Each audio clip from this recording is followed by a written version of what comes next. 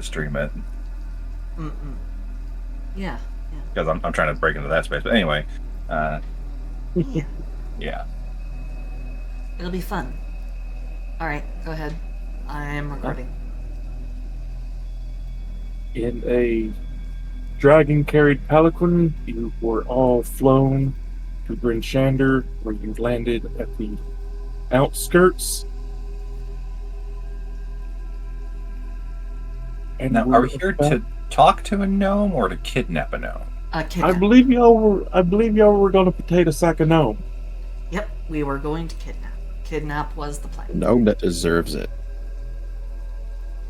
What did the gnome do? He was a gnome.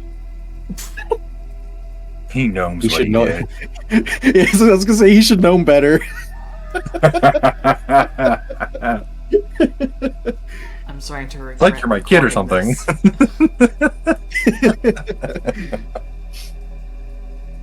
Hashtag blood doesn't make family.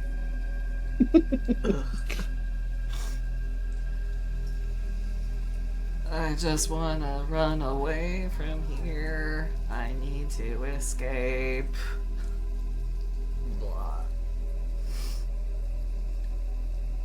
So, landing at the gates of Bryn Shander, the goal was to kidnap one Copper Knobberknocker.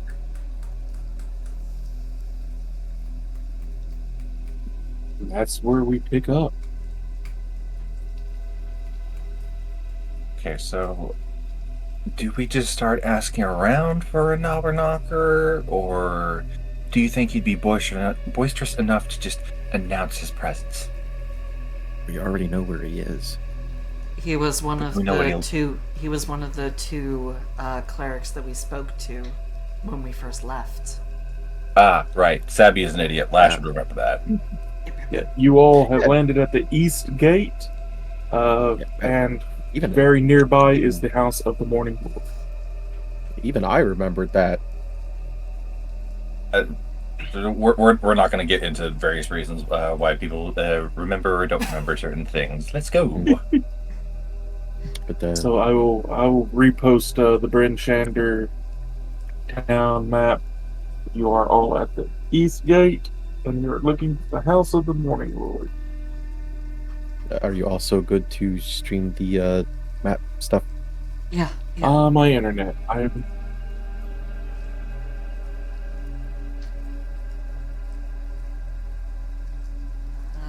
Just let me And find. as one other reminder, it is 2 days before the first round of sacrifices are to be made. Yep. All right. Okay, so again, are we just going to snatch him up, or are we going to try the talking route? We'll talk on the way, but we're going to kidnap him, regardless. Okay. Let's be polite about it at first. Let's be polite first. But if he refuses, then we take him. Right. Just on that note, Octavia, since you are the one who has more of a way with words than I do, here, and she will hand you her fan. Oh, thank you. You remember that stuff that I wafted your way last time? If you feel like you need it, all you have to do is slide your thumb up along the crest there. That should open the vial, and then just waft yourself. Duly noted. Okay.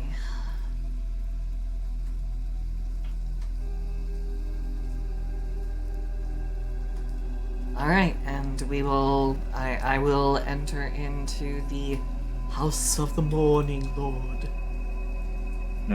And just for our viewers, the fan is loaded with a vial of the perfume of bewitching. Does she ever replenish it? You think she doesn't have multiple being in her line of work? I'm just questions. I want to make sure. I don't want to try to She will pop need up to the file and it's not there. We'll Stop need to questioning restock everything. fairly soon. Stop questioning things. You'll make the DM question things. Man, it's just okay. Just for meta knowledge and everyone's sake of mind, Lash has 2 vials left. One is in the fan. One is in her storage. I don't like the way you said storage. It's the same place Hammer space. magical anime girls keep things. Yep. Hammer space. Hammer space. Okay. Their inventory. It's a folding. Approaching the house of the Morning Lord, as you walk the streets, you do see that the town is more subdued. And you also see that around everyone's wrists, there is a small leather band, and hanging from it is a carved piece of ivory with a name on it. Did these people put on dog tags so that if their bodies are found, they can be identified? That may very well be the case, and that is quite sad. It is But also it is. possible that the new speaker doesn't know everybody by name. So they gave them each name tag, so whenever they called them for some kind of lottery that they're going to do, nobody can try to cheese their way out of it. I love that you started that off so optimistically.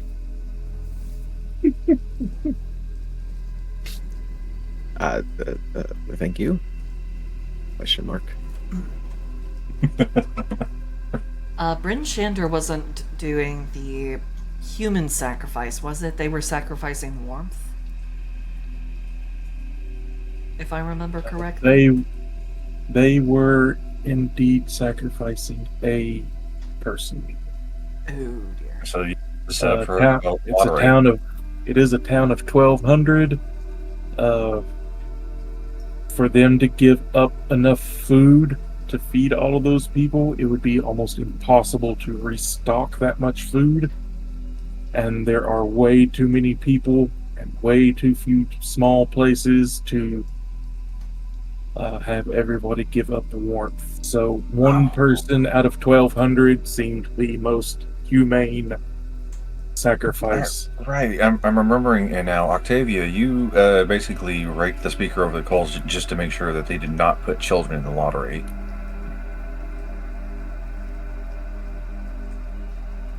God, Well, that feels remember- like it was a long time ago. It was a long time ago. Well, you also have to remember, wasn't it the lady speaker that you mentioned about the kids? But then like now it's the evil dude that's the new No, speaker now. That's No, Targos. that's Targus. Ah, okay. Yeah, this is the speaker for Bryn Shander, Duvessa Shane. Next campaign, I'm going to do what I did for Boss's first campaign and actually be a note taker rather than a dumbass trying to remember crap. Something I've wanted to try to figure up is if like I can set up a voice to text where like I would just have up a document and everything that is said is automatically written down on the document. Oh, you mean AI Voice- transcript? Yeah, Voice to text. Yeah, that's. yeah, AI Oh, transcript. yeah, but like, well, yeah, but like instead of just mine, like it's everybody. Yeah, it's a transcript. Okay, well, And We'll depending look into that depending on the further. quality, it can either be freeware or it can actually start being a little costly. So, manage expectations. Yeah, something you can always plan around. Freeware, but, freeware, you're most likely going to get a bunch of jumbled up words. Yep. More expensive ones, it'd probably be able to detect the different voices and separate them. Yep. But yeah, it's kind of like how you can have your Discord call be over stream. You can have your Discord call be fed into whatever the program is, and it should be able to write everything down for you. Whether or not it can distinguish people, that's a thing for the individual program. Isn't AI wonderful? He said sarcastically.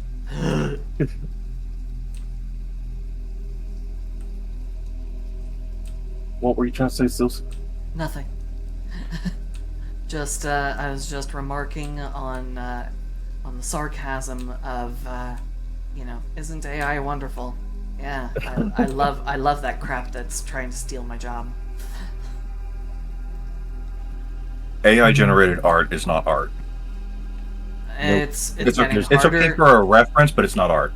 Yeah, but it's getting harder to differentiate because they keep making it better. They keep improving As they it. keep feeding Well- it everybody else's stuff. Yep. However, Well, all those AI images are being Alright. fed back into Let's- the AI thing and making it worse. That Well, is I- that is the I- other Back part. to like back to- there's. Okay, yeah. I'm sorry, what were we trying to say, Jake? I'm so sorry. Well, I was gonna have an input on it, but yeah, we do need to get back to the game. approaching the house of the Morning Lord. You notice the people with the carved name tags. Entering the house, you see a lot more people inside for prayer than there were the last time you were here. And you see Michonne and you see Copper both at the front of the pulpit, both offering prayer to Amantor and to Lathander, to whoever is needing it.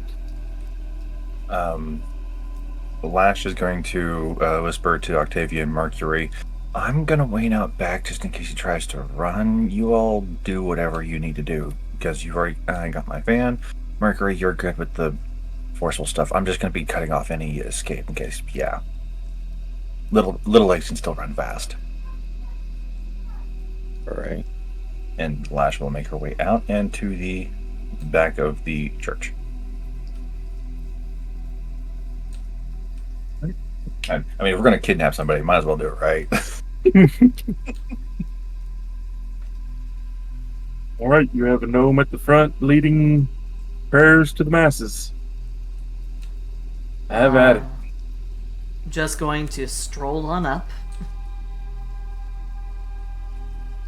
Hello. Good to see you all again. I am so sorry. I don't mean to interrupt the service. But I need to speak with you. Points to the gnome. He looks up to you, looks to Michonne. As you know, the two of them last time you saw were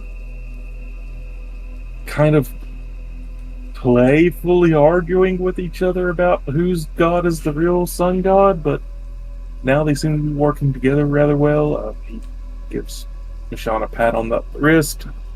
I'm going to go and have private confession with our friends here. Did you find Macretus? Probably Yes. don't want to I- discuss that anywhere where other people may hear. Let's He go somewhere does more stop private. for a second.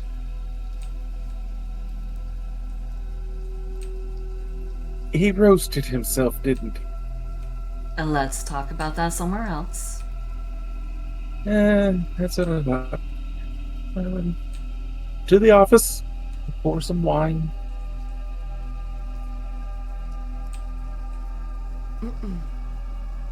He hops down from the altar, leading you all to a side room in the church. Before he goes straight to the sacramental wine and pours a large glass. Wow, and I thought he was the one who was the alcoholic. Well, this is more in his honor type thing. He's dead, isn't he? You see, that's a funny thing. Yes and no. We managed to have a conversation with him. But, he's sort of still haunting that place. He was always very stubborn. Even death wouldn't make him stop working. Yeah, he's a skull with like suns for eyes, and I saw him personally because I died. Ah, well then, at least you got better. Yeah, Yeah, there's that. There's that. he used up a bottle of very, very, very special liquor to be able to do that particular little magic trick. But we need you to come with us to. We need you to come with us Yeah. to fix the star the rest of the way. His face kind of drops a little bit. He actually made it? Well, of course he actually made it. He wouldn't be dead if he hadn't made it. He And, didn't open my letter, did he? oh Nope. no, no, no, no. So he didn't. Of course he didn't, the arrogant son of a bitch. I told him what was wrong with him, but he is so full of himself he wouldn't admit that he was wrong and I was right, and he wouldn't take my advice. Let me guess, it still had 2 rings when we found it. Pulls it out of the rolled up cloth. Careful not to lay my hands on it, but yeah, I pull it out. God's show. alive, girl. He goes behind the desk, comes back with a pair of metal tongs, and snatches it out of her hand. Careful with this thing. Oh, trust me, I already know. I happen to use this to, well, I happen to use this to hurt a god within the last 12 hours, so. That's going to be an interesting conversation. It is, but unfortunately, we don't really have an overabundance of time for for conversation because I need you to come with us. We're going to Targos, so then we can finish this star, and then we're going to, well, I'm not 100% certain, but I believe that the individual or entity who is best suited to carry this thing around has been frequenting my my cannery back in Targos. Little sentient entity walking around, leaving little warm sunspots where it touches. He's a what now? Yeah, it's something that was potentially born from whatever, from the incident that killed Father Macretus. My staff saw a little glowing somebody who was leaving little warm summer spots where it touched. And they were, well, I left instructions for them to go ahead and invite the entity into the offices and to provide them shelter if they happen to see them again. Because at the time I had a feeling that it could be something important. I never leave home without at least some kind of insurance plan of some kind. But I didn't actually think that it was going to be involving, you know, somebody's last act on this earth and ancient artifacts constructed from long forgotten technology.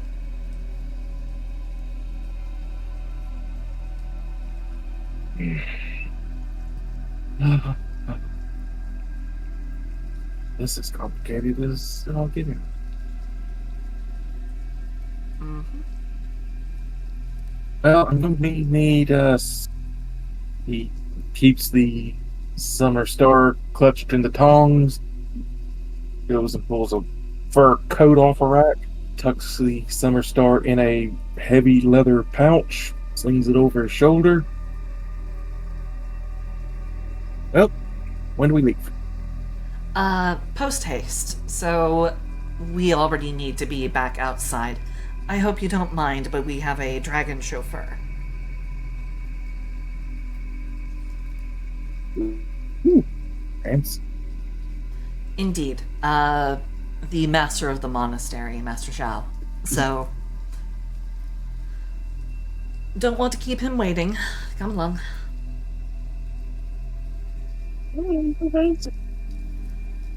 Oh, He seems Mercury. very okay with all of this. Mercury, darling, if you could go and ground Lash. Yeah. He will go do that. Lash is just kind of Use back this- behind the church, spinning with the snowfall because she did indeed get bored. As you do sit out behind the church, you do see more people walking by with the bone tag around the wrist. You do see that no children wear them.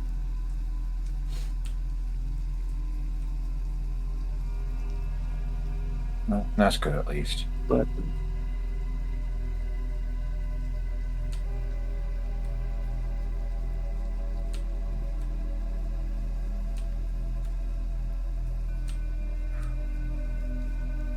Mercury, as you approach Lash, Octavia, you and Copper begin to exit the front of the building. You hear a bell beginning to toll in the center of the town. You can go look, or you can leave. Completely up to you.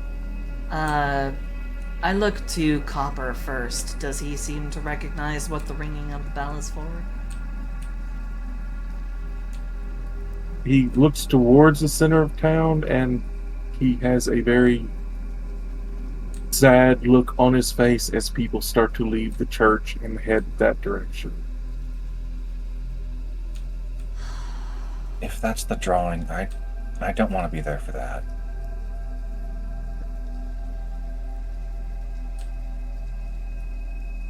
For a moment, there is such a pained look on Octavia's face because she is having a little miniature conflict right now that is, she wants to do what's most efficient, but she's having a little bit of a moment.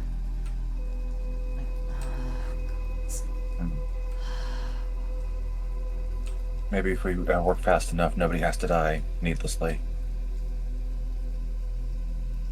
Copper reaches up and gives your hand a small pat, and I'll go wait at your dragon if you wish to go watch. Yes, please do. I'm going to go and intervene. Oh, fuck. Do you think our little goddess friend will come back? Just walking along.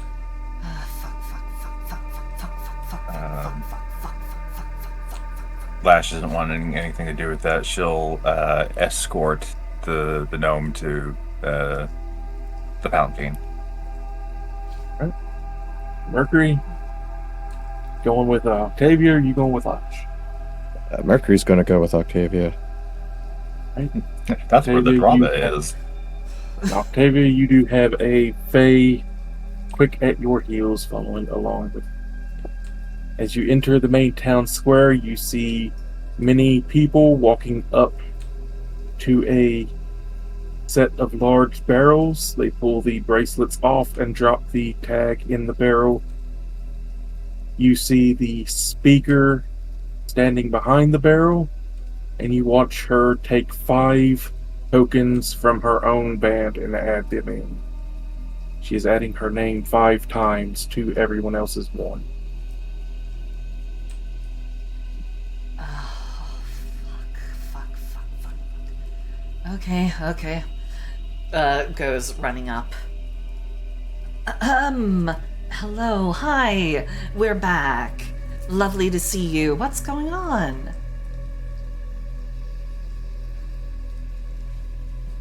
He steps back with you away from the barrels, leaving the sheriff to oversee.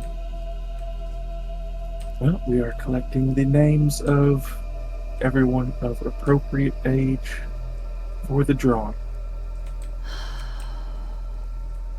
Myself and Sheriff Markham have added our names 5 times. Well, I am here to report that there may actually be no need for you to do this. We've made introductions with the individual who is making these demands. We've met them. And, well, I happened to get their immediate attention by also burning the crap out of them. Long story. But we may actually have a means of restoring summer-like heat. The artificial sun that we were originally investigating, we found it incomplete, but it is on the verge of completion.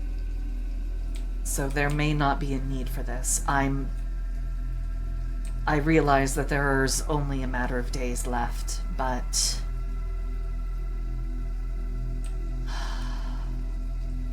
I am asking you once more to do one more thing that I realize you really would rather not put your entire town at risk, especially over just a hunch.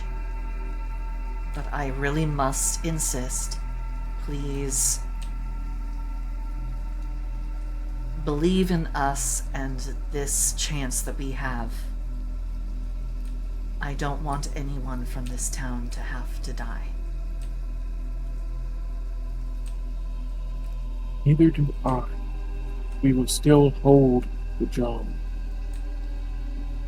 But we will delay the offering until the last possible moment.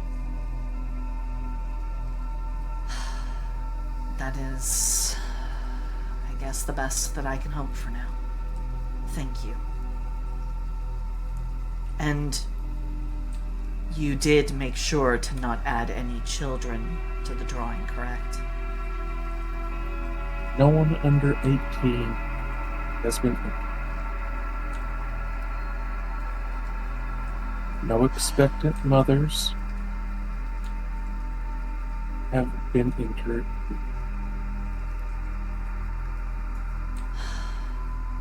Good. At least there's that. Alright. I hope to be able to see you again soon with much better news, and who knows, you may see a new dawn rise soon. Fingers crossed.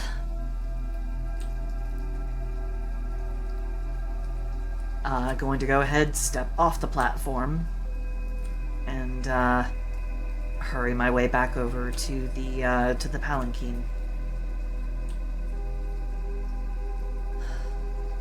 The entire time you were doing that, I was fighting so hard to not just burst out in epic musical going, please don't do this. I was muted when I said it initially, but well, no. I was actually kind of glad because I was gonna like mention at the when she said that that she put no expecting mothers. I was gonna say, yeah, we don't want to give her a 2-for-1 deal. Boo! Ooh, the man. Boo! Oh, that's terrible. That's awful. You monster. How could you do this? Octavia, as you and Mercury and Faye exit the east gate, see Lash and Copper by the palanquin, and Copper is not being disrespectful, but is not there's no personal space as he is examining the copper scales of the dragon. Walks over, pinches him by the back of his by like the scruff of his cloak, and just goes, "No personal space. We respect that for everyone. Into the palanquin now." You realize how rare it is to actually meet a dragon who is willing to let you look at their scales. Yes, but we are on a very tight time schedule. So, in you go. Come on. Half tosses him in.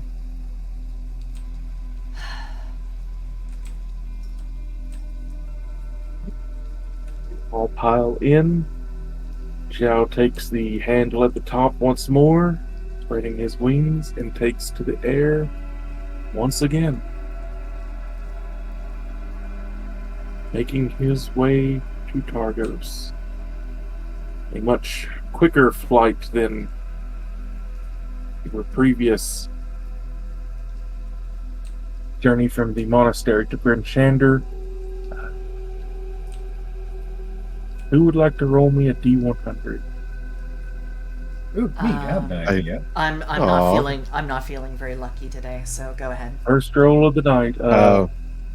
Well, could I do it? I usually never get to do those. Okay.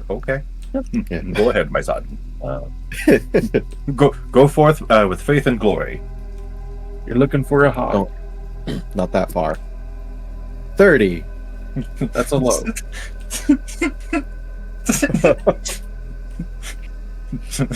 I say That's this. what I'll be this year. I say this jokingly, but why do you fail me so often? Because I'm a son. I had to. Hey, That I failed year- one dad. I failed one dad a whole lot. What's another? Uh, Too real, and you did not fail anybody. So come on.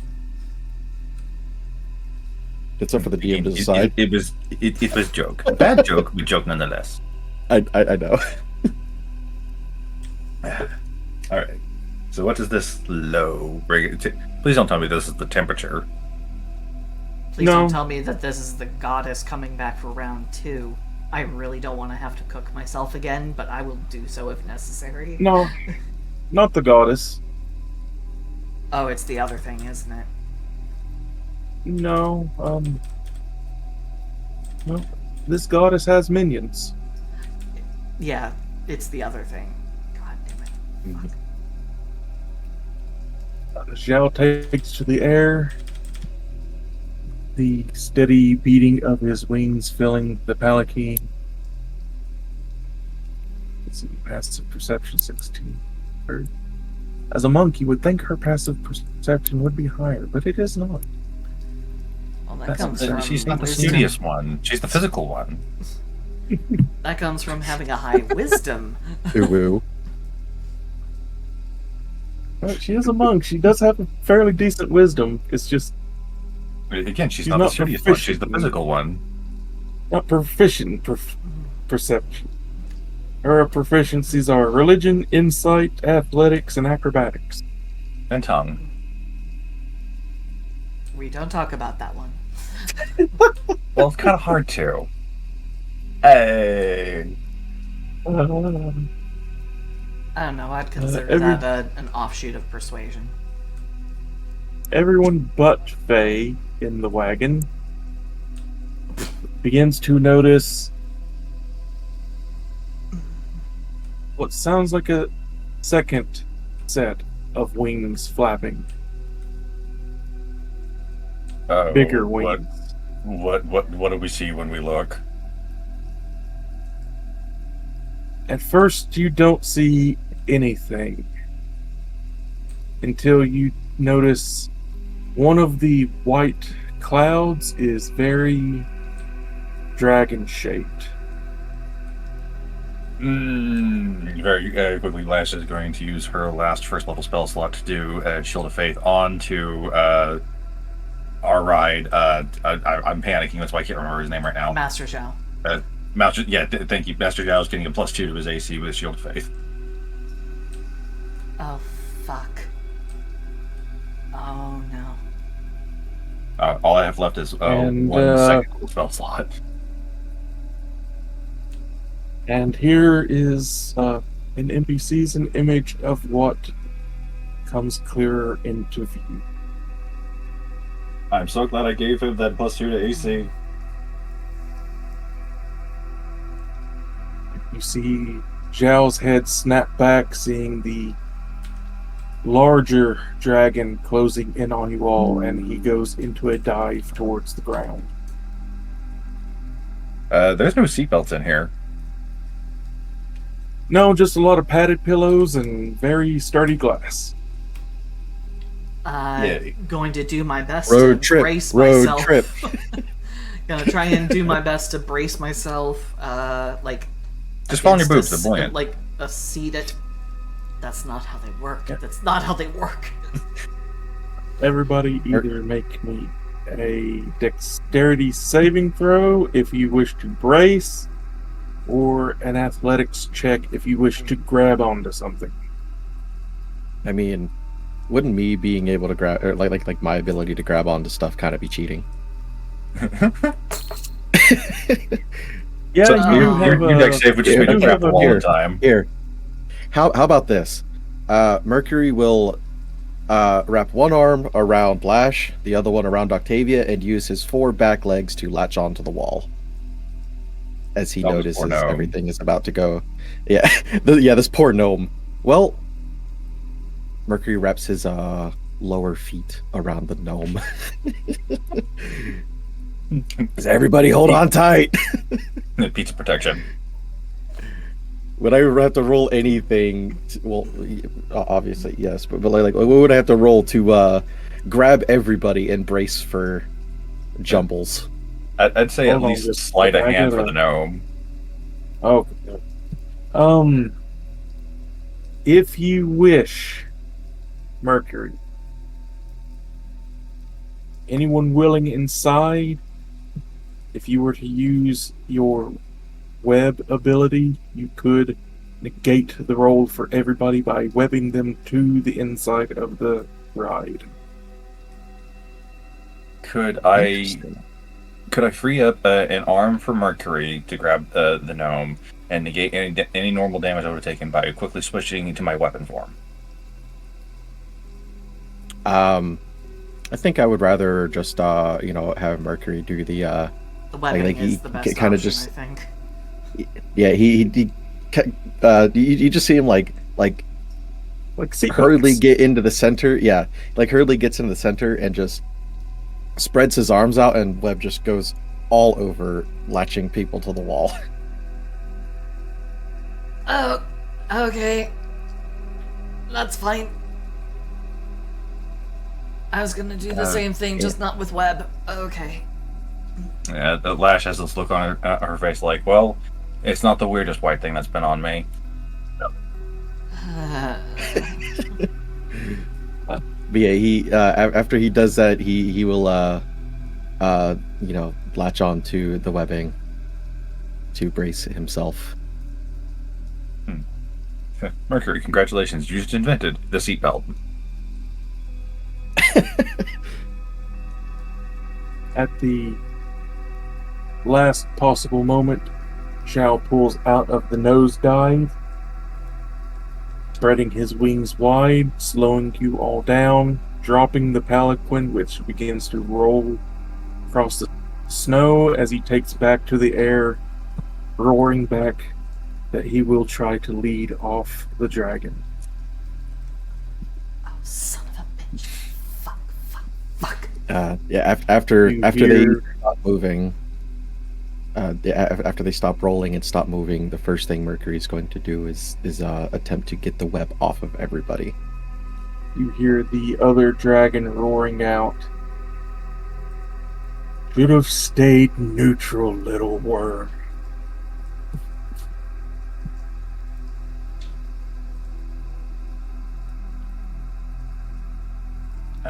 Lash is focused on holding that concentration on Shield of Faith. You watch as the two dragons begin to fly up into the snowy clouds. You see bursts of light from fire, bursts of cold as a fight goes on above you. Around you, you hear the crunching of snow.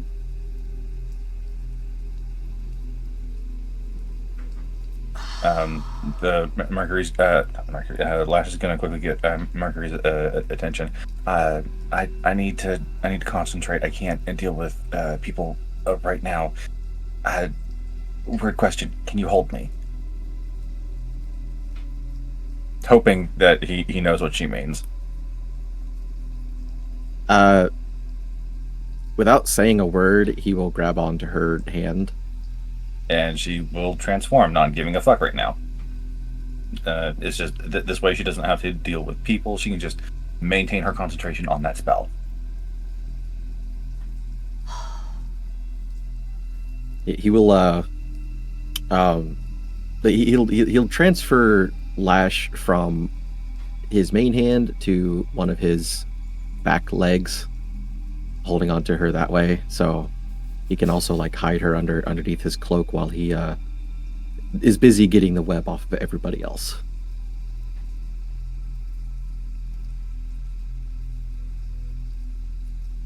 I would like for everyone to roll initiative. Fuck. Okay. As bodies begin to stand up out of the snow around you. That's a 16 for me. I also have a 16. What's your dexterity score? Lower than yours. Okay. I think it makes more sense for you to go before Lash because she is really focused on that spell. If you're fine with that. Yeah, that's fine. That's fine. What is I got an your 18. What is your HP, Lash? I'm at full HP. I'm at 64. I gotta manually enter you since you're not on the DnD's Beyond. Yeah. I will be doing D&D Beyond stuff for next campaign just to make things a lot easier for stuff. I think I'm actually also going to play male again, finally. I'm still debating on whether or not I want to do a serious character or my silly character. We'll get into that later. We'll get to that later.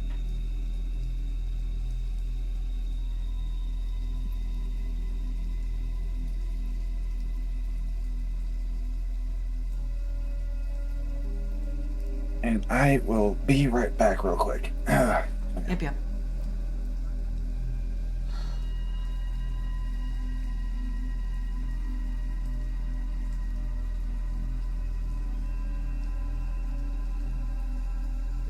Around you, these things stand in the snow.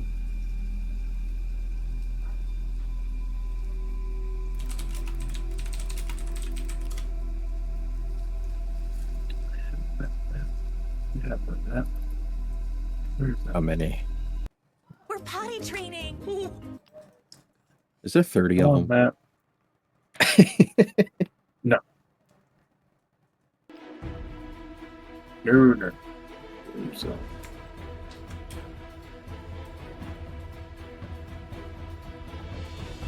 There's 3.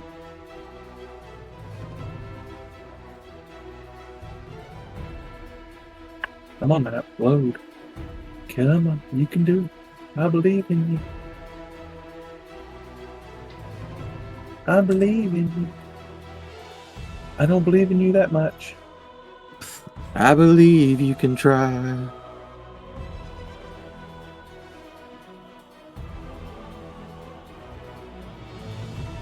One of those.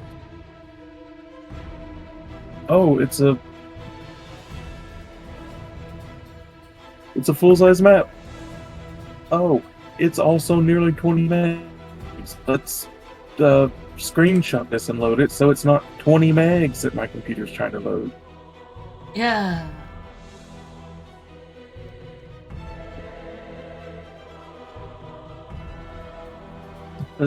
Let's get that down to 2 megs and not 20. Much appreciated. I hate how inconsistent. A lot of these are. So, there you go. Yo are in the center of the map. And the 3 are spread out evenly around.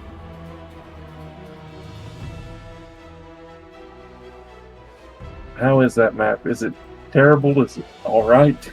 I will be able to tell you in a bit.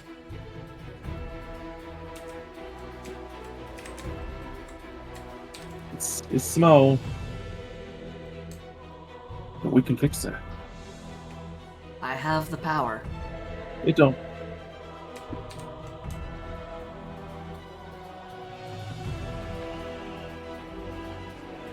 Power of editing compels us. Okay, so let me go ahead and just very quickly give us a grid. Because this one doesn't have a grid. Oh god, I thought it had. It's alright, don't worry about it. I can make a grid in no time at all. Don't actually time me. The first person who tries to actually time me, I will kick you in the nuts with my brain.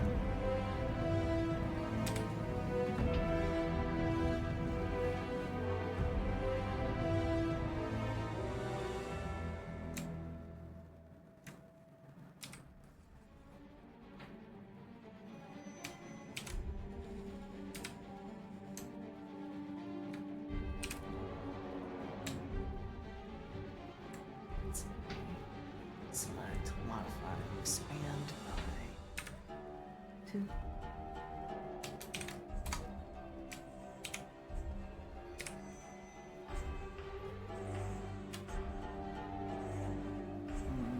I may need to change the color of this because that's not exactly popping. So, I guess the grid is going to be the same color as Mercury's hair.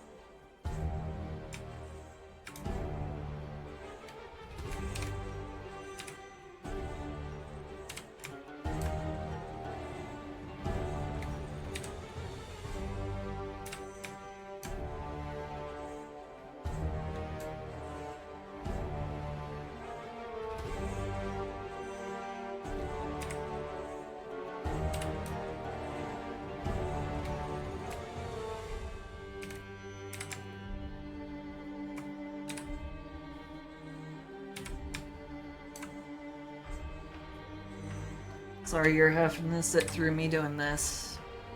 I'm trying to be quick. Oh, no Sorry. problem. We're waiting for Lash to get back anyway. It's like watching Gives you all the time. mitosis. It really is just like watching cellular mitosis because it just keeps doubling and doubling in size. Dividing.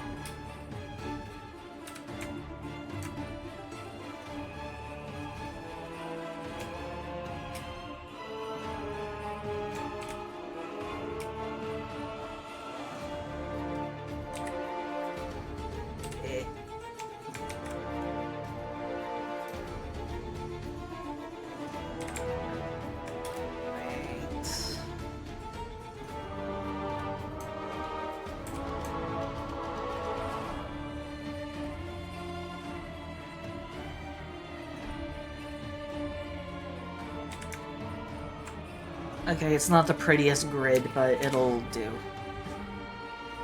It will work for us. It also means that I've made this map fucking-gantic, so yeah.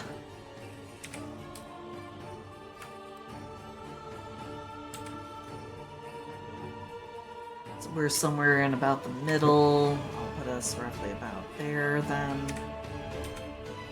Yep, spread out in a triangle 20 feet away are the 3 cold light walkers.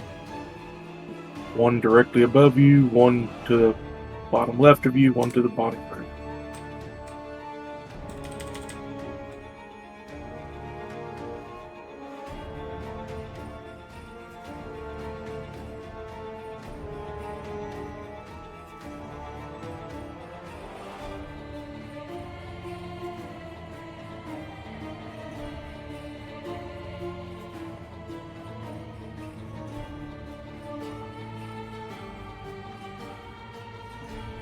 The Mercury, it's one of those fun things because when they stand up, it's the smooth mirrored mask of that you expect from these creatures.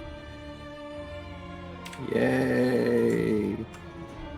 Until the mask starts to glow, and then you get high beamed.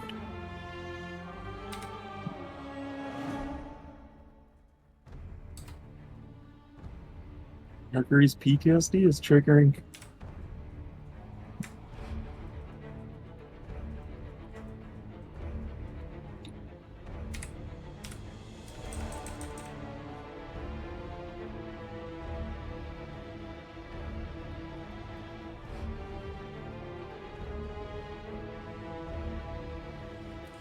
Because everything has to look silly.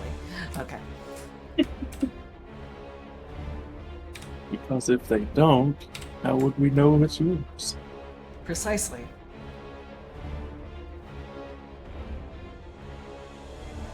Remember.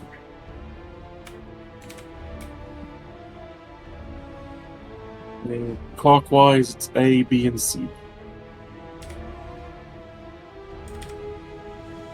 A being at the top.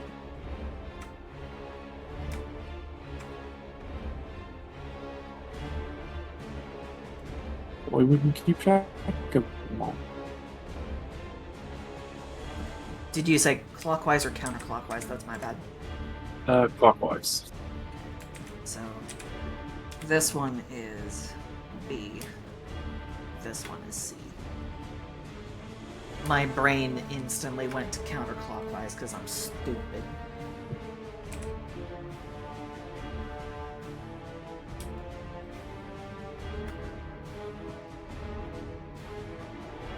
Right, we have a few turns before Lash comes up, so... Cold Light Walker B is up first. Son of a bitch. Barely beat.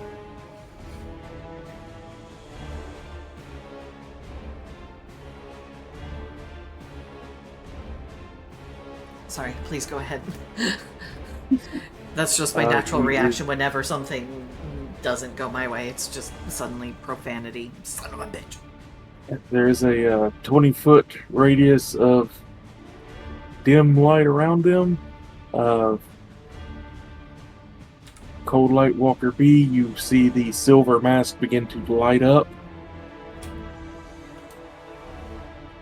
He is going to look towards... Now let's see what Faye can do. Going to look towards Faye. The beam of light from the hood is going to try to blind her. Let's have her make a con save.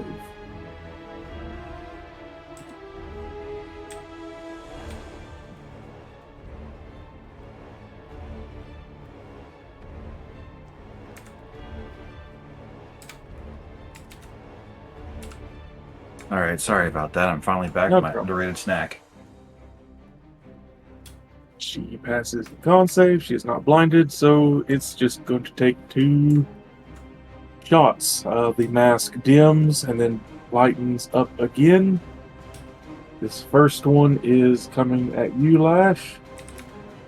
As I'm a in weapon beam- form and Mercury has me hidden. Oh, right. Right. Right. Right. Yeah. So Octavia, Son of a bitch. Fuck. Sorry. Before you ask, yes, it hits. Um, if only I was a level higher, I could finally do what this paladin was built to do. Oh well, we'll see.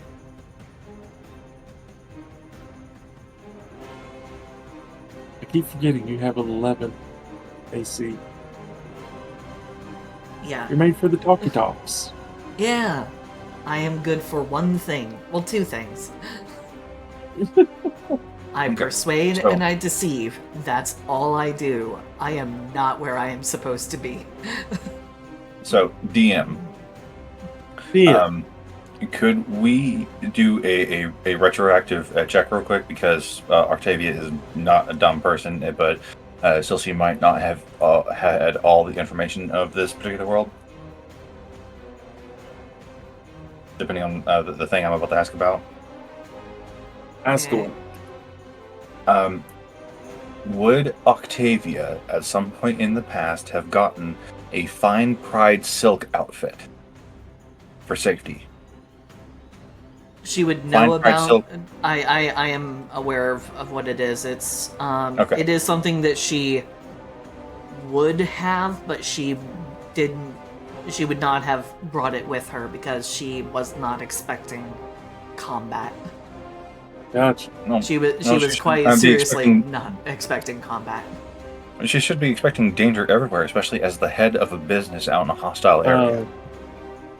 Also, Pride Silk, my home rule for it is it uses your charisma, not your dexterity. Right, Well, that's why I was asking perfectly about it. fine for me. But yeah, You know. it is if it's- if something. it's- if It it's- is something that she would have because it is exotic and expensive. But she, If it's I mean, reasonably speaking, I would have had it, but I did not know if it was an option, so I did not do it. I went with only No. what was available when we started. It wasn't what I chose. I chose You know, if it's- I chose the instrument and I chose the boots. if it's durable silk you need, I'm your guy. Well, a fine pride silk is not a magic item per se. Like you could have used in-game resources in order to purchase it. Yeah, I actually should have actually talked to you about this if It It's all would've been good. something- It is all good. I will take the L because I did not. I didn't. We could say that it's in a drawer somewhere back at my place, back in Targos, and I will grab it later. But for the moment being, I have leather.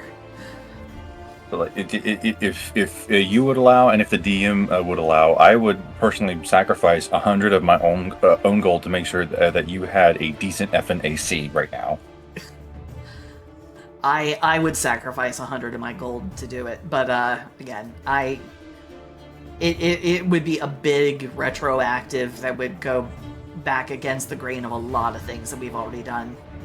Yeah, again, I don't feel like Octavia would be this careless. Again, she Well- wouldn't have been expecting fighting because Well, she thought she we could will- talk her way through it. I have said my we will piece. have her.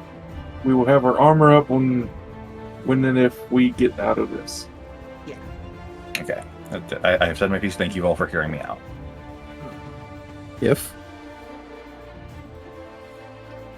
Because there's no guarantee. I could very well die Yes. here. Yeah. If.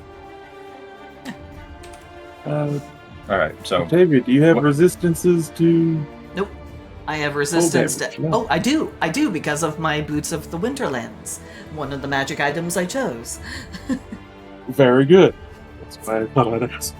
So instead of 20 cold damage as this ray of absolute zero hits you, it's 10 damage. is the thing that did the damage within 30 feet of me. Well, I guess technically 30 feet of Mercury.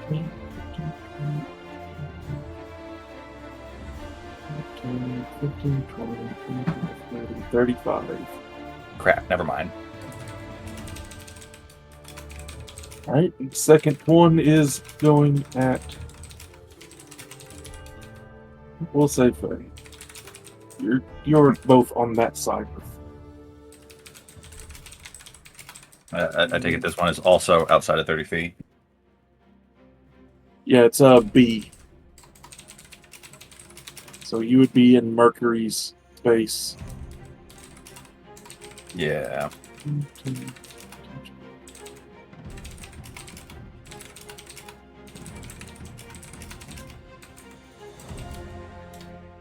It just meets hers.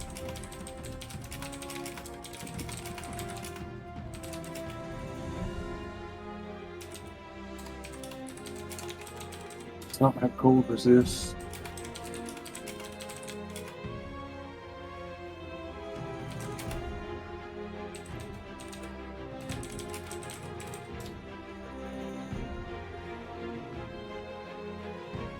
Right. That's the damage on her done. That is Cold Walker B's turn. Mercury, you're up.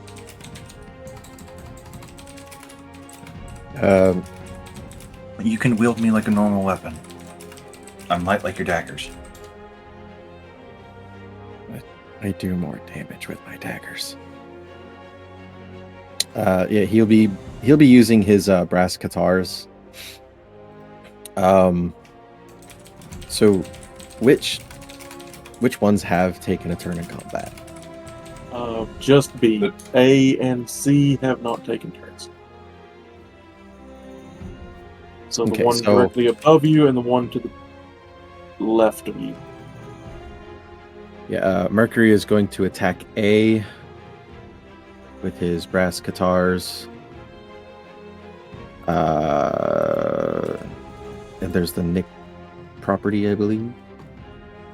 Yep. Okay, so let me remember how to do combat here. It's been a while. So Been with a the- little with bit the- since I've actually made y'all fight. Yeah, with the Nick property, you effectively make 2 attacks with a single attack action. Oh, son of a bitch. Oh, What you got?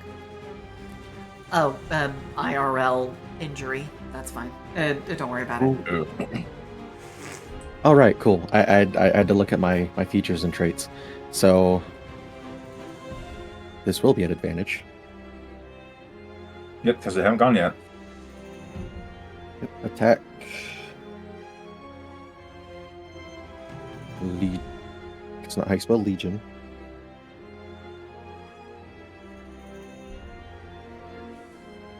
$25 to hit.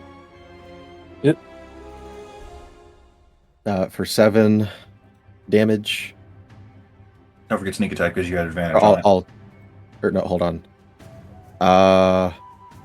It does magical piercing. Okay, yeah. I'll add the sneak attack after the second roll. Okay.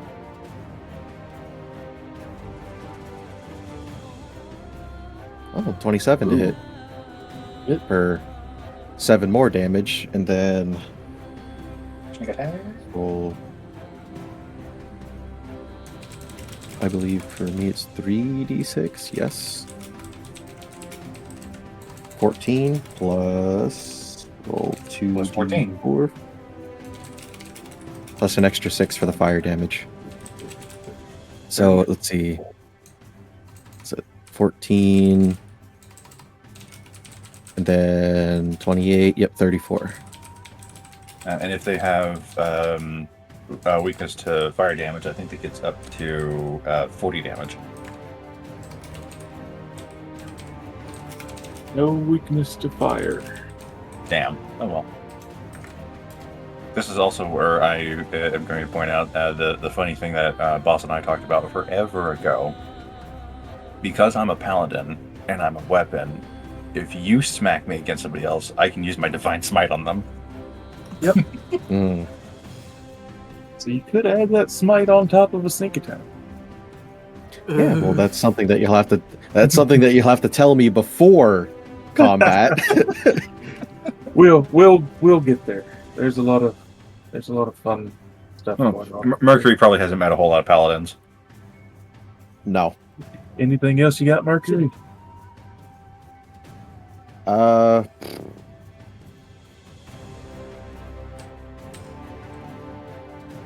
So with the nicked property, I can't use a bonus action to make a third attack, can I? Yes, you can.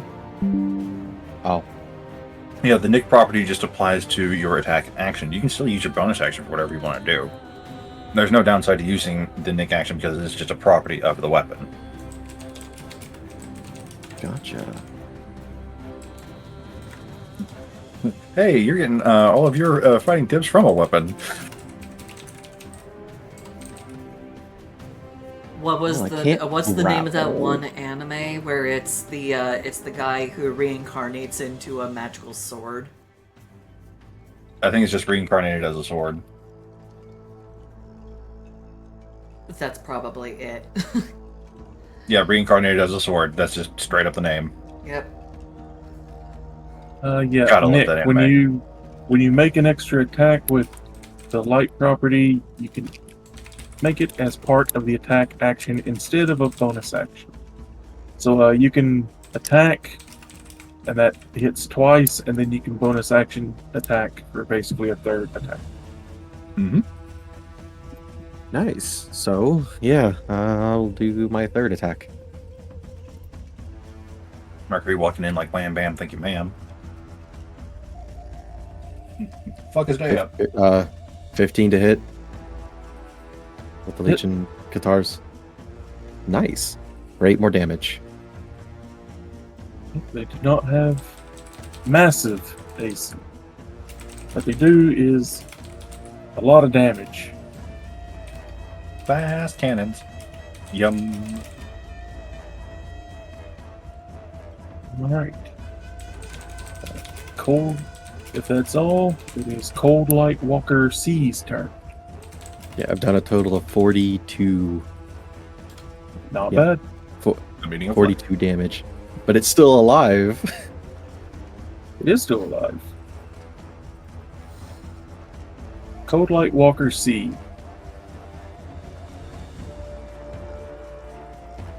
Let's see, what is the range on?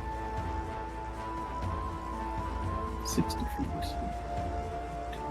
I guess for illustration purposes, you can just have Lash off to the side rather than next to Mercury. That way, all you have to do is move Mercury around. That's where Lash is too.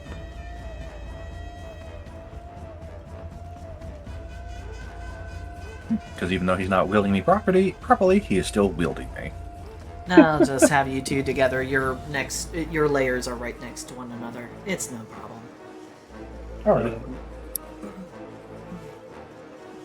Mercury, these two beams are going to come at you. Cold Light Walker C turns its head towards Mercury. Octavia, you notice as it turns its head, the front of the mask is pushed out like a point. Okay.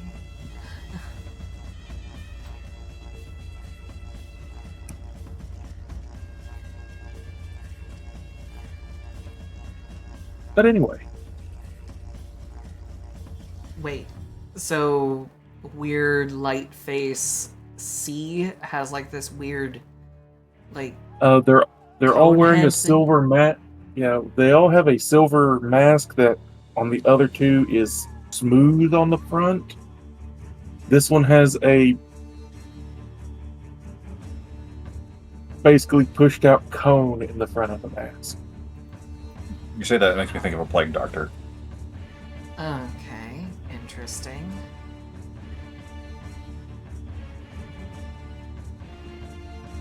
Mercury, what's your AC again? See, that's a 5 to hit, so that's no. 21. It's definitely higher than the 5. Going to modifier again. That's a 19. So that's a no. It is going to walk 15 feet closer to you, Mercury. And as it walks, Octavia, they leave no footprints in the snow. Okay, which one's moving? C, I think, is moving C. 15 feet closer to Mercury. So 3 spaces. Yeah, 15. 3 spaces that way. Yep. So that is the one with the pointy beak face. strangely pushed out mask and leaves no footprints as it walks. Got it.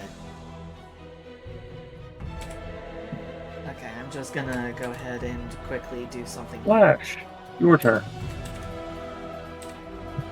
Oh, Octavia already went? So say, are you going to edit it? Octavia goes. Oh, right. Why did it put? I hate it when this does this. Let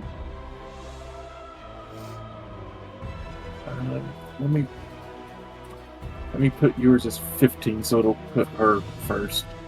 Okay. Doesn't put anybody else in. It doesn't change the. Does alphabetical order if it's the same. L Yeah. comes before O. Yeah. So, Octavia, your turn. You have the one that shot you to the bottom right. You have the one Mercury is attacking above. You have the weird one to the left. I trust that Mercury can handle himself. He's a big boy.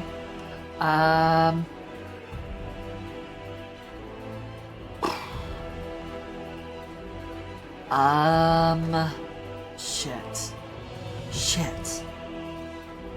They got the drop on us.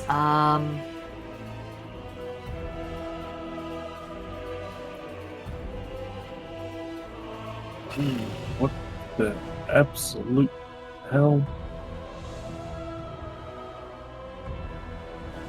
What just happened?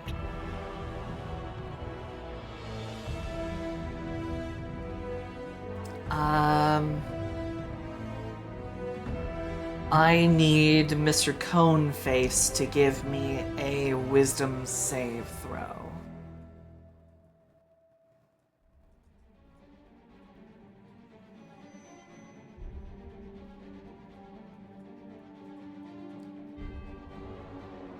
Actually, wait. Can I retroactively walk that back? No, shit. Absolutely. I can only do one leveled spell. Fuck. God damn it. We have one level spell, one cantrip. Yeah. So I can't hit him with a hunter's mark and then something. Fuck. In God's name just happened to this combat? Everything reset for some weird reason. I don't know. Everything on my screen is still the same though, so...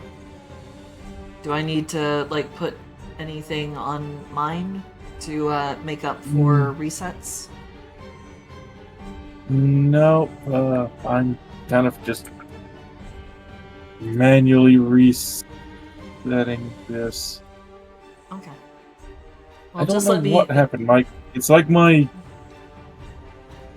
I have no idea what just happened. Well, just let me know if there's something that I can do to help, fix or alleviate anything. But yeah, I need Pointy Face number C to give me a Wisdom save throw.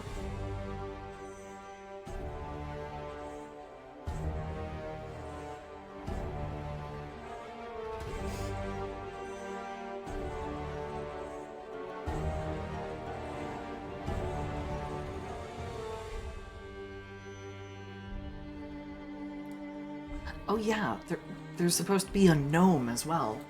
Fuck. Hold on. Hopper is in the wagon. Yep, and I don't even have a wagon on there. Give me a second. That's more than all right. All right, The important players are on the field. C, Wisdom saving throw. That's a 4.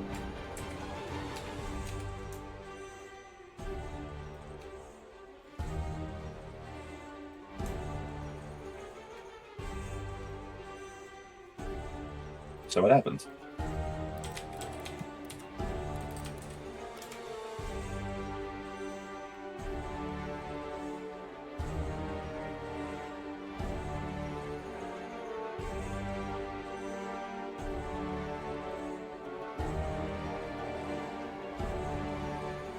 Octavia? Huh? The Did wisdom I- save was a 4. Wisdom save was a 4? Yep. Yep, it rolled a nat 1. Ah, okay, awesome. Wonderful. That's gonna be 4d6 psychic damage, and it has to move as far away from me as it can as a reaction. That's 18 psychic damage.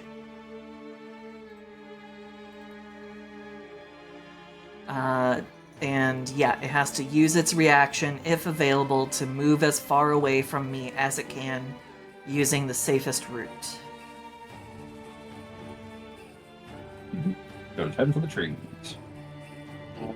C is going to turn and rush off into the woods to the west. Octavia, give me a perception check, if you would, please. Yeah. Perception check. That's a 17.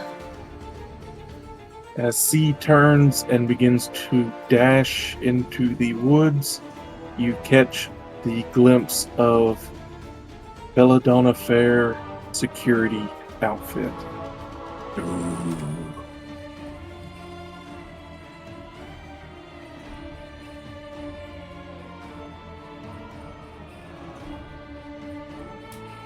How tall was this person? And how far am I moving them? They can move 30 feet. 6. Okay, so there's... So 6 spaces.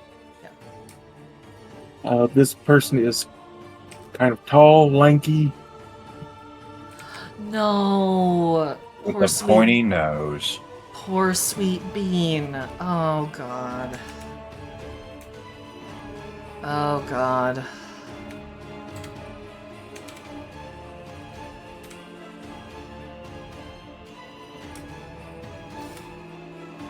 Poor Steve. Oh, well, that's his name, right? Steve? Yep. Poor Steve. Steve the Hagspawn. Now you know what happens to the people who fully turn due to the freezing curse. I'm so glad we cut off my sister's arm. Speaking of which, is Thing out here in the woods? Oh, maybe. Or is it still stuck in a box? Oh, and do you like my choice of icon for the gnome? Yes. Though I realize he's not quite that robust as a character, it was too good to pass up. I mean, he worked on stuff. Makes sense he would have something. We hope. So, But upon seeing the Belladonna Fair outfit and putting 2 and 2 together, Octavia is just going to, at regular conversational volume, just say aloud, "Oh my god, it's Steve. These are the people who turned."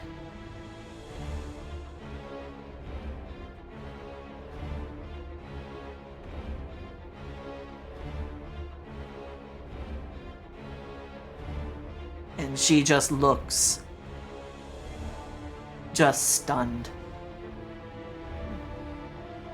She usually doesn't try to allow surprise to like play across her face. She usually tries to keep a poker face, but she is genuinely surprised right now. I was wondering if anyone was going to put it together.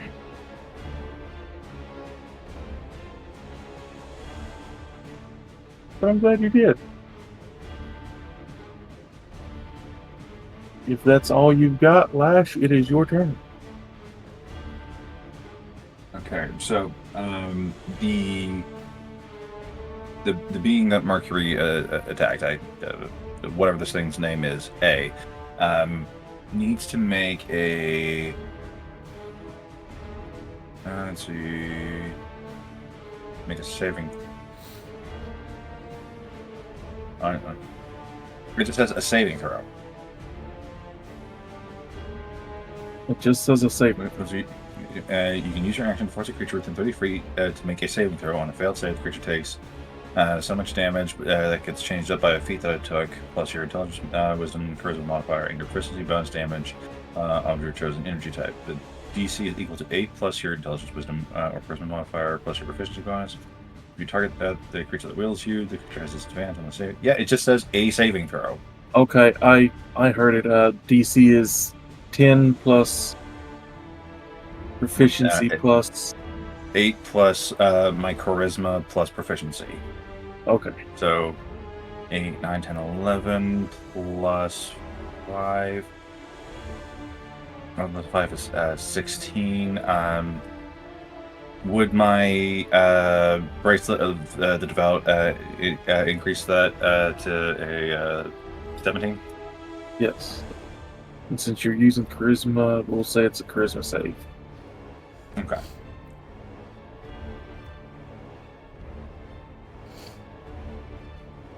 So That's a DC 0. 17. Well, okay then. Roll to 1. They have -1 in charisma. Wow. Man, if only I had the banish spell. That would be a lot better.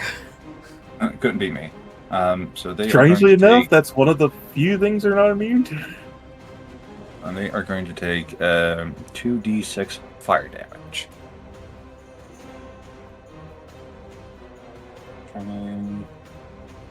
They are 6. So they are taking 4 fire damage, seemingly out of nowhere.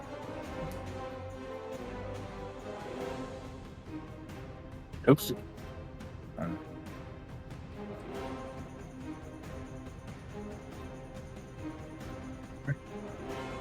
Anything else you got, Lash? You can still use action when you're in weapon form. I think that is all I can do for now because I don't have any like bonus action spells, and I've only got the 1 spell slot left, so I'm gonna hold on to that. Mercury, are you hurt at all? I forgot to check on you earlier. No, I'm fine.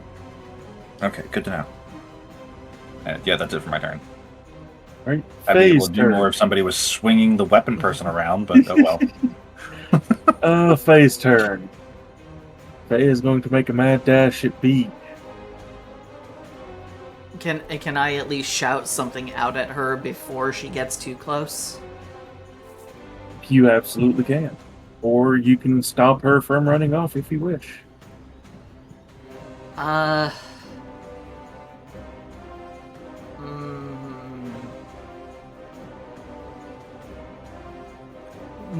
I won't stop her, but I am going to tell her, whatever you do, don't let them touch you. Do not let them touch you. Oh, God.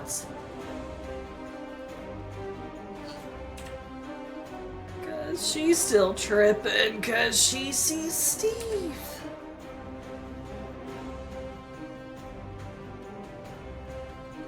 See, her movement is 45. She can get right up on this thing. And she's got 20 to spare. Oh, yeah. Let's see, she is going to...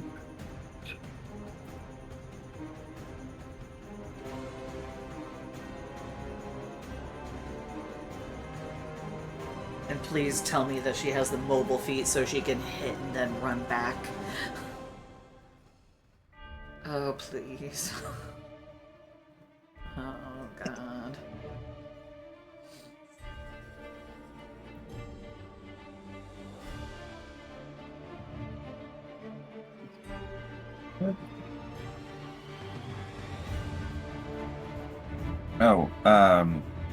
DM, a question about the thing that I can do.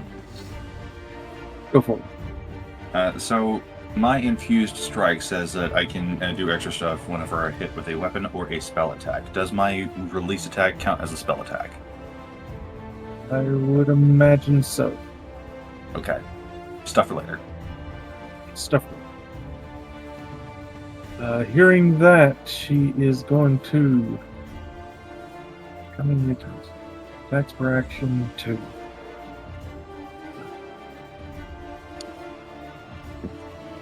Hearing don't let them touch you, she is going to swing around using her tail to make a draconic strike. Her tail igniting in flame at the tip. I imagine you have probably seen these rolls, but that's okay. 19 hit. 7 damage. Y'all can see the rolls for her, right? Popping up. I can't. I'm not on D&D Beyond. Yes. Yes. Yes, I can. Okay. Yep. Gotcha. I'm having to juggle windows, so Oh, no, I am. I couldn't see initially. 7 damage to see.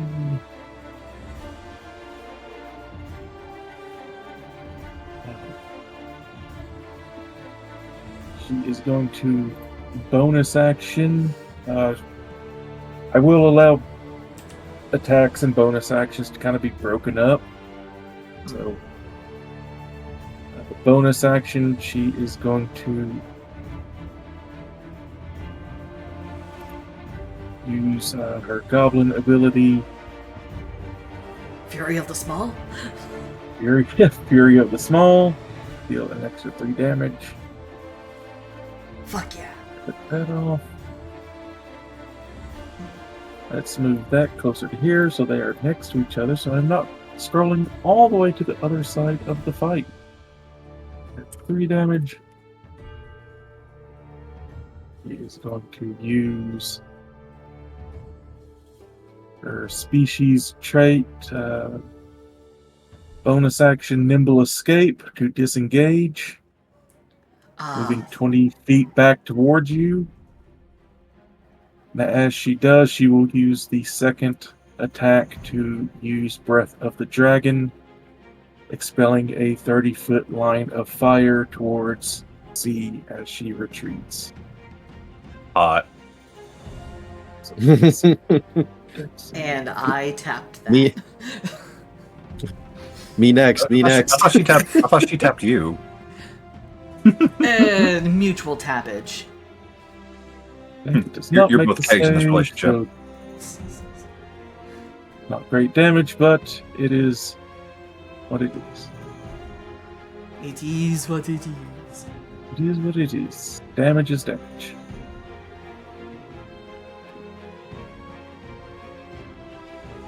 Yep, hearing don't let them touch you, she got out of there and did some ranged attack.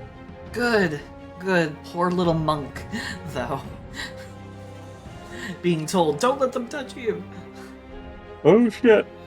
All of my attacks are touch. Most of them. Cold Light Walker A, up with you, Mercury. Not going to fire a beam at you, instead is going to try to slam you twice. No. Wait, did you say slam or slime? Slam. Okay. Just had to double check. That's a 19. That's a no. That's a 21. I believe that's also a no. His AC is 21 21. meets. Oh, 21 meets. Well, this is going to be unpleasant for you. As I feel Mercury get connected with an attack, I am going to force that particular thing to make a Wisdom saving throw.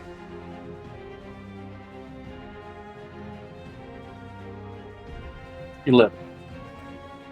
Actually, Okay, hold on. Hold on. I think there is something that I have. I'm double checking though. While That's you right, double you're check waiting. what is. Oh, the thing that Lash is doing? Yeah, let's hear what you're doing while Mercury looks over the sheet. Oh, it's Rebuke the Violent. You can use your Channel Divinity to rebuke those that use violence immediately after an attacker within 30 feet of you deals damage to it with an attack against a creature other than you.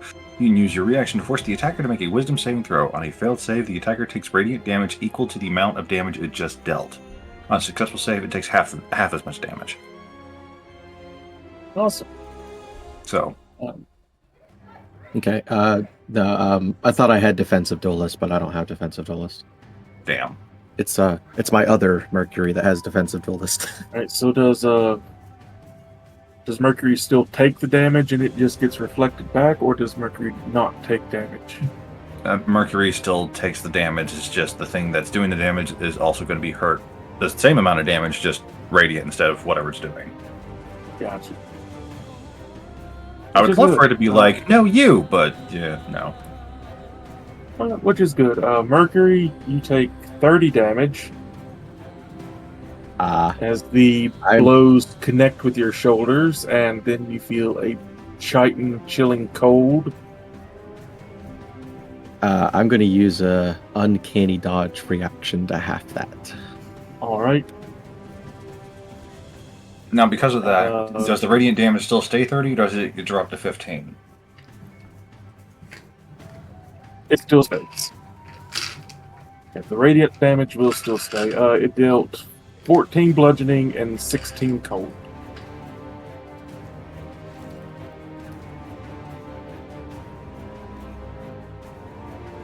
So we'll just have the total down to 15 on you, but it will still take the 30 radiant. 30 as radiant, as it's dealt back before Mercury's. 30 radiant. Cold Light Walker A. There is a blinding flash of light. The mirrored mask goes dull like lead, and it collapses at your feet. So they have at least less, either 72 or less health points.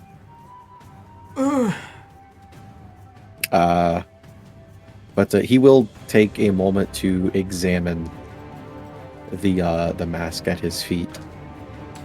And you guys also Is this definitely heard Octavia say that these are the guys who turned because she recognized Steve. Yeah, he basically wants to know who just died.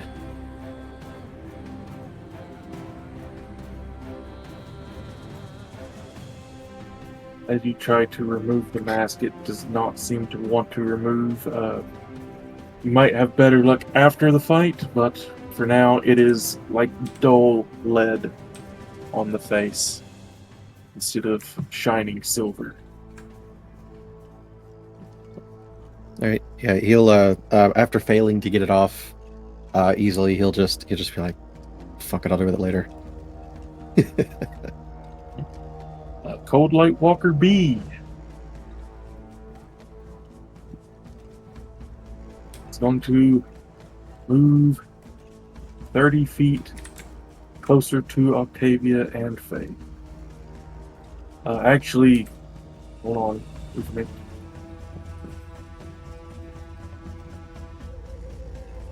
It will move 15 feet as it is crossing through.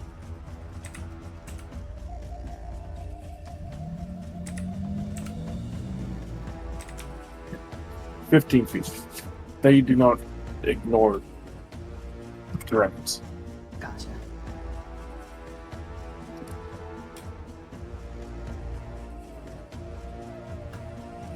It will, however, still take a ranged attack against Mercury. Both of them, since Mercury has dropped one of their own, they're going to focus more on him. Little do they know, it was the weapon in the back pocket the entire time. So that's a 20, that's a no. That's a 20, that's a no. 2 frigid beams fire over your shoulders. Talk about a light show. Expert dodging. Mercury, you're up. You have the one that ran into the woods that Octavia said was... Did Octavia Yeah, Say that she one said specifically was Steve? Okay. yeah, but she said it in kind of a daze, and so perhaps Okay. they don't know which one she's talking about specifically, but yeah. He's They looking for Blue, his definitely puppy. they definitely heard her say that these are the people who got turned.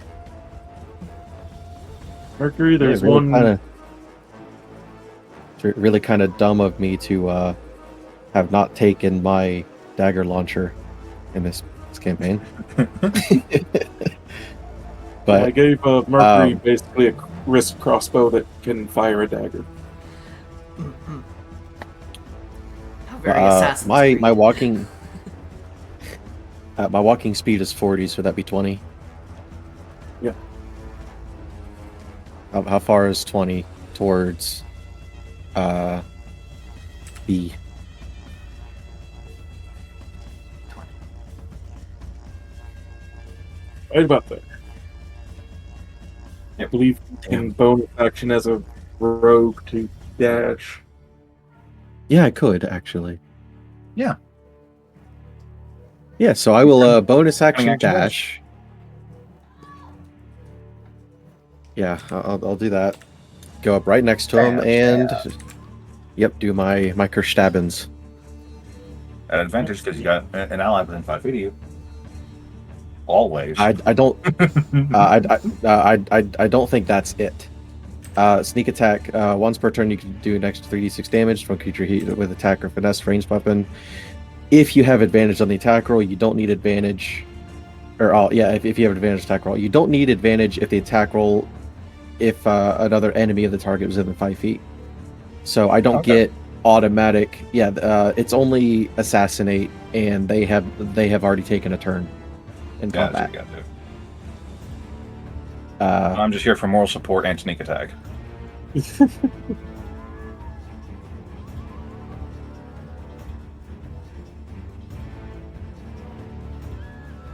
Yeah, I was checking to see if there was anything that would give me the ability to have advantage, but no. Flanking. Well, That's a no. I got a nat 1 for a 10. could you imagine if that still hit? DM. And that's enough. Okay. Second attack of your attack action because you're using your guitars. Yep. Nick still procs. 17. Yep. You just won't get Yep, the extra fire so- damage. Yeah. So 9 more, so total of 16 damage. Yeah, because I get sneak attack if an enemy of my target is near me, and since you're basically in my backhand, Mm-hmm. I think that counts. Rolled in 3d6. I did. That's that one.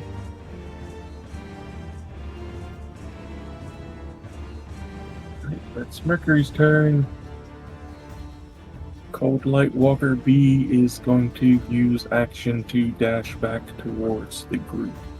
So 30 feet back towards you all. See? Yep, Steve is coming back into the chat. Okay. No, 30 feet back. 5, 10, 15, 20, 25, 30. And he uses action to do that. Wow. Fabia, He's you're using up. his action to dash to his death.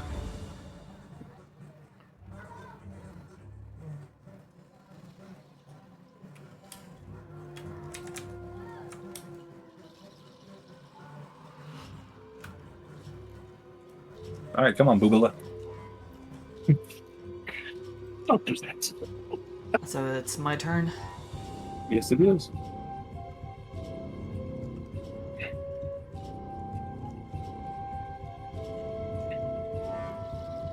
She looks at the Steve hooded figure, and the look on her face is just pure pain as she mutters again with her dark whispers bending shadows around her. So I'll need another wisdom save. He just got here. He goes to the boy again. Well, if he can 15. clear an 18. Nope. So that's going to be full damage, and he has to move his full speed away from me again. That's 15 psychic damage. All right, so because it's difficult terrain, it'd be 15 feet. Yep.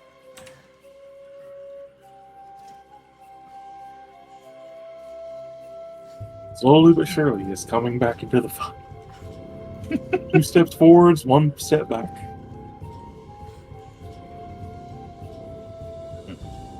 We come together because opposite attract. Flash. I've managed to do if 33 Octavia- damage to this guy so far.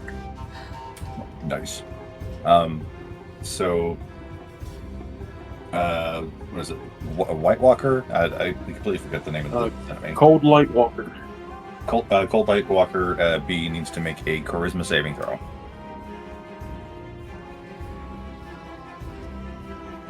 DC 17. 12. Okay. And then I'm going to infuse this because I can do that with spell attacks. I can do this up to 3 times because its amount of times equal to my proficiency bonus. And it's going to add on an extra d6, so taking 3d6 fire damage. Or at least, I think it's, yeah, 3d6 fire damage.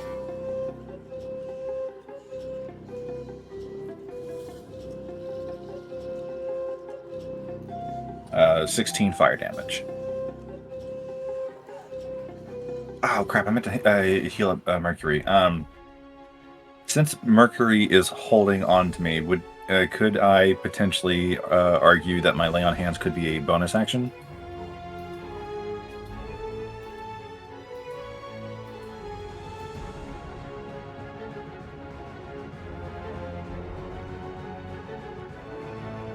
Yeah. You are already touching him. So Okay. It wouldn't need to be an action to touch him. Okay, so then I will let my pool of healing flow into him until he reaches top. So I think that was 15 points.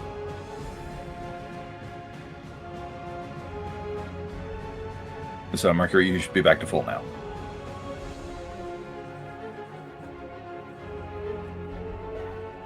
Yes, that would put me back to 4. Talk about a pocket healer.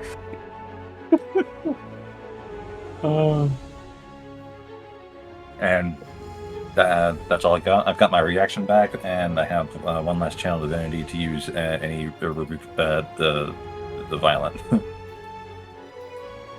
But that's my turn.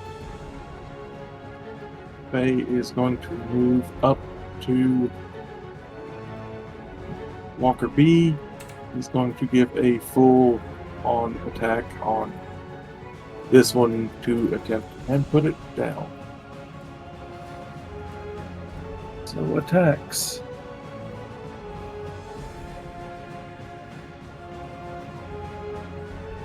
Do 2 draconic strikes as she kicks and eats her tail. Attack 1. That's a no. That's a yes.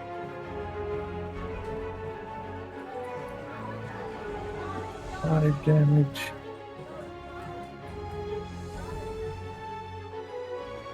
Sorry if you guys are hearing stuff in the background. My neighbors are partying. Oh, not hearing a thing. Okay. Not a problem. And They're being loud and they're doing beer pong in the backyard. we'll use Flurry of Blows to make 2 more draconic strikes. Smack a bitch up. Yes. 6. That is just barely a miss. Extra 6 damage. I'm listening to the Batman Beyond theme song, and it's making this fight way too epic. I'm listening to just regular D&D combat. Hold on. You said Batman Beyond or Yeah, Batman Beyond theme. I completely forgot to turn on any noise at all. I need to turn on my Howling Blizzard again. Michael's lowest prices of the.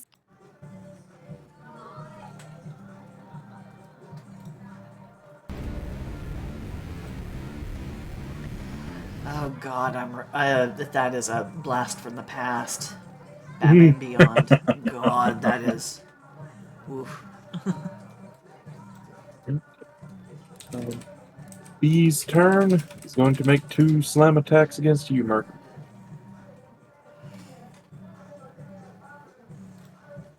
That's a no. That's a yes. Hey, I just healed that spider. Silvery barbs on the strike that hits. Okay. That turns it into a no. Who are you giving the advantage to? I'm going to give the advantage to Yep. Hey, I think she needs it. Faye. Yeah. I'll be giving it to Faye. Alright. Good to know. That is B's turn. Mercury, you're up.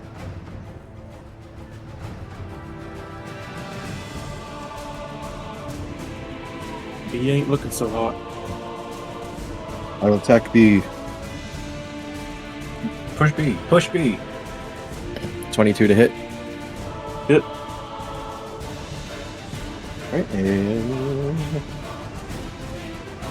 another 22 to hit. Wow, I got the same exact roll. And so 10, So- 20, sneak attack damage, Yep. and fire. Oh, damn. Okay, so 20 plus another 40 damage. 40.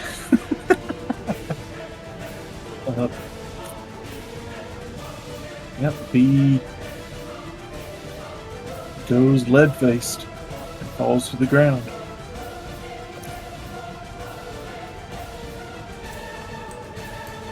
From now on, the Batman Beyond theme is going to be Mercury's theme until he dies.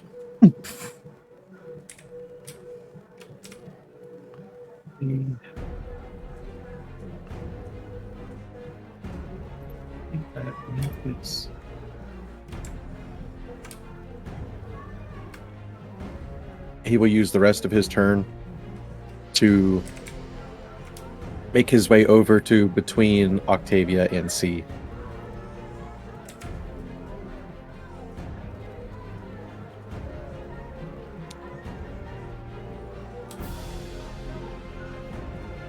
And I'm right there with him.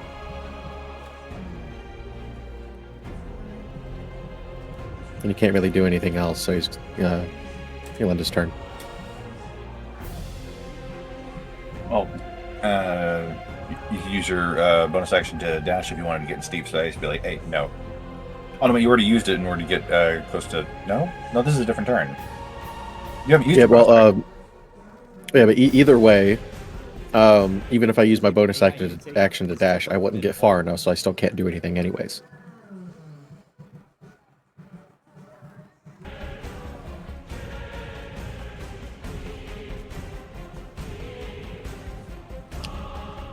Yeah.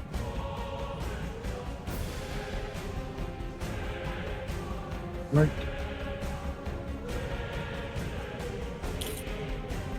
Eve is going to dash, move 30 feet towards you.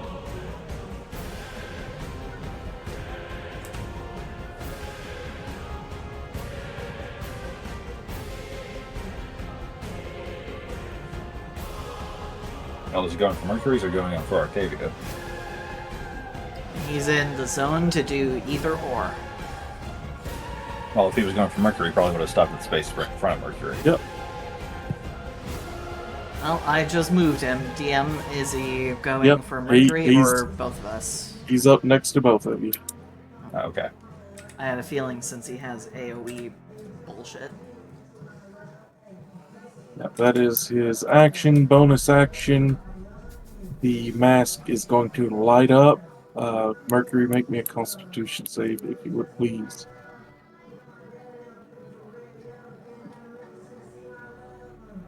And last you said I had +5 to saves. Yes. And since we're so close to Octavia, she also has +5 to any saving throws. Oh my goodness. I nat 1, so that's a 9 total. Hey, could you imagine if that still succeeded?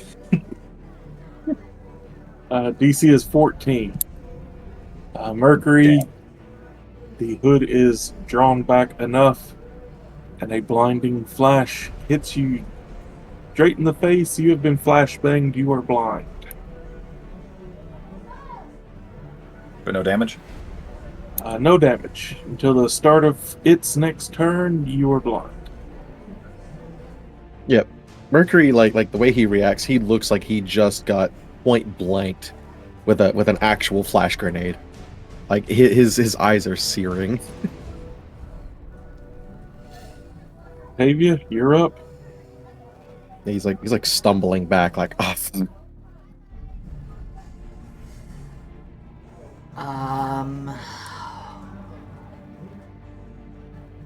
Buddy boy needs to give me another wisdom save as she just starts doing her dark whispers.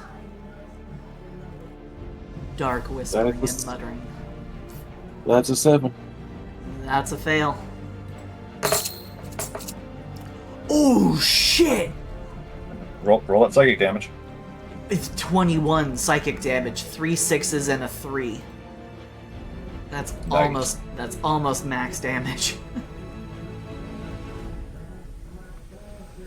And he also has to use his reaction to move as fast as he can away from me.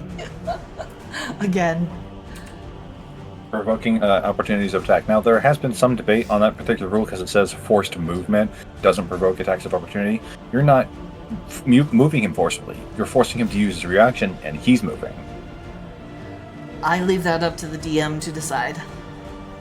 I would say That's just rules as written. Shove would be first. Shove would be forced movement. This is making them use their reaction to move. So compelled movement rather than forced. Yeah. Yes. Mercury, you can take a swing at disadvantage. I was actually wondering, since he is wielding me and I have the blind fighting style, could I, as a reaction, use the... Could I give him a help reaction? If he uses you. Damn. Oh well. Disadvantage strike. Let's see that hit, King. Okay. Well, you know this whole fight, Lash could have said, "Hey, you know you use me, and I can be beneficial to you." I said you can wield me as a weapon, and you said no thanks. That'll be a discussion they can have later. You didn't give him a reason why. We can, y'all can have that talk after. So Mercury, attack at disadvantage. Octavia, if you wish to, you can also take an attack. At normal. Yep. Yeah, like if you give Mercury a weapon that he never uses, you have to give him a reason to use it. That's a 17 18 to hit. You both hit. That's Oh, a 7 I piercing don't- damage. Do I still get sneak attack damage with reaction No. hit? Aw. Because it's once per turn. It hasn't been a new turn yet. Oh, damn. Mercury's damage. We'll subtract that. 7 piercing damage. And what is Vex? I forget what Vex is. Let's take a look. She's a goth yordle in League of Legends. Oh boy. I hate it. I hate it here. Can I just return my membership to this world and go find okay. go find another? If you hit a creature with this weapon and deal damage, you have advantage on your next attack roll on that creature before the end of your next. Okay. Yeah, it's great for 2-weapon fighting. Yep. Octavia, Yep. how would you like to put down Steve?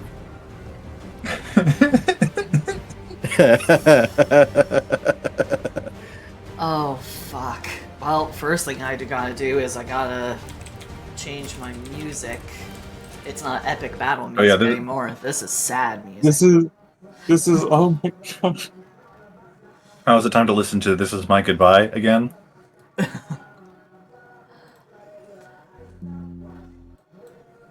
We're so far away from Avenged Sevenfold. Or Iris by Goo Goo Dolls. I don't want the world to see me. As he turns to start running away, she's just going to quickly pull out the rapier that she almost never touches, that she just has sitting at her side, practically gathering dust, even as she's out on this adventure. She pulls it out, and with just one quick thrust, she jabs it through the back, right through the neck, popping it out the other side. And then draws it back clean, as she is just... Her face is stony, practically carved out of marble. It is just fixed in a painful expression. She did not want to have to do this.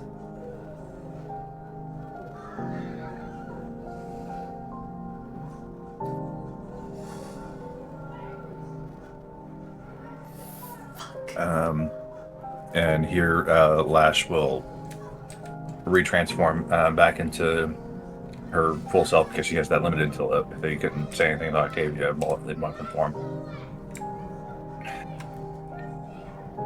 You wanted to save him, and in a way you did. This is a release from a fate far worse than death.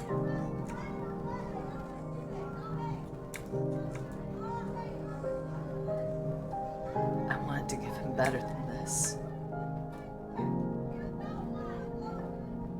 He deserved better than this. He deserved a life. And let's take it out on the ones that did it to him.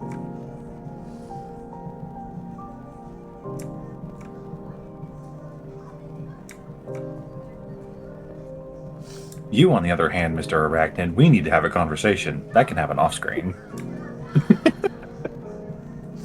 Oh, what? Copper is going to pop out of the palanquin now. I'll be walking the rest of the way. Oh, snap. I'm still holding concentration on that spell. It's still going, right? I mean, that Is there a battle range on would- the... Only a range I for don't think it did. casting. Only a range for casting. Once you have a concentration spell up, distance doesn't matter unless you are removed from the plane. Gotcha. It is still going, but Okay. the skies above you seems calm. Well, at least he's still alive.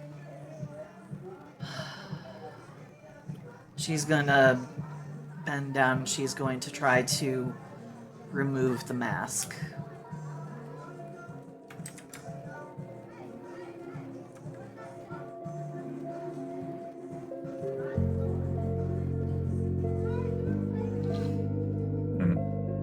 There's not a distance limit to it, but there is a duration. So after 10 minutes, I won't know if he's alive or dead.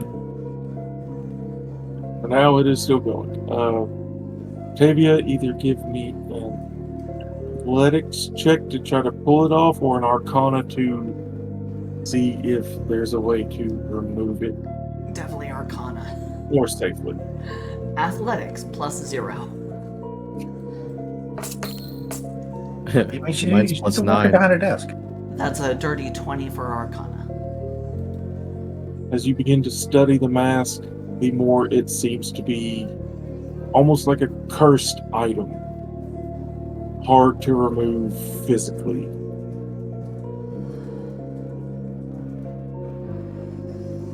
It can be done. It would take a lot to brute force it off. If you had any way of dispelling magic, that would make it easy. Meanwhile, Mercury's going to go back to A, and he's going to try to rip the mask off of that one.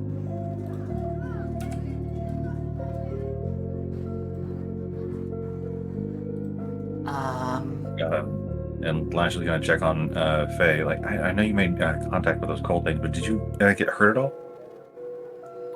Wow, Oh, I am rolling so freaking low. That's a 2 for 11 total. Shadow's mad at you for some reason. Yeah, I mean, Shadow's angry tonight. Well, except for the saving throws. it's like he's liking watching me stab things, but when it comes to like Doing things. like non-stabby things, like 1, 2. He's been watching you play Monster Hunter, all for violence tonight. Octavia is going to see if she can use the hidden agenda, and she's going to see if she can magically whip the mask off into pocket space. Ooh. Very good use of the item. I have the item.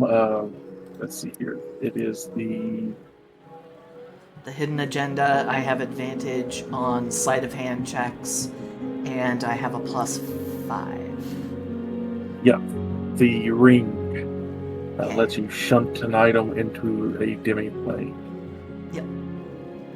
I currently don't have anything in there, so.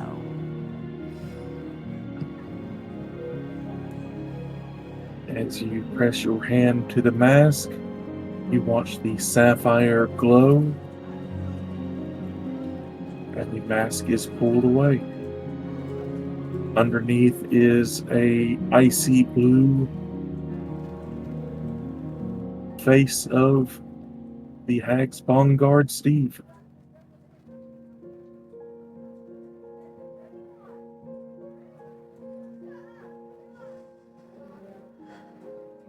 You deserve better than this.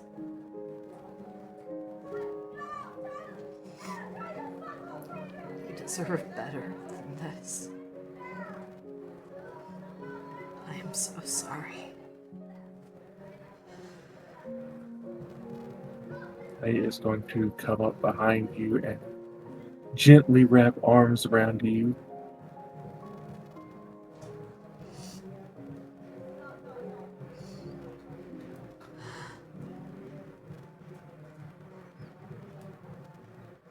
I wanted to give him better.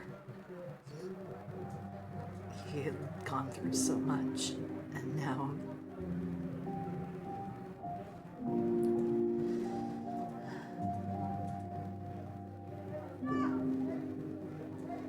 I don't want them to be able to use him again.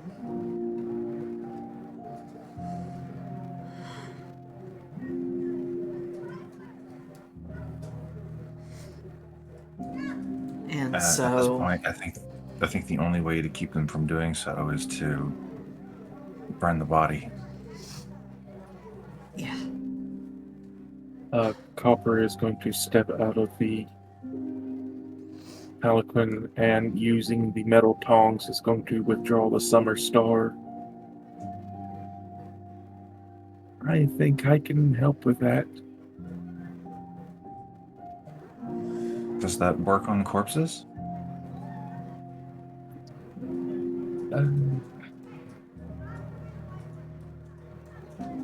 Macretus was more brute force with this item than I am.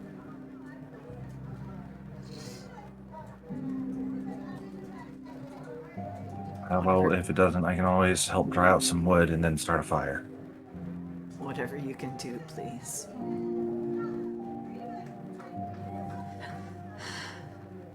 I don't think I could do this to him again.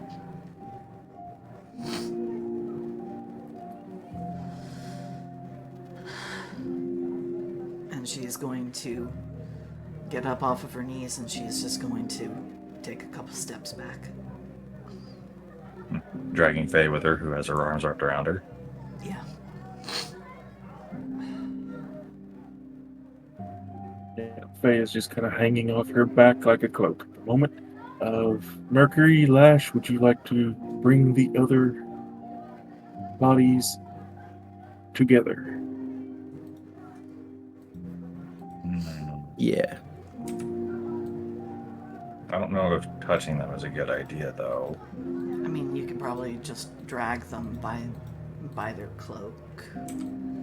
They're all wearing cloaks. Could probably just drag them by that. Yeah. All wearing Okay. tattered furs over what they were wearing in life.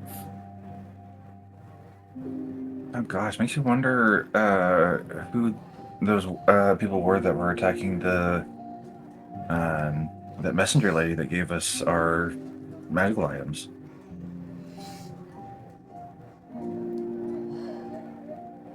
I don't know. I don't know.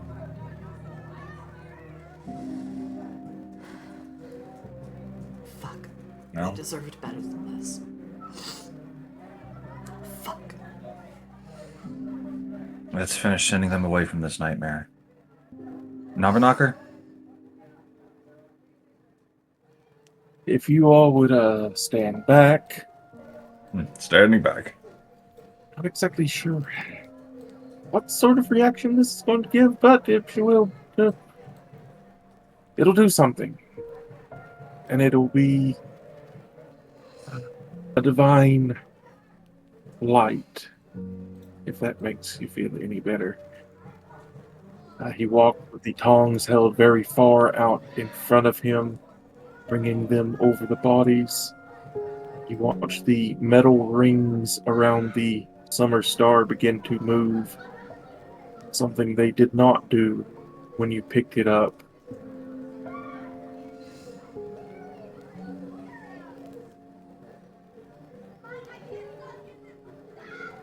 There is a pulse inside the coal black stone. Instead of an explosion, there is a fear of warmth.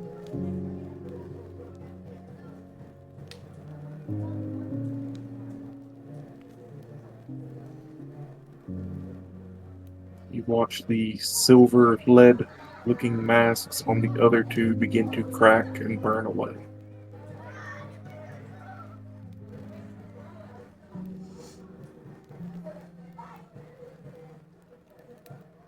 Oh, I take it Mercury wasn't able to rip the mask off of the other one? No. 11, I that was a rolled a no. 2. I missed it. That was a no. The masks burn away, revealing the face of a older woman and a hardened man. The rings around the summer star spin faster and faster until a blinding flash envelops the three bodies.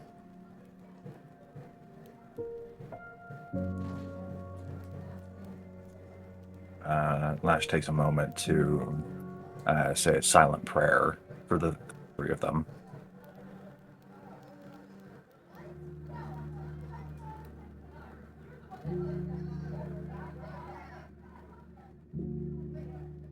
I need to make a roll real quick.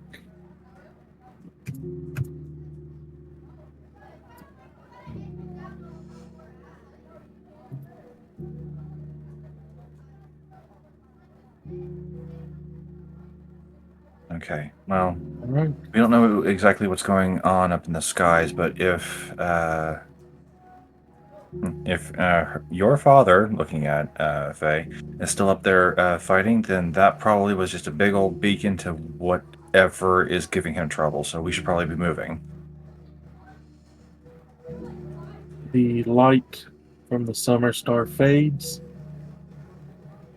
There is a 15-foot sphere on the ground where no snow is. 3 bodies.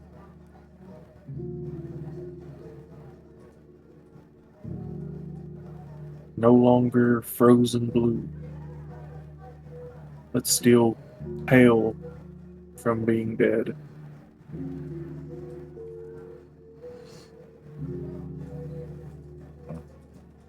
Hmm. It removed Well, the now I'm curse. conflicted because I just said that we need to go, but do you think it would be difficult to move them into the Palanquin to keep them safe from the wildlife so that we can maybe give them a proper burial later?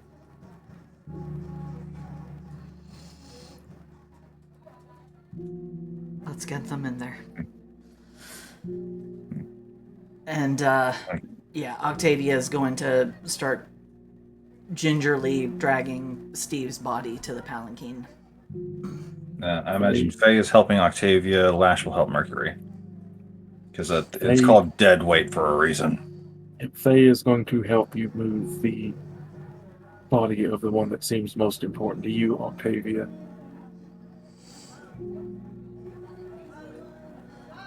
Thank you.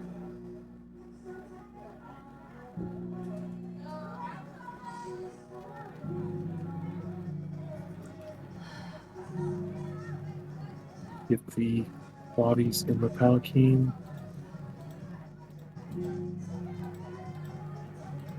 Faye, since this is her father's transportation vehicle, she meddles with a little almost puzzle box at the door until it clicks. There.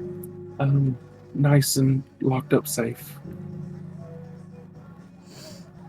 Thank you.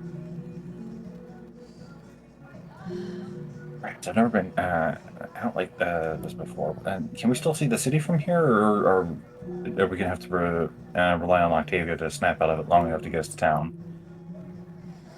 You can see the city. You were nearly there when you were ambushed. Gotcha. All right. Don't Faye worry, is going to take I'll get us there nice and quick. Faye is going to take a few moments to look up at the sky before following along pretty quick behind. That's not really good if she's working for them. Are you enjoying your adventure still?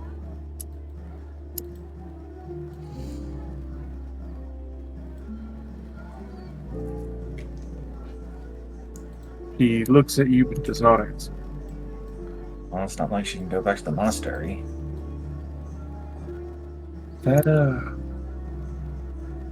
That dragon, we know her, and she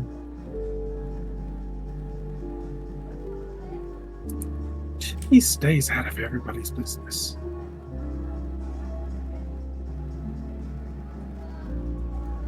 Oh, look at that. Another dragon that's not neutral. Her name is RV Taras. Everyone calls her the White Worm. She's an ancient white dragon. So then why do they call her Worm? I thought worms were like young dragons.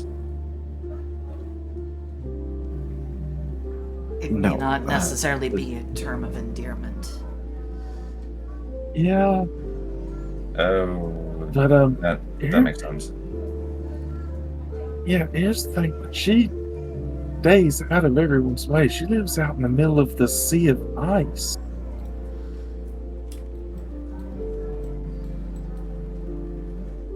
Yeah, the sea of moving ice. Like, Well, she doesn't even eat people. She eats polar bears and reindeer and walrus. Yeah, that makes sense. There's a lot of fat on them for carbs. it's possible that she may have been offered something. There are forces that are interfering with a lot that's going on. Promises being made. She may have been deceived. Or she could be under He's- magical influence. There's Possibly no I way- threatened. I know she's blind. Well, almost blind. She has to rely on like draconic blind sight to see anything. Ah, The only thing I know that she could even want would be oh, that poor old woman. Wait. She also sounds, from the way that you describe her, very independent. Wasn't there somebody on her back? Yes. Did anybody Malferon. did anybody get a good look at them? It wouldn't have mattered if you got a good look at him. He's dead. He was her husband. what are you doing? They flew together, fought together, and he ended up dying on her saddle, and she just never. Something broke in her when he died. Sometimes you can still hear her talking to him.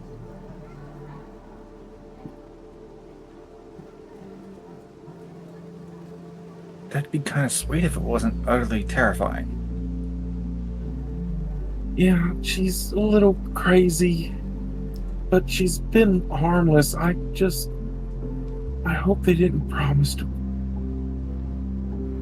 do something with him or manipulating her through him.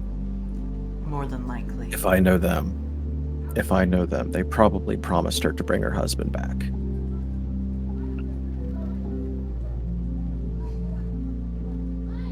If I were just a little less scrupulous, I would probably do the same thing.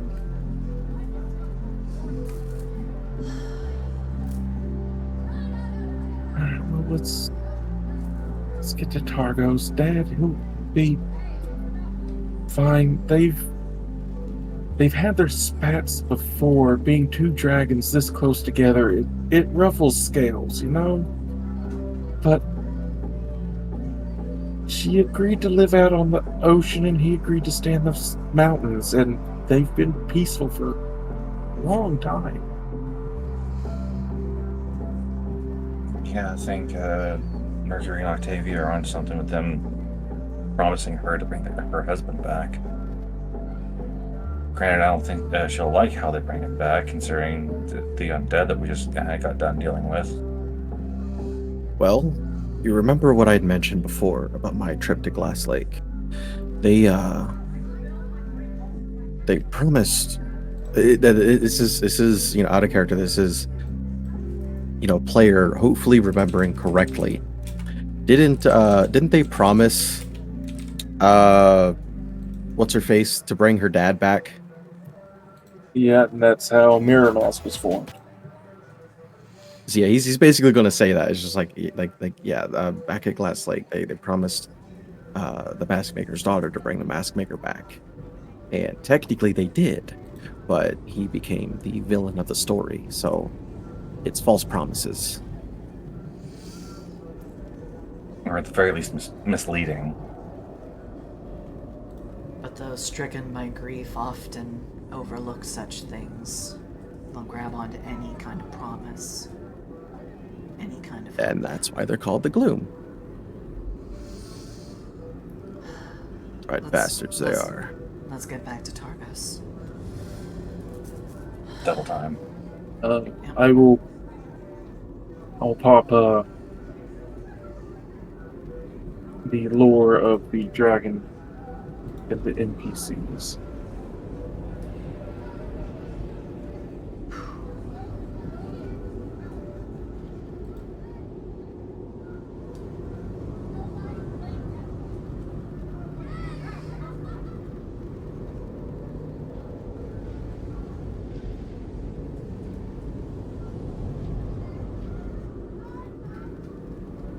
Oh, for the sake of anybody that watches the recording later, somebody should read this out loud.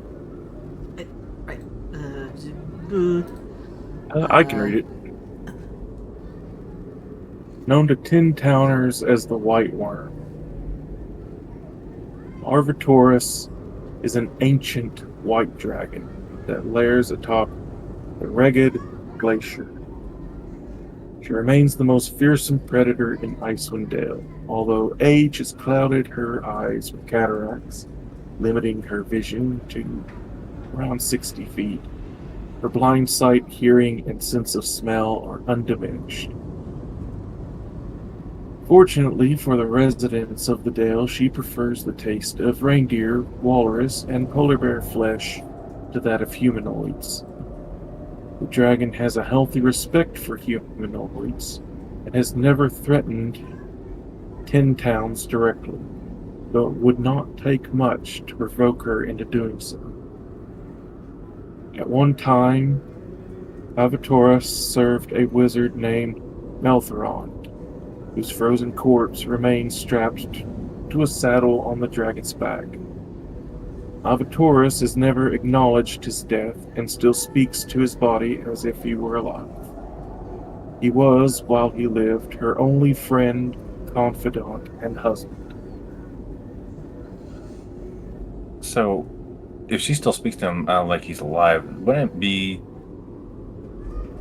well, at least in my head, it would be hilarious if she turned down the gloom like, what do you mean bring him back? He's right here. Oh Who wait. knows? They could might have be had- they might be using her own delusions of him still being there, and they may be using that to prompt her. Who knows? She That might has been- even slimier. She might have been speaking to the corpse. The corpse might have started speaking back. Yeah, that's what we're all afraid of. Yep. Ah. Great. Oh boy. Well, that's The terrible. gloom, not good. No, not good at all. But that's an extra level of scum. That's extra scummy. Oh Right? my So, like, god. I've been in Boss's campaigns for a while now, so technically I've hated the gloom for longer. I still hate the dust flashes more. Yeah, the dust slashes are they're the kind to make the gloom squirm. Yeah, Because they they're are slimy and mortals. incarnate. They're mortals who are that evil. Like the gloom, we don't know how long they've been there. They probably took time to get to that evil. The dust flashes? Yeah. Born and bred. Scumbags. Every last one of them. Eventually, you do make your way back to Targos. So if Lash were to run off from the group to head back to where Kimmy is being held, how quickly would she be stopped by guards?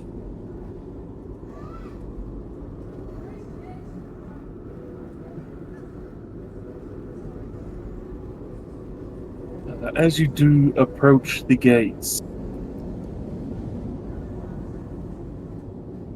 the guards standing at the guard posts are not wearing the uniforms of Targos city guards. Uh-oh. They are wearing the plate.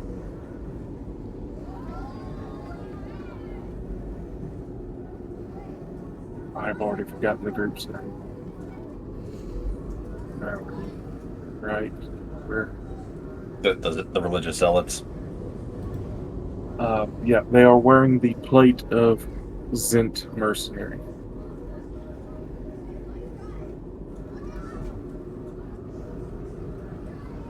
The men who went with you north towards Lonelywood. It appears the situation in town is getting worse by the day. They see the 5 of you approaching. Their faces are covered by their helms, but you can... Let me see. There's a...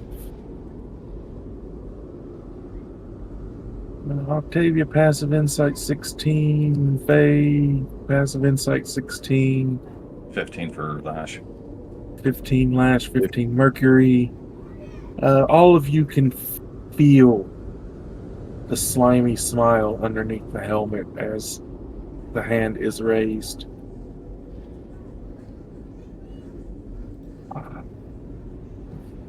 Welcome to town. We are currently locked down at the moment. I have business inside.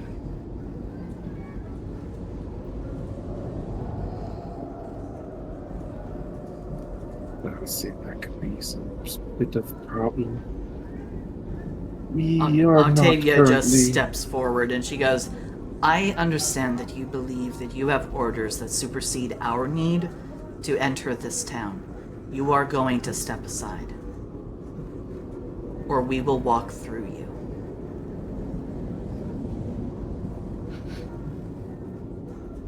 And Lash, remembering what Octavia told her about these guys, is right on board. Is this an intimidation, Octavia? You can roll it. With the help action. I'm not sure if I'm trying to persuade them or intimidate. It's an intimidation, yeah. Yep. So, and Lash is squaring up behind me Yep. for the help action. Okay. Intimidation at advantage. That's a natural Meanwhile- 20 for a 31. Fuck yeah. Wow. All right. Never mind. I was gonna sneak in case things went gone or went bad. I was gonna say bad and wrong at the same time, and just say gone. You can feel the smile under the helmet fade as he grips the halberd, steps back, giving a half turn, holding out an arm. Thank you. And without even acknowledging the rest of their presences, she's just going to stride right on by.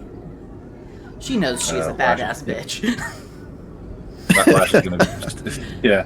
Oh Lash yeah, is gonna stay she's with, also keeping the gnome like immediately at her side. She is not letting him even 5 feet away from her.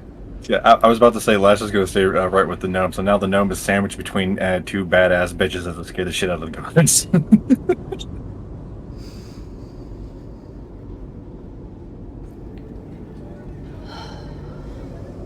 Talk about an escort. Faye follows along, nose up in the air, tail cocked up in the air.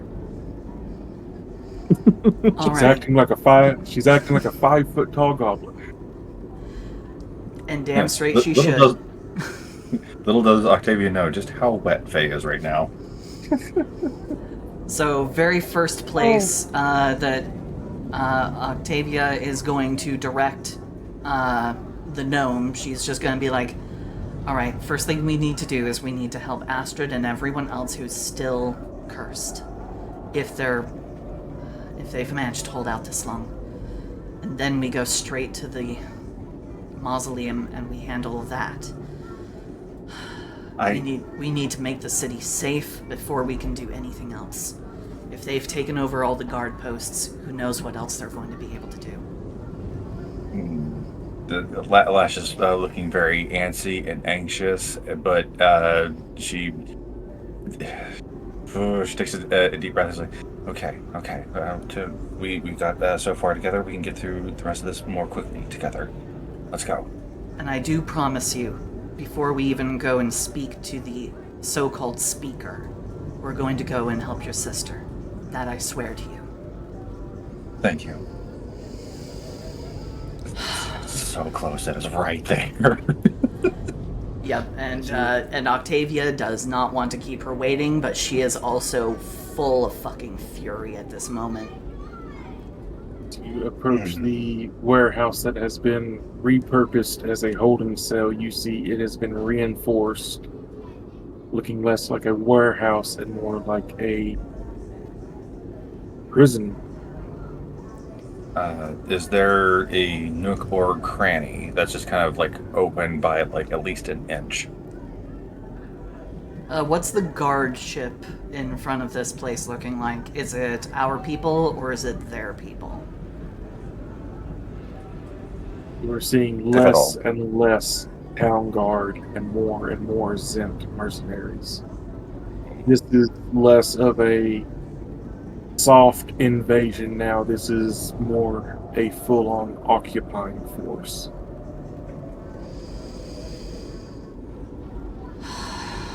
Please wait a little bit longer.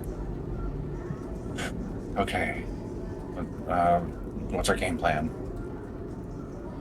We're going to go right in through the front fucking door. And she is going to walk straight up to the front door of the newly reinforced enclosure.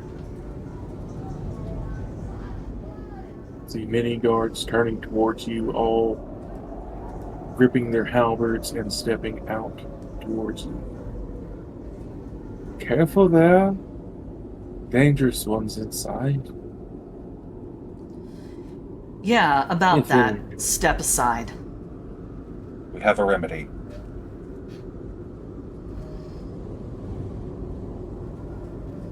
He was looking at Octavia, but as soon as he hears remedy, his eyes snap to you, flash. Really? Yes, and we don't have time for the back and forth. Open the door. We are not authorized to open the door. Do you have And keys? you are authorized to get out of the way. Do you have keys?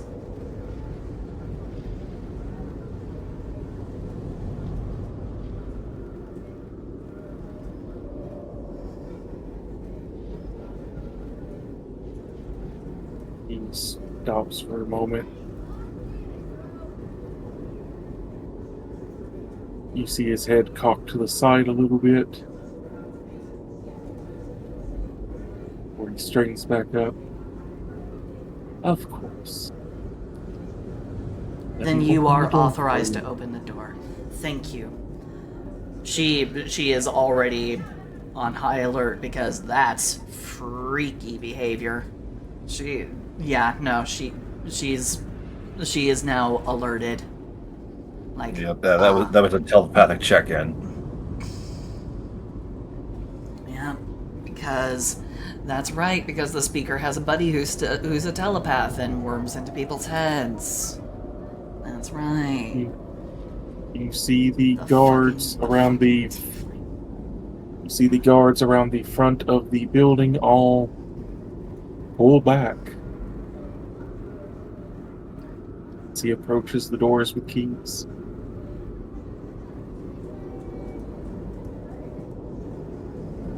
Right this way. I'm sure the ones inside will be very eager to be cured of their affliction. One moment. How many of them have turned in our How many of them have turned in our absence? We stopped keeping track.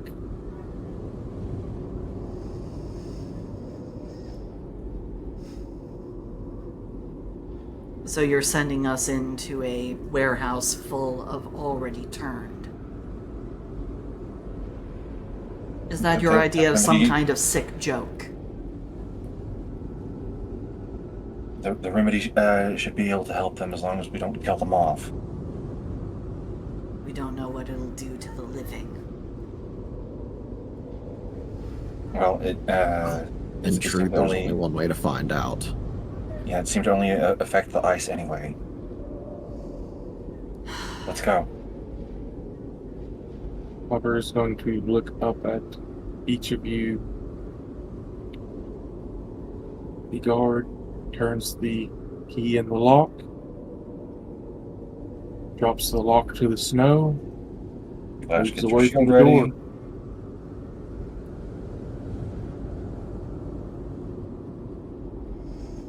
Let's go. So, as they enter in, Mercury is going to be keeping an eye on the guard still, just in case if they attempt to do anything. Like what? Lock us inside?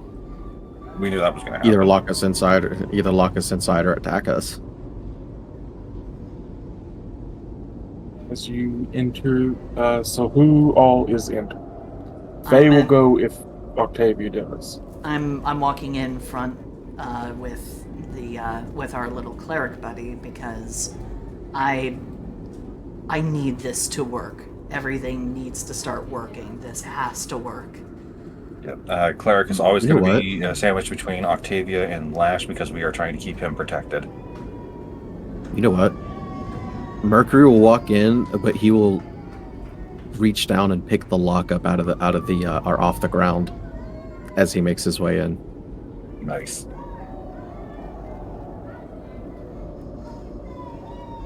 As you enter the building, what torches and lanterns had been inside are all out.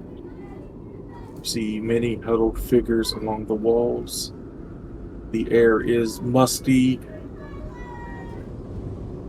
Old food, old drink.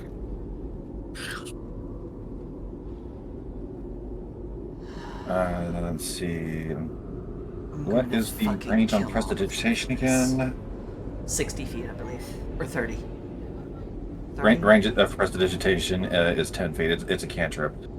So It used to be 30. Lash is going to start using prestidigitation to start lighting up torches. It used to be more. It used to be 30. Damn. What have they done to you, prestidigitation? God damn. As you start lighting, She's going to. Octavia's just going to immediately start calling for Astrid.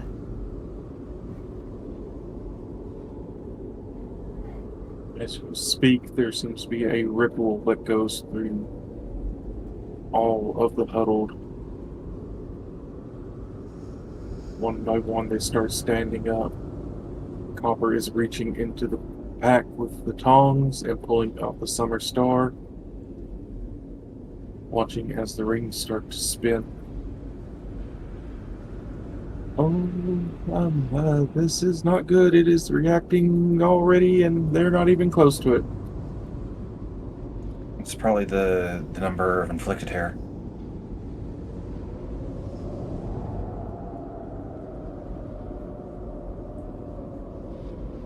Well, we just need to bring them in close then. And she's going to step forward and she's going to start using oh god. She's going to use the friends cantrip to on each group, on each individual that she can see, and she's just going to be like, come on, come over here. Come on, come over here. And she's just going to start like beckoning everyone over to where she is, and she's going to stand directly in front of the star. Come on, you want to come over here. Come on. And again, Someone- Mornocker is always sandwiched between Octavia and Lash for protection. Some of them are reacting to the friends summon, but others, there are a lot of others, stand and begin to approach. You hear the sounds like cracking of ice as hands begin to extend, and you see the shiny blue.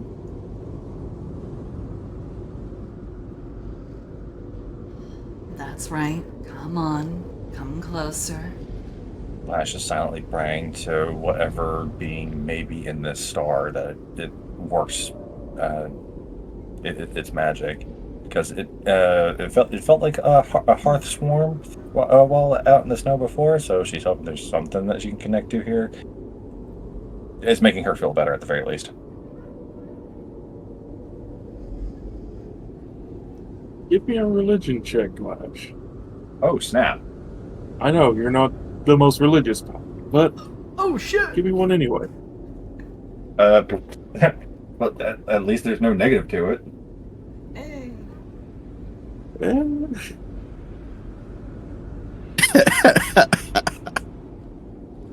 13. That's not bad. It's it's not bad. You feel a small flicker of warmth in your chest as you pray to whatever is connected to this object. Copper holds it up as high as he can. And I Octavia, hope this doesn't- Octavia is not even going to try and avoid getting blasted by whatever light comes from this thing. She just wants to make sure as many people get in close as possible. So she will stay in the line of fire, beckoning everyone closer. In front of the group is a very large figure that you recognize the body shape of as Astrid. Astrid, there you are. Come on, I need you to come over here. Using friends again. The coal-like stone begins to flash with light as the masses begin to swarm at you. Come on, that's right. Right over here. Come to me, all of you. Please, Mark. There is a blinding light as light pours out of all the cracks in the windows and doors to the outside. Everything inside the building goes white.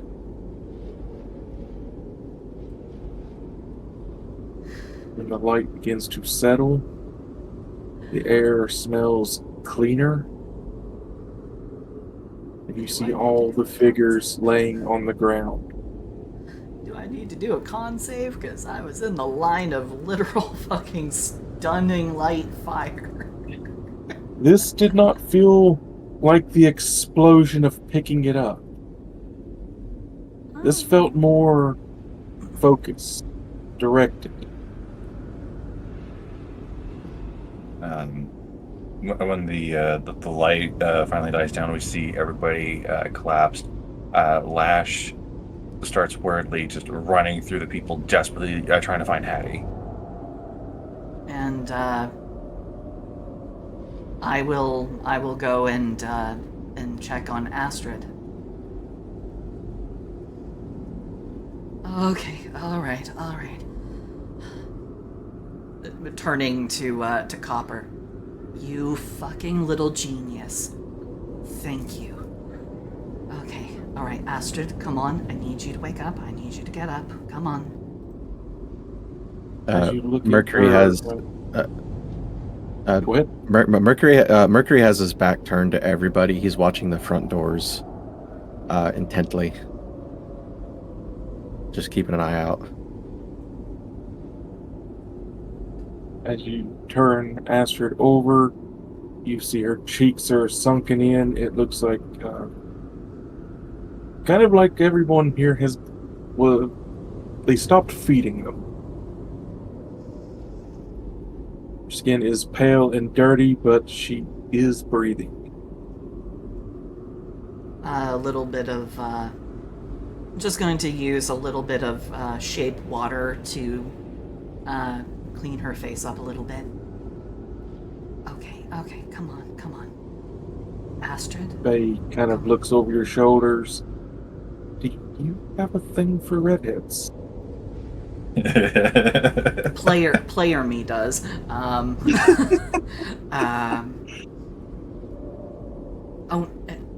no. I mean, not that I'm out. No, it's not like that. It's... She's the one who's in charge around here, and this whole thing started because she asked us to. Okay, come on, Astrid. I need you to get up. Come See on. her begin to wake. Lash in a back corner, seemingly like someone had stacked crates up to almost protect a few. Perhaps these were the last to turn. You do find Hattie. Hattie, oh my god, are you okay? Hattie, please wake up, I can't. Please. And she is down on the ground, lifting her sister up and checking for her pulse. She's alive, but she is Oh, thank God. not in the best of condition. I'm going to use my lay on hands to heal her 5 points for right now. Astrid wakes, her eyes rolling around a bit as she looks around the room before they finally settle on you, Octavia. Oh, at this rate, I'm gonna owe you the whole damn town. We'll talk about your bill later. Alright, open up. You're a little bit starved and dehydrated. Come on, open up the mouth. Come on. And I will cast the Drizzle cantrip to give her a little bit of fresh water. I mean, it's not often you get to drizzle somebody, is it? No, I don't. And it's a joke cantrip. It's a joke fucking cantrip, but I had to take it. Because it's the only one that generates water. Alright, come on. Nice and slow. Nice and slow, you'll be fine. Okay. So, how's it feel to be back on this side of the line between life and death? To be honest, my bones are still frigid. They're gonna probably be like that for a while. But, hey, at least you can feel cold, huh? Yeah, but never thought I'd be happy to feel cold. Well, the Zend mercenaries have already taken over the town, so I don't know where all the rest of the guards are. Something heinous has happened in the time that we've been gone. And I am keenly aware of the fact that they seem to have stopped feeding you. So, I'm gonna have that little conversation. Yeah, as soon as some of us turned fully, became too much of a liability to keep opening the door to give us food, so they just stopped. Funnily enough, the ones that turned fully didn't attack the partially turned. I guess there was no point in it. So, They recognize the already cursed. That's something I have a worth quick noting. question. Yeah?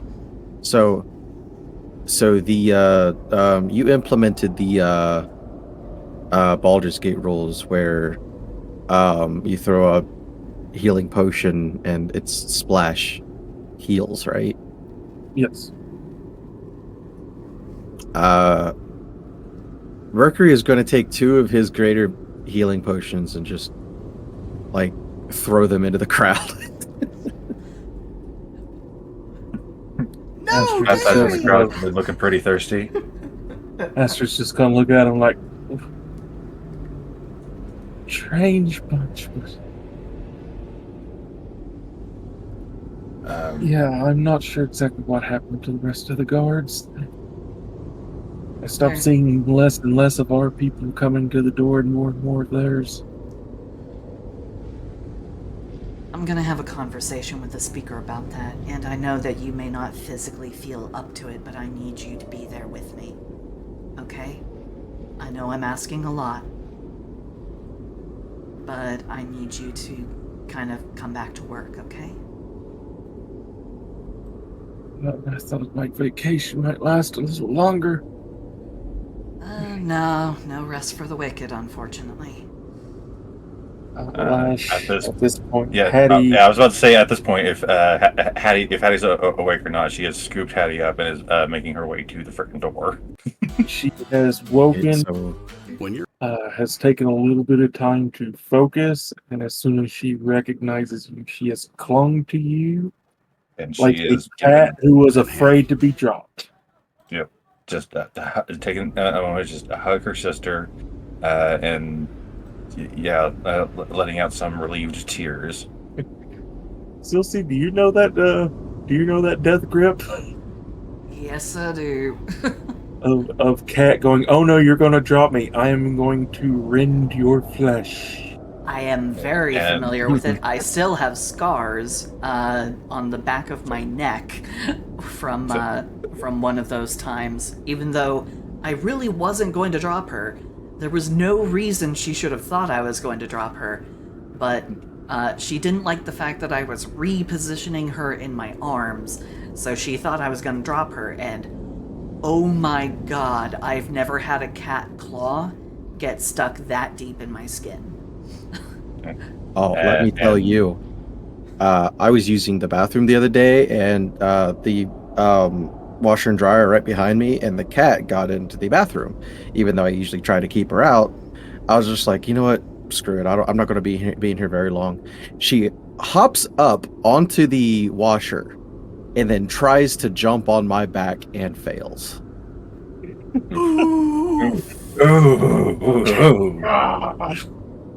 That is Uh, ouch.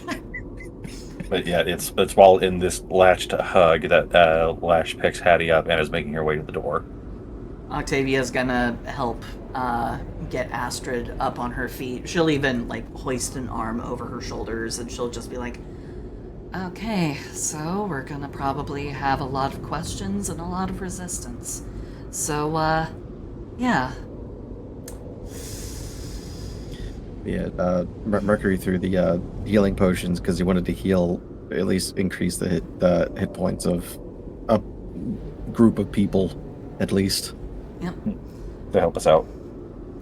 And Yeah. she's also going to look over to Copper and just be like, "And Copper, do not for 1 second get any further than 5 feet from me. I need to be able to touch your head at all times, okay?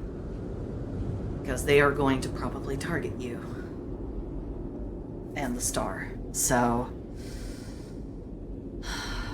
Wonderful. Go ahead and put it away because they I probably can't find it anyway. Astrid stopped you from going towards the door, Octavia, and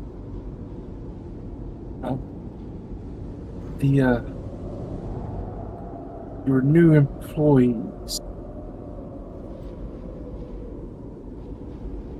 They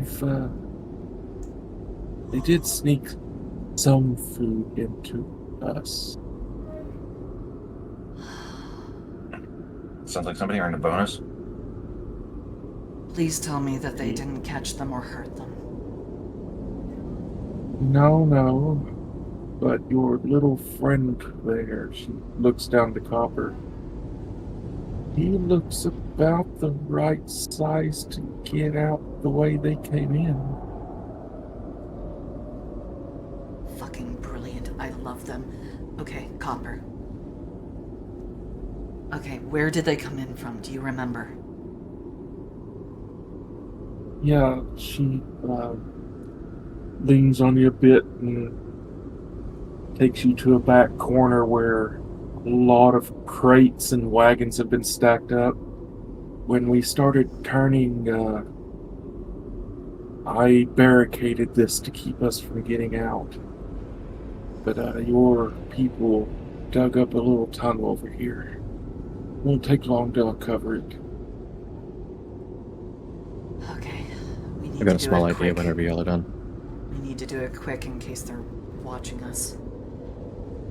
Okay. And she's gonna walk over to Copper.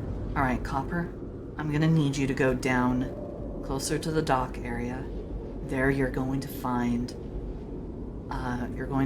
the Roth Cannery. You need to go in there. There's a door around the back. Give it 3 knocks. Wait, and then give it 2 more knocks. That should indicate... God, I hope Cecilia's there. That's usually my emergency knock. They'll open the door, they'll let you in, okay? Make sure no one sees you. We'll try and keep everyone's attention toward the front. Make sure no one sees you. As you talk, Astrid moves away a lot of the crates and barrels and wagon parts, then peels back a few of the floorboards, showing the goblins have dug an escape tunnel.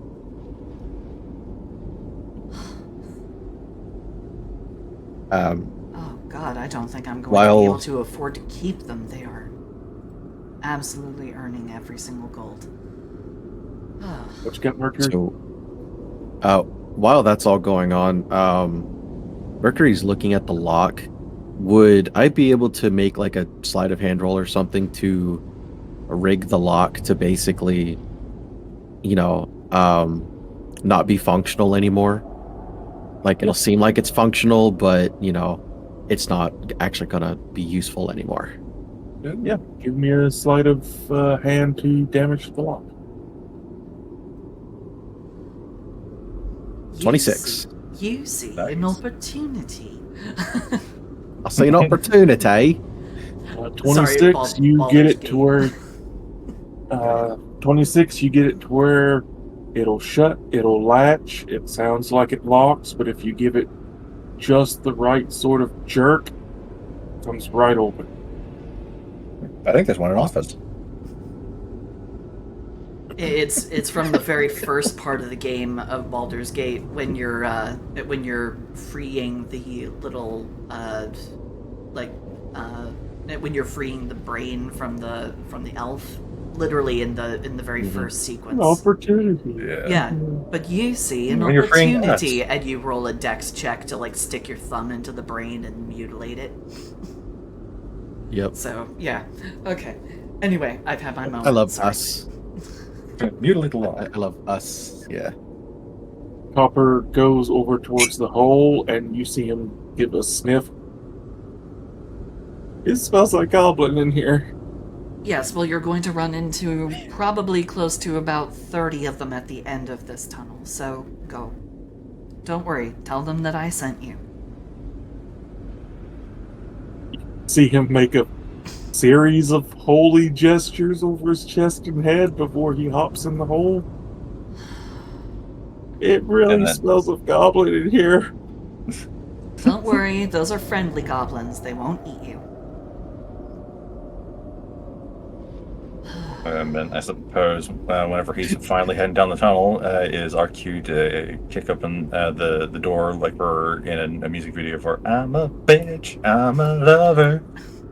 As soon as Copper is in the escape tunnel, Astrid covers it back up to hide any existence of it. Good call. Alright, let's go ahead and deal with the cunts at the door. Comes at the door. As, Comes at the door. Regular Noel, regular Knowles.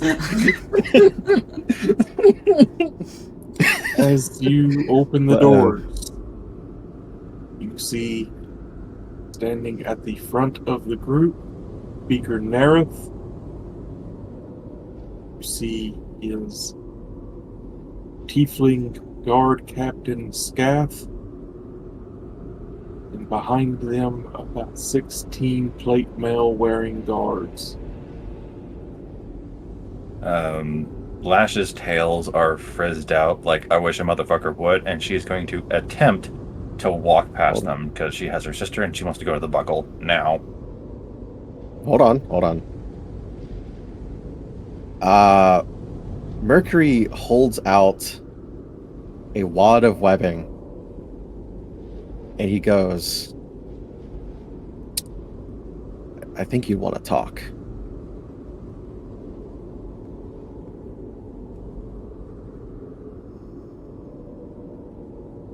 Wait, who's he holding the water webbing out to? Oh, he's not holding it out to anybody. He's holding it in his hand. Getting ready to web people. Oh, okay. No, he's not. Octavia goes This is a ahead, very she- specific. No. This is a Oh very God, is it specific the webbing. Is it the drunken escapade webbing? Yes, it is. Ooh.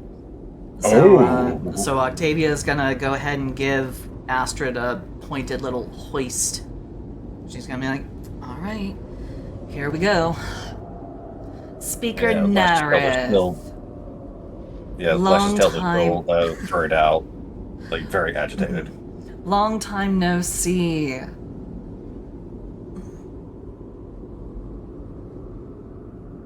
Octavia, it's wonderful to see you back in good health. And good health to those who were afflicted as well. But of course, I did say that we were going to go and find a cure. Unfortunately, we were waylaid at a number of stops along the way, including running into kobolds, running into gnolls, running into frozen corpses out in the wastes, and then a dragon off the sea of ice. It is just distraction after distraction after distraction. We already lost. Well, we lost the entourage that you originally sent with us before we even reached Lonelywood. So terribly hurt to hear that you had to go all that way without God. Indeed, I do apologize for the failure of my men. They were extremely valiant, and they defended us to the last. We made sure to give them a proper burial. Just to be polite. Deeply appreciate that. Come on, make me roll a We will. deception. Make me roll a deception. Come on. Fucking do it. Well, see, the thing is giving them a proper burial isn't deception. It's true. Oh no, what I'm saying is definitely sure as shit not true. Oh, yeah. They didn't defend us. Come on, fight me, hurt me, give me a hug. Give me a hug. Roll that deception.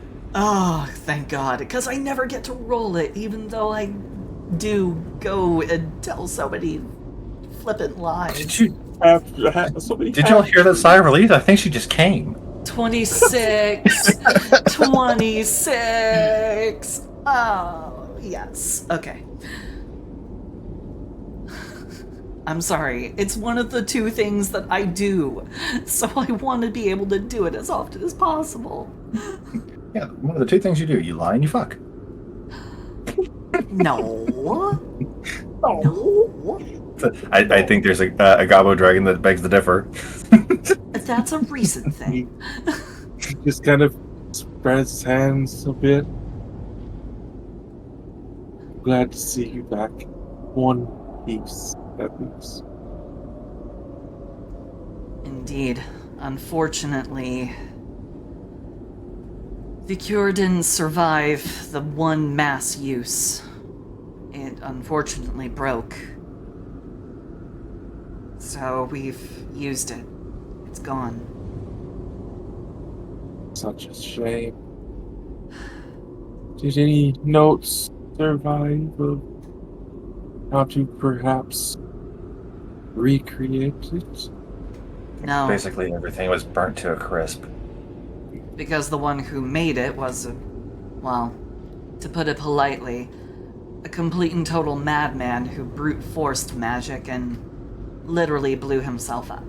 So it appears that the secrets for being able to build another one are lost with him.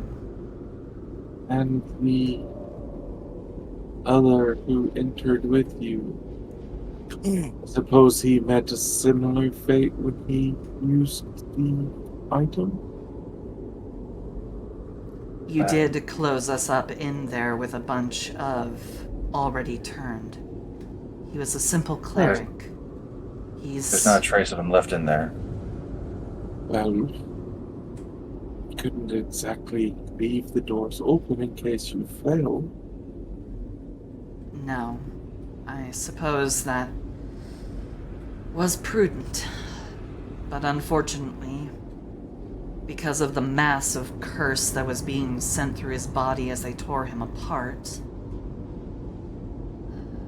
he was instantly incinerated when it activated. Waste. But it does look like it worked for the most part. Hold on, someone wants to do something? Mr. What? He has a question. I'll But get he the can question wait. on. Ask your question. So when Mercury died, was the curse that was on his soul from the Silver Dawn, was it lifted? Oh, snap. We'll examine that later. Ooh. Oh. That's a secret tool that can help us later. Yeah, I didn't realize it till now. Just like Mercury was completely turned to ash. Like, We'll examine that later. He shuffled off this mortal coil in a nice and dusty trail. I am glad you asked that question because I have answers. But later. oh. With your permission, can I get my sister home? Indeed, Of some of these course. people need to return to their homes and their loved ones. And Of as course. Everyone who was afflicted will be returned to their homes. I hope you understand if guards will be posted at their homes. There's no telling what lingering. Guards should They already could be be posted infected. at the buckle, so yeah, nothing new there. Indeed. And as for Astrid, well, I don't like the fact that she lives alone, so I'm going to have her over at the cannery. Of course.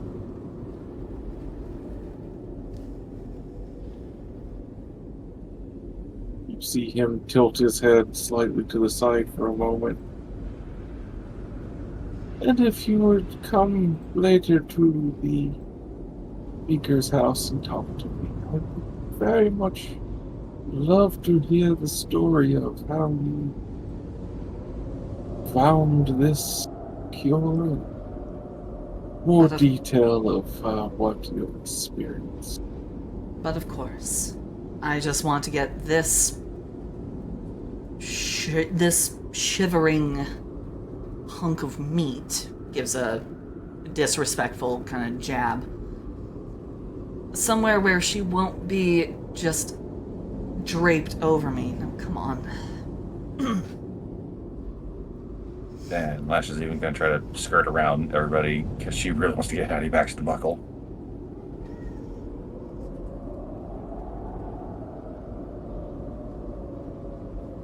And yeah, Octavia is just going to give him a respectful head bow because she can't really afford to bend her body because that would dip Astrid down into the ground.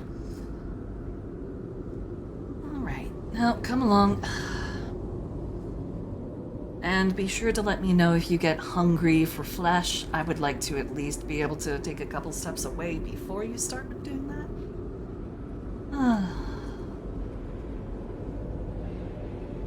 So Lash heading towards the buckle. Yep.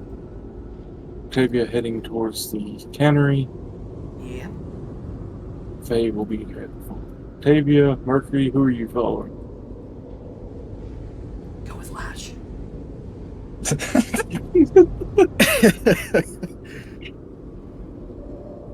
Yeah, because Yeah, the Pokemon Mercury- Master over there has all the NPCs to help her out.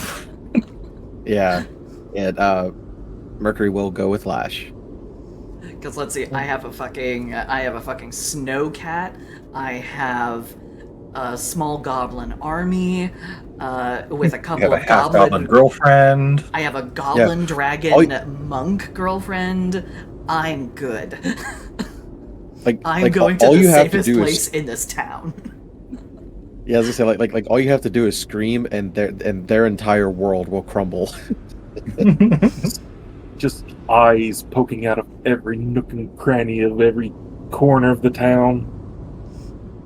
You gave Like us all a the reason spirits, to like all the spirits that were peeking in on Koopa's character in the Twins campaign. yeah. Okay. Uh, How you With feeling, that, Astrid? Like hell. Don't worry, we're gonna get some food in that stomach, and I'm gonna make sure that I get food sent out to everybody. After, of course, we deal with probably a supply issue. I have a feeling I'm about to return home to some Not so good news.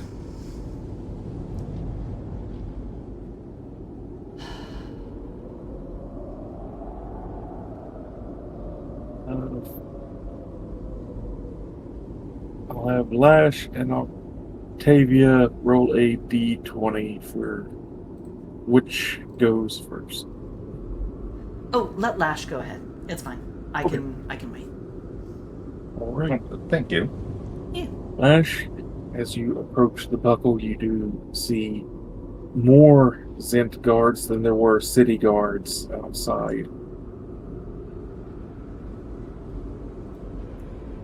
I'm assuming you all have already been updated on what's happened. Let me in. They remain silent for a moment before stepping to the sides. And she's actually going to make sure that Mercury enters before her because she doesn't want anybody getting ambushed. Oh, Mercury did give the lock back to the guards before they left the warehouse. Nice. To clarify that. All right, so they have a trick lock. Yep. It will lock, it Um, will unlock, but if you give it a certain yank, it will open. Like a master and- lock. Like a And master. when Mercury opens the door, she doesn't want him to get attacked by fuzzy Elsa. pink anger. Yeah. So when the door opens, she lets out a shrill whistle of a orc woman. And they will make their way inside. Probably to a smorgasbord of fuzzy hugs out of nowhere. We hope.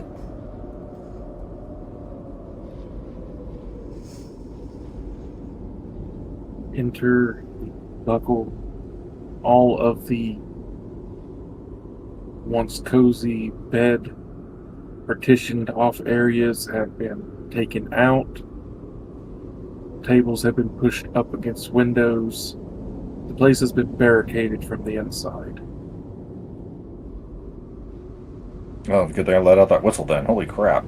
They were prepared for war. They were indeed.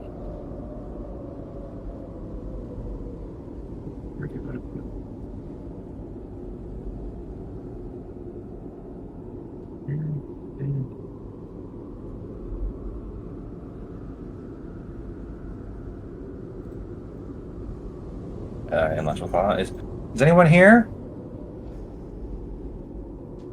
I had to find a name real quick. As you let out the cry, you see Delsa lower herself from the ceiling. The maid outfit is gone.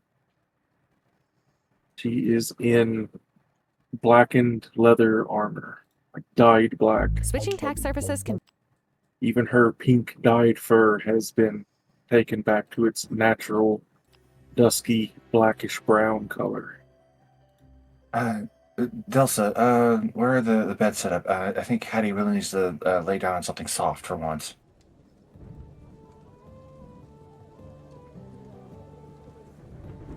She takes a few moments looking at you and looking at Hattie before she leaps over onto you, balancing on your shoulders as she is trying to get to Hattie.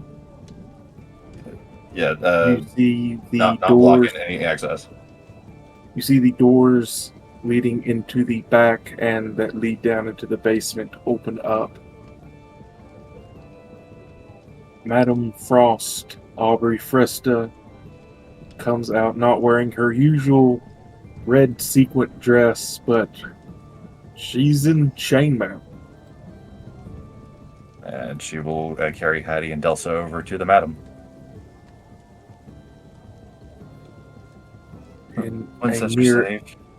in a near instant, she goes from her human to her were polar bear form as she lifts the three of you, Hattie, Lash, and Delsa up. Oh my little angels! Oh God, Lash, Oh, I'm sorry it took so long to get back. I'm just glad you're back. And you brought Hattie back to us, too. And in a moment, I'll be bringing Kimmy back too. I have everything that I need. It's just, I gotta get there.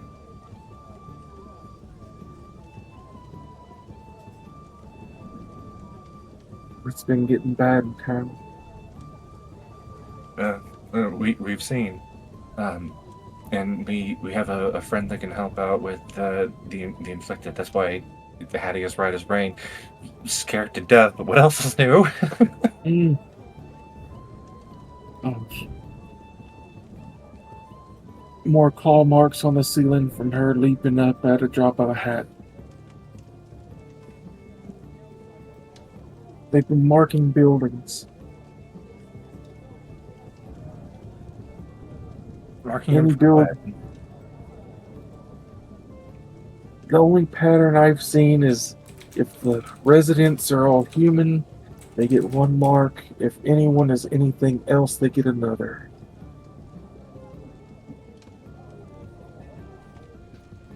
Don't tell me they scratched up the buckle. I didn't let them anywhere near it, but that's why we got all the door stops outside.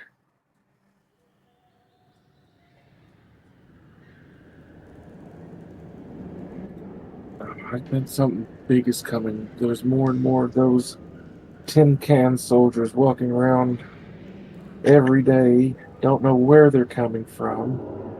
No boats coming in, no wagons coming in, so they must be coming in through magical means.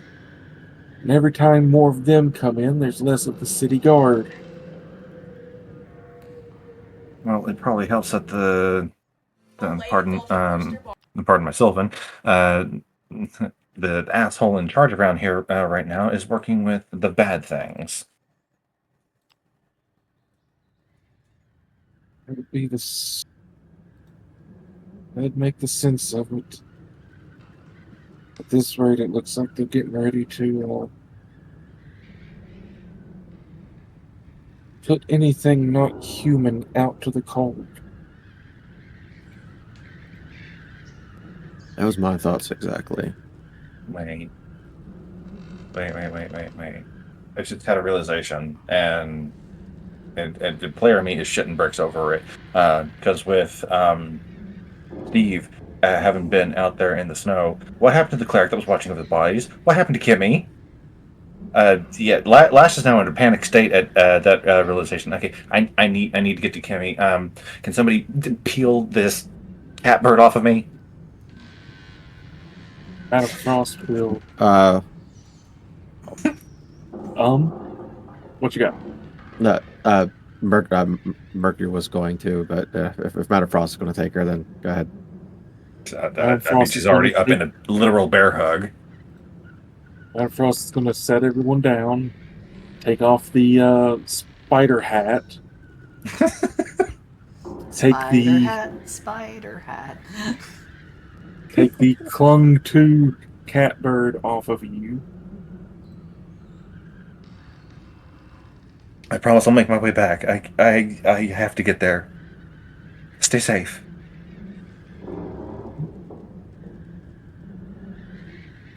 And she looks longingly at her family that she desperately wants to stay with, but she's got to get to the family that she fears for her life for now. And she's making her way out the door.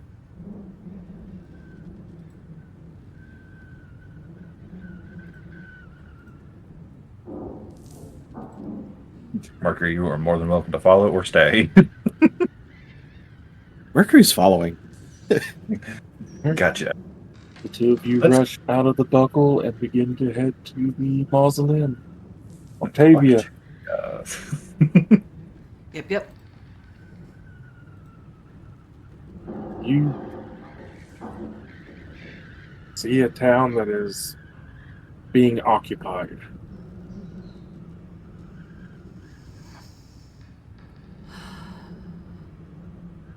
And with your previous knowledge of things,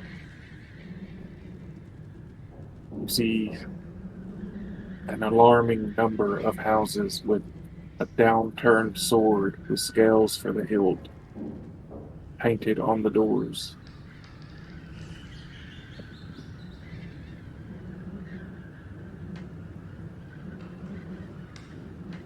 Don't suppose you know what's been going on with the non-humans in town?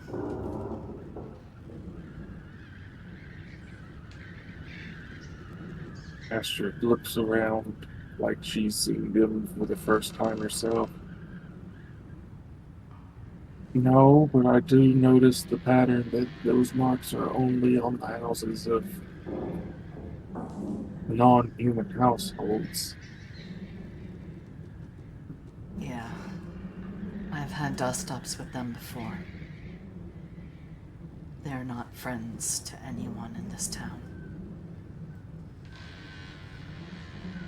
We need to get to the cannery quickly. Come on.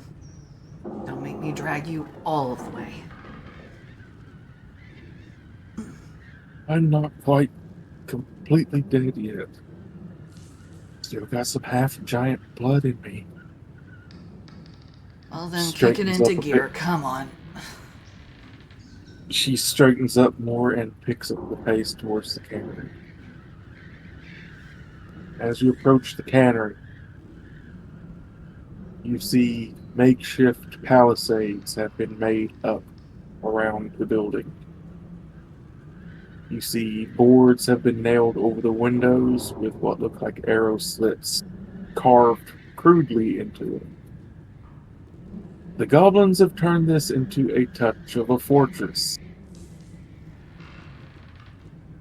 As you approach, you see many what look like fishing knives begin to poke out of the holes, and some crude arrowheads beginning to point out of the holes at the approach. Remind me to give all of you the biggest fucking raise of any employed person's life.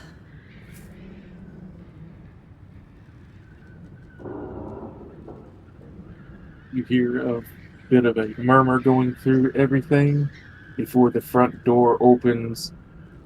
You see Celia pushing goblins out of the way. She spots you, and it was running down the path to pretty well attempt a tackle on you.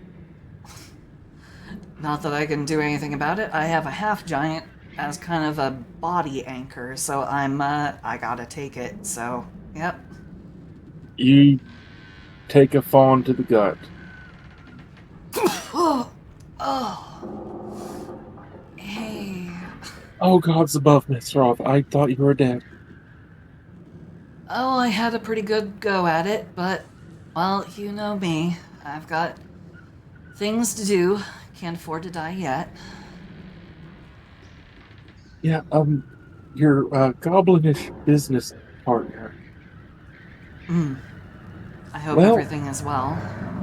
oh, it's fine. She was also convinced you were probably dead and proclaimed this her new castle until you returned. Which is kind of good because she fortified it. A lot. I see A that. lot. I see that, and I appreciate it given the state of the town and given the state of how very, very awful things are right now, so. How have you been? Are you alright? I saw the marks on the houses in town. Yeah, there's one on my place too. So I've been staying here. Good girl.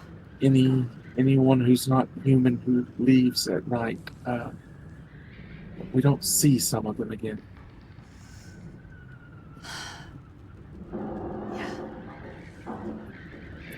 Yeah. But anyway, inside, off the streets before the next patrol comes around, and we're out here for inspection. Indeed. Come on. Come on, you lump. Let's get you inside. Can you pour her out a nice warm cup of coffee, please? Absolutely. We need to get her ship shape so then she can take her office back. She bounds up the steps back into the building. Astrid pulls her arm away from around your neck and straightens up. I'll walk from here. All right. Off you go. Little butt pat.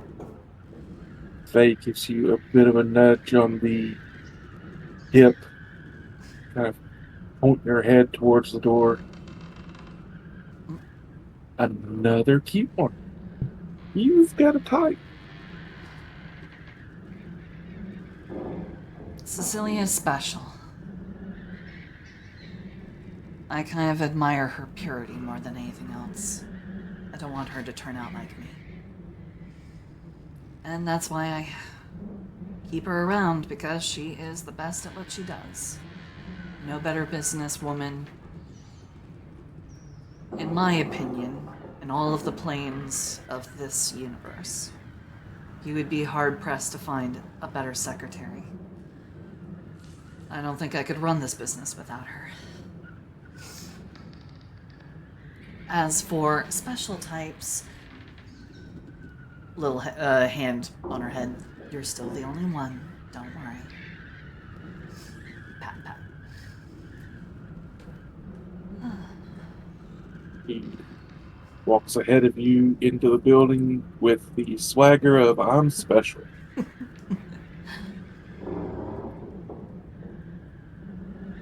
Walking in, Special ed. I'm giving a little bit of a side glance over to all of the goblins, making sure, just trying to check and see, make sure no one's been profoundly hurt. Giving a cursory kind of look to their health. Do they appear to be like starved, or like what's their general condition? How bad is it? Not starved, more haggard. They have been keeping long watches since you have been gone. Before she goes any further in, she just goes, "Thank you, all of you. Words cannot express my gratitude for your hard work. Truly, you are absolute champions. And I know no amount of pay raise will ever be enough to actually show you how grateful I am. All I can say is just hold out a little bit longer. I promise you will be able to take the longest, most satisfying rest of your lives once this is done. I promise you." You see a few smiles and a few nods pass through the goblins. Going back towards your office, you find Lindy is in there. She's currently sat on the floor, back turned to the door. Her tail is flicking behind her like a cat who is interested in something in front of her. Cecilia is at the desk, pouring a few cups of coffee before she takes a seat.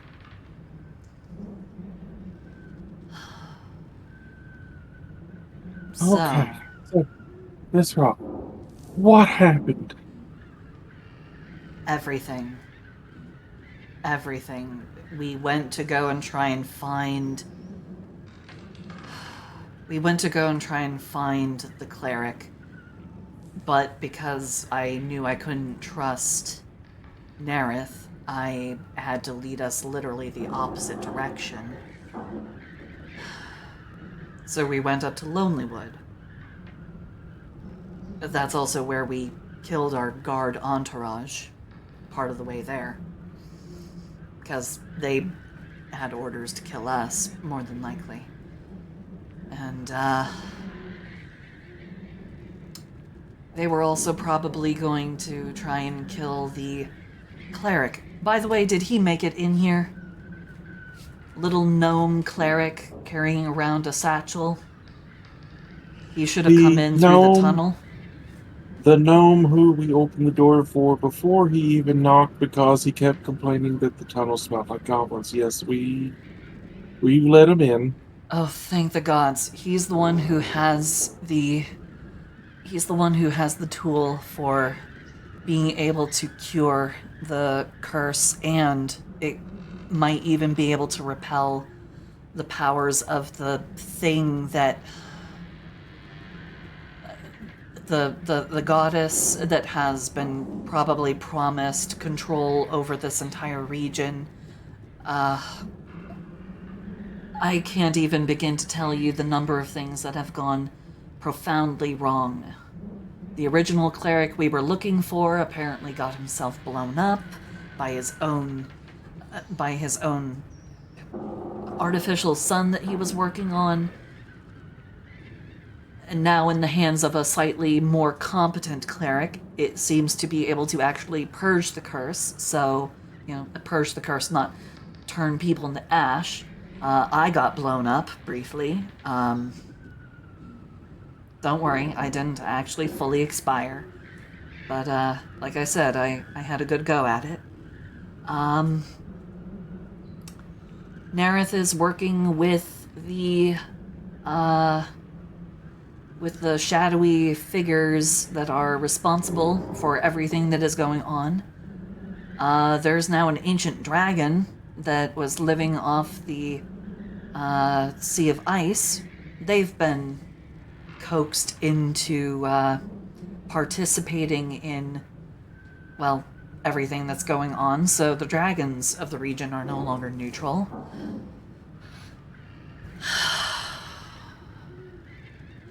Everything is going wrong, so we desperately need a win somewhere here, so we need to get rid of Nareth. What has he been doing with the guards that aren't aligned with him? I remember when we left, we were getting the mind-controlling amulets off of everyone. What happened with that? Well, it was going good until, well, they noticed.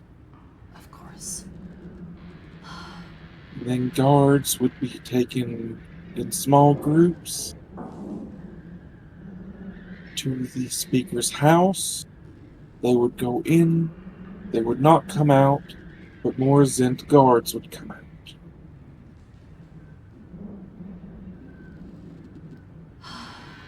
As many guards have gone in there, the place should have exploded at the seams by now. So it makes me think that they have some sort of teleportation circle in there or something, and they're getting rid of the people that they can't trust and bringing in these fanatics.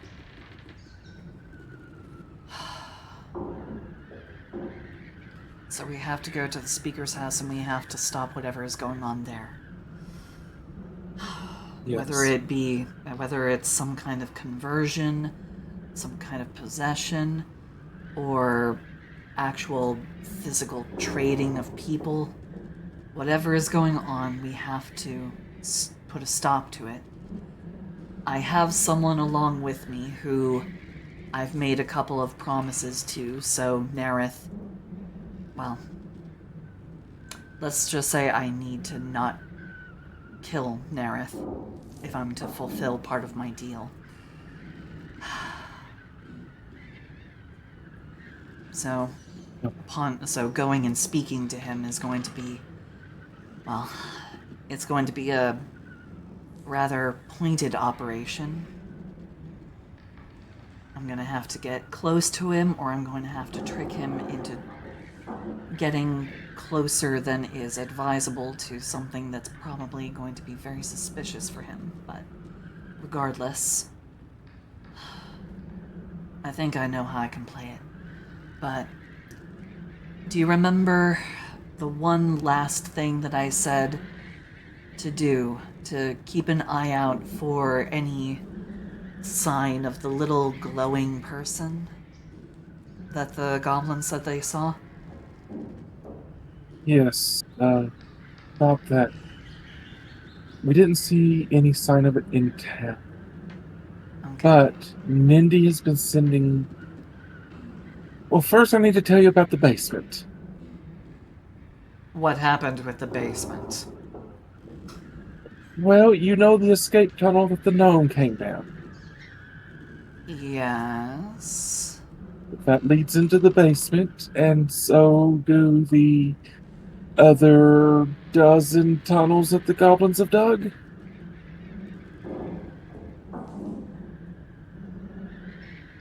Literally blinking meme. She's just like, excuse me? Yeah, there's about 13 or 14 tunnels that lead throughout the city and outside the walls that the goblins have made. Apparently, they don't like being in walls that they're not free to go in and out of.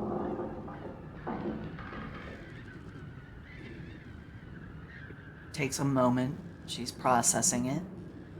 Then a slow, wry grin. Excellent. Natural You. goblin habits working in our favor. She turns to. Uh, what goblins are currently within her line of sight? Currently, at the moment, you have Nindy in the room, and you have the older ninja-esque goblin who had went with her. You all. I'm going to have to negotiate a very large pay raise for all of you. You have no idea how big of a boon this is to us. You. Thank you. We'll probably need to clean the tunnels up, but having them gives us options. It gives us the ability to move around. Mobility is our greatest ally, so being able to move in and out of town. Are Currently, they're there. goblin-sized. We can work They with. have been using some of the barrels as structural braces in the tunnels. We can work with that. Don't worry about it. I'm just glad that we have them more than anything else. Yeah, I didn't even know they were being dug until, well, I nearly fell into one. Okay, well, okay. At that point, she turns and she goes, "Okay, I need you to be a little bit more careful about how and where you dig them. But beyond that, thank you for making them. It is good that we have them. Okay, so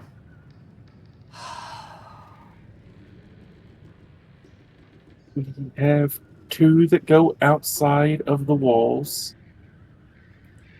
One that exits the south, one that exits the northwest near the coast.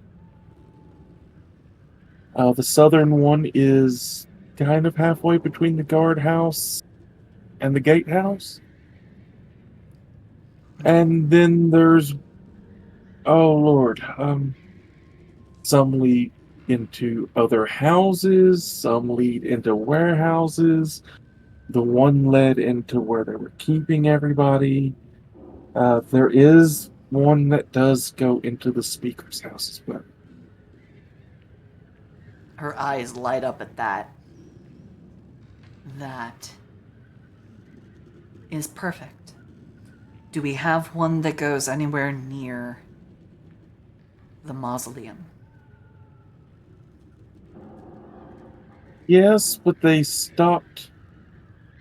They stopped just outside of it. They said dead dirt doesn't dig good. That's fine, just getting close enough to it. If we can get Lash through there. No, we can get. Okay, we need to get. We need to get the cleric through there. He's perfectly sized. So.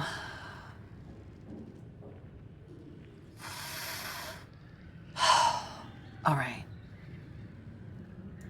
I know that Lash will probably understand if we take a little bit of initiative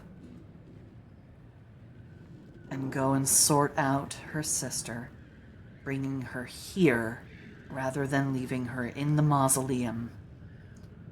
We need to have everyone and everything somewhere where we know it is under control.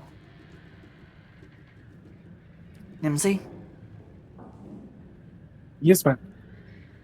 I need you to go with the cleric.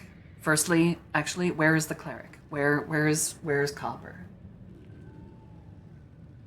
He is currently in the basement, ma'am. He is looking over our metal stocks. He said he needed something special for that rock that he has. That rock is partially ancient technology, partially divine chicanery. It's far more complicated than I'm able to explain, but it is key to being able to end all of this. And the little glowing person, from what I've learned, may possibly be a byproduct of its creation. So, Yes, about that. I got distracted by talking about the tunnels. One of the tunnels that led outside, they did find tracks that matched what was outside of the cannery. Uh, okay. Alright, so it's they're nearby. they're guessing it was heading towards either Goodmead or Dugan's Hole. I hope it was going towards Goodmead because Dugan's Hole it's not a good place.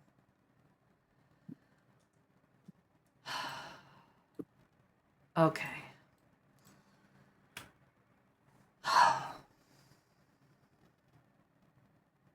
Alright. I had them follow the tracks for a while, but they said they stopped. They just kind of start and stop. I'm not Don't know if there's entirely. any- I don't know if it's a fully corporeal thing. Like I said, it seems to be a potential byproduct of, well, creating a powerful ancient magical artifact. So, it probably follows some woolly magical rules. But we need to do our best to try and find it, because it could be key to fully completing the star itself. So, we need to prioritize finding it, whoever or whatever it is, and we need to, I guess, let it know that it has. We need to try and communicate with it. But more than anything else right now, we need to get our hands back on this town. We need to take it back. And in order to do that, we need to break whatever control. We need to break whatever control the would-be speaker has over the town. We need to break Nareth, and I have someone who can do that. The problem is the tiefling. We need to either shut him up or put him down. I might have a way of doing one of those things.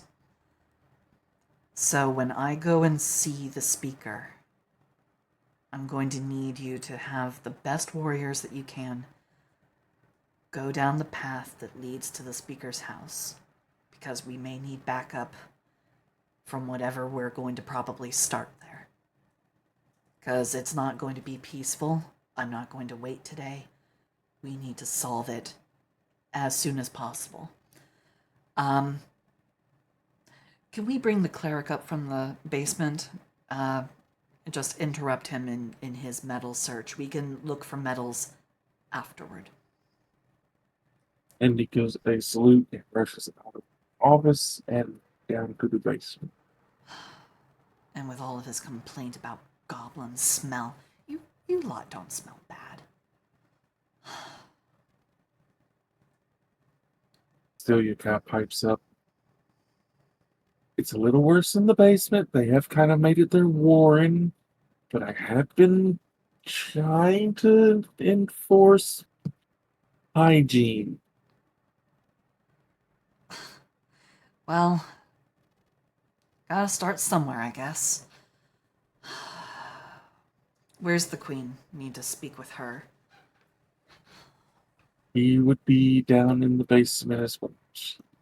Ah, well then, looks like She I'm likes on a... being she likes being underground. Understandable. Alright, looks like I'm going to be visiting the basement. Goodness, I forget what I've packed down there. Alright, let's go down there and have a little chat.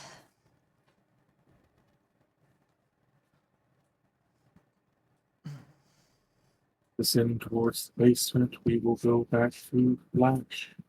Yep. Latch, as you approach the cemetery and the mausoleum, you do see some palisades have been built up around the cemetery, facing inwards. Whatever's in the cemetery, they are not wanting out. Okay.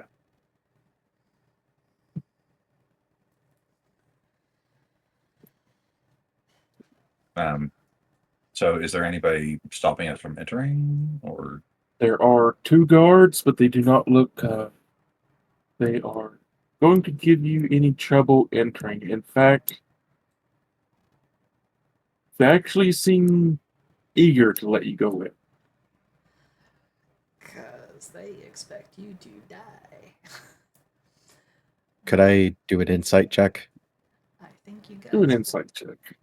I'll do one as well. I really think we should take a long rest before we start going into possible more combat. Especially with... Right? Especially Yeah, with... I'm down to one spell slot.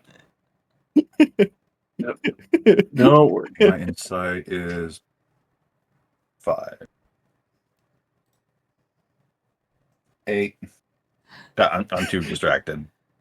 Nobody's doing That's like my distracted. fourth. It's like my fourth nat one this session. Too Jesus. distracted, and Mercury just cannot read people. Oh He no, kills you people. He have the doesn't read Will them. Wheaton dice. But it's digital. How? How did you get digital Will Wheaton dice? No. That wonder. Yeah. The shadow got a hold of my nat wonder.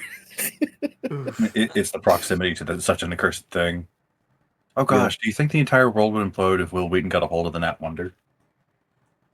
Oh goodness. No. That would That would be plunge. awful. That would plunge, I think, the D&D universe into like chaos. I gotta tell you the whole story of how the nat wonder got its name. Oof. As you both pass through the cemetery gates, you don't see anything out of the ordinary. Making your way back to the mausoleum. Again, nothing out of the ordinary. Opening the door, you descend into the basement.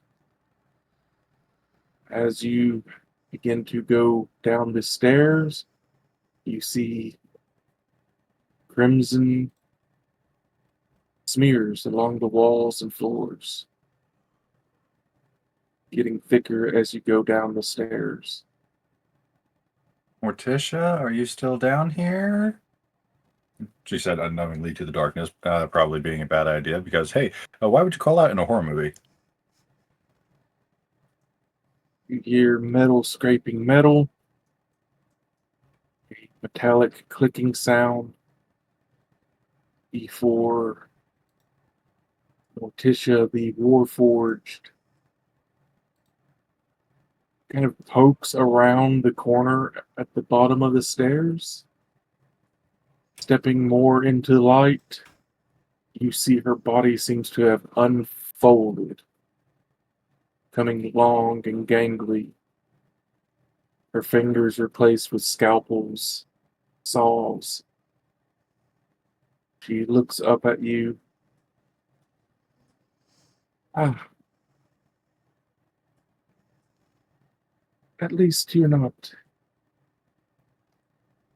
the troublemakers. Please What come in. happened here? Lash looks over towards the blood streaks. I think she had intruders. Let's hope that's just what it was.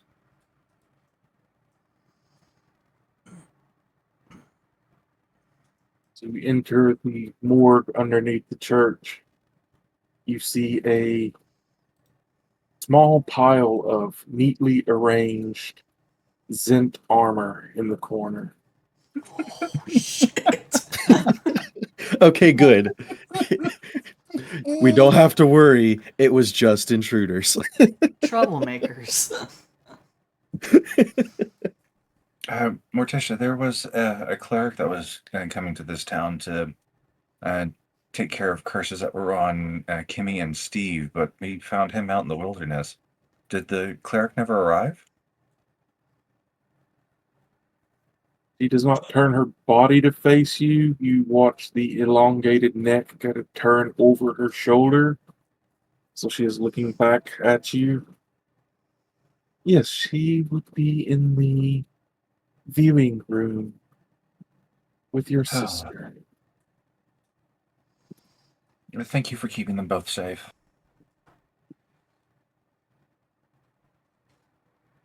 She kind of motions towards the pile of armor. They were not entirely thrilled with the priestess arriving. But Well, as a now they don't feel guest, anything. indeed. Well, not entirely. Partially. Not entirely. No. Morticia, what did... You know what? I don't want to know. I want to see my sister. He continues the long-limbed, almost spider walk towards the back door, pushing it open. Miss, they are here to see the body. Inside the room, you see a body on a table with a clean sheet over it. You see a makeshift bed in the corner. And you see the priestess at a small writing desk going over some things. In another corner, you see two very large, bulky figures patchworked together. Oh, yeah. Lash is immediately looking away from that. Yeah, just that is none of her business right now. Mm. Oh boy. Priestess looks up to you. Wait a minute. How many suits Hi. of armor are there? Does Lash or Mercury want to do a perception to catch how many suits of armor there were? A Not Lash. passive perception of 8. Yeah, I've got a passive perception of 18. Let's go. Passive perception of 18.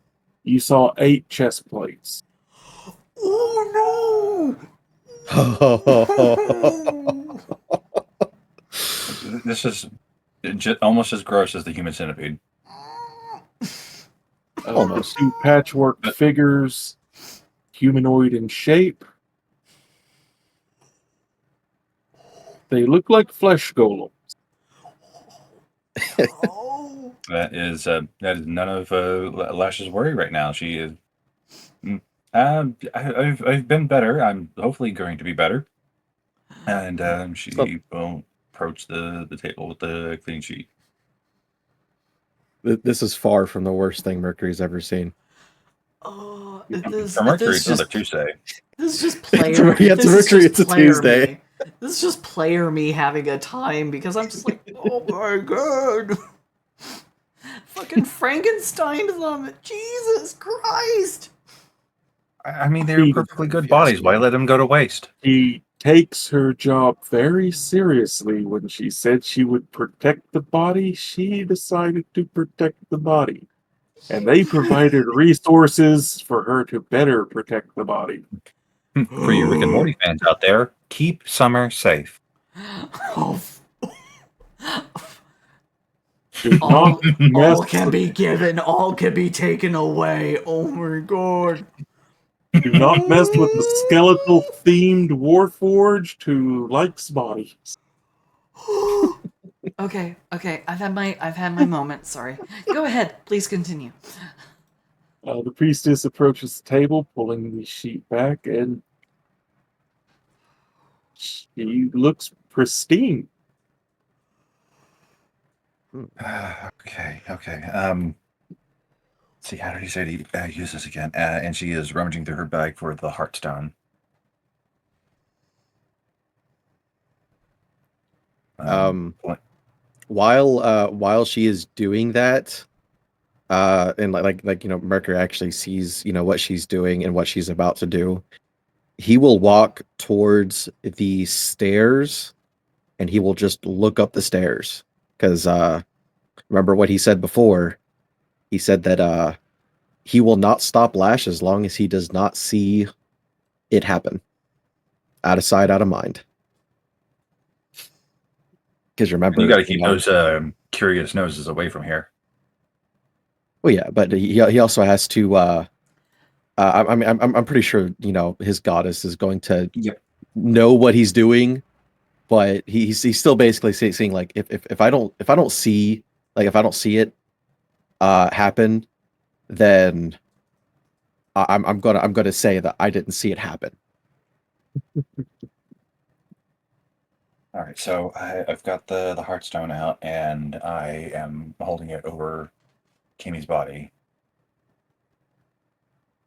So you hold it over the body. You see the amber veins that have been slowly pulsing reach out like roots until they touch her fur.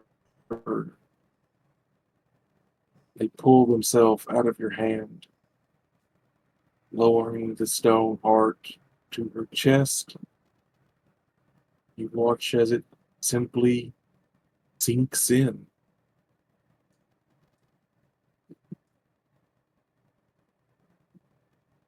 And Lash is already holding her, her remaining hand, and just like the desperate thing that you do when you hold a loved one's hand to your lips, even though she's probably got to deal with a little bit of rigor mortis at the moment. You hold the hand to your lips. You feel the unmistakable but very light thump thump of a pulse. Mm-hmm. Pulses get stronger, closer together. Come on, Kimmy. Come on, right here. Please wake up. I've been through so much just to get you back. Feel her growing warmer and warmer until she opens her eyes. The color of her eyes have changed. Once a light green, they are now golden amber, like the amber of the heart.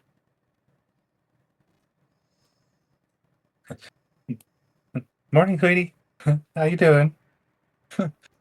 Lash is doing her best to not be crying right now, but it's very obvious. We'll save Looks around.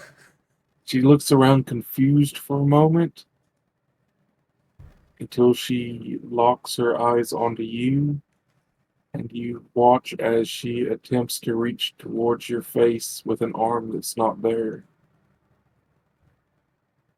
She stops, looks. So a lot has Flash, happened. A lot has where's my happened over arm? that could be fixed. Here, and she lets go of Kimmy's hand so that she can unattune to the ring of regeneration and slip it onto Kimmy's middle finger. I need you to quickly attune to this. It's a ring of regeneration, and your arm should be back in a few days.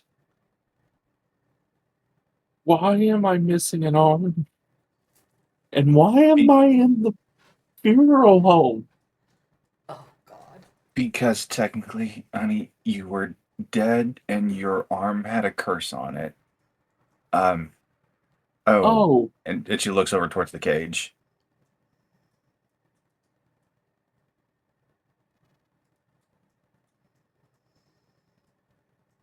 Is it Is still the arm there? still trying? Yeah, is the arm still trying to attack? Or has it just been sitting there flipping us off the entire time?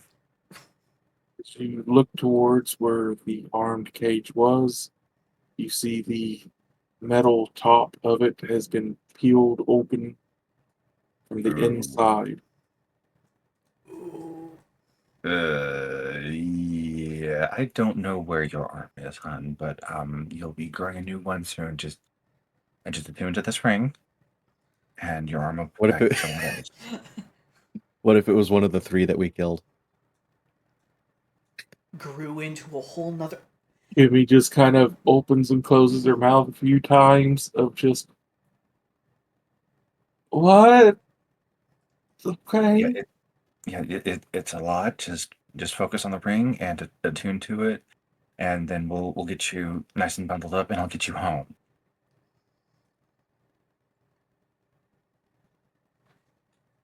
Goes to sit up and kind of pulls her remaining arm to her chest. I feel very heavy. Uh, again, you've been dead for a while now. I'm certain that some places still need to get some circulation back. Um, No, like there's a rock in my chest. Ooh, no. hmm. I wonder if the Heartstone replaced your. I mean, that would explain why your eyes are a different color now.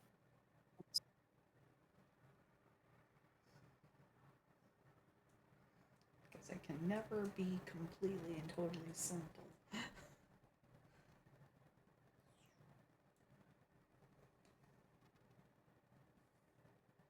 Uh, Boss, you're muted.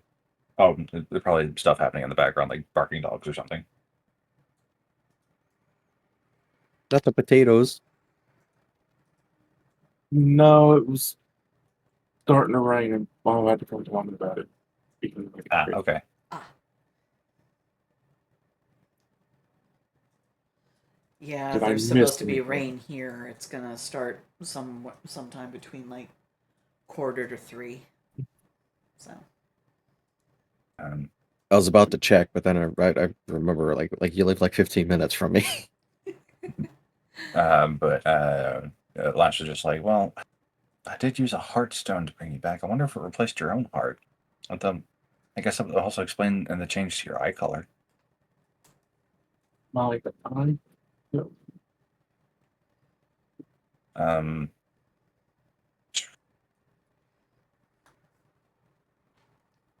if there is a shiny piece of metal nearby, maybe like a surgical tray, she'll check with Morticia to make sure it's okay if she uses it as a mirror for Kimmy.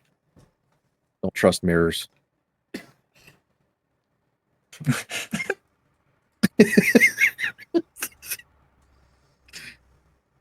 Mirrors are evil. I'm putting the full item card for the amber blood heart in items. Oh boy, is she some form of undead now? No, fully alive. The heart has replaced her own heart. Reinforce your heart. Okay. Your weight doubles? Oh And for every no! 10 years that pass, you only age one. Oh no! Wow. She's gonna live We for should a give this to fucking long no, time! no. We should give this. I feel like this item was made to replace the hearts of dogs everywhere. That would Well, that now would it's replacing the definitely. heart of a bunny. Even better. Every dog needs this heart. Yep. Every animal needs this heart. Magically Not every vanishes animal. into your chest and reinforces your heart and body. Faint amber cracks then line your skin. So underneath her fur, wherever you would see blood veins, they look like lines of gold. Oh, she'll have them like up on her ears because because the fur on like the inner part of ears for rabbits, like practically disappears on the Honestly, inside. So you'll be able to Indeed. see. that would look badass. That would Yeah. actually look badass. So that's like gold that goes like it'll look like it's going gold straight down into into her head. Oh, that's kind of neato. And Lash will take a moment to get out the Pride Silk outfit that she got for herself to be like in just something for Kimmy to wear on the way back to the buckle. You can get back into something that you are more comfortable with when you get home.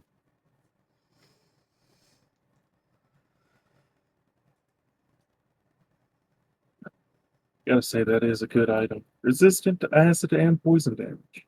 Can't be diseased. Can't be petrified. Can't be poisoned.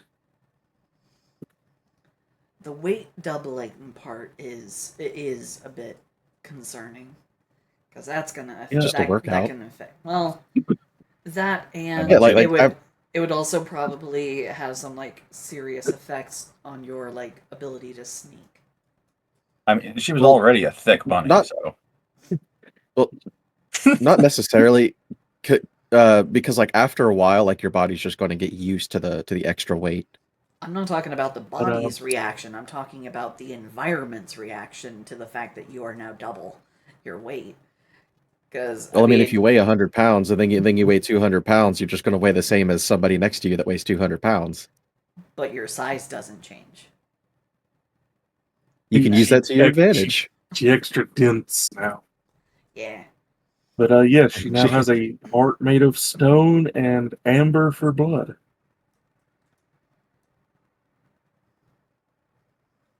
all right. Let's get you dressed and let's get you home. She hops down off the table and there is a bit of an audible thud. Damn good, it Uh, dies. and Lash fans out her tails in a way to give Kimmy some discretion. You know where we work, Flash. Well, you've also been out for a while, and maybe I don't want people looking at you right now. Maybe I'm Sure. greedy. Yeah. Mercury actually will he will take his cloak off, still not looking at Kimmy, not because she's naked, but because he still wants to avoid the fact that she was just brought back to life, and he's holding out his cloak to Kimmy. Well, Lash to just give her an outfit to put on. And she's I'll going to get dressed. I'm sure she'll enjoy the cloak though, because the outfit does not come with a cloak, so it is still very cold outside. She's going to get dressed. Well, like- She's going to put on the cloak offered. He's going to give a Oh, okay. small test bounce on the heels of her foot. My balance is way off. We can get you used to, I guess, your new form later when things have calmed down. But for now, there's Yeah. a lot of people waiting to see you again. And I have been trying hard not to cry. I'm going to do that whenever we get back. So let's go before I do it now. And my goblins made it through the tunnel to the cemetery. I want to catch them before they completely go away. At the mention of them leaving, Mercury is going to immediately make his way upstairs.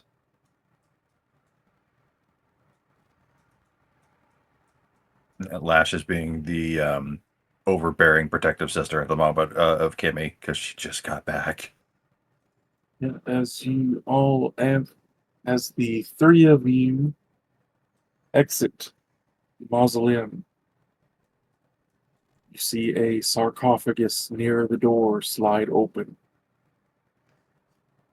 Uh-oh.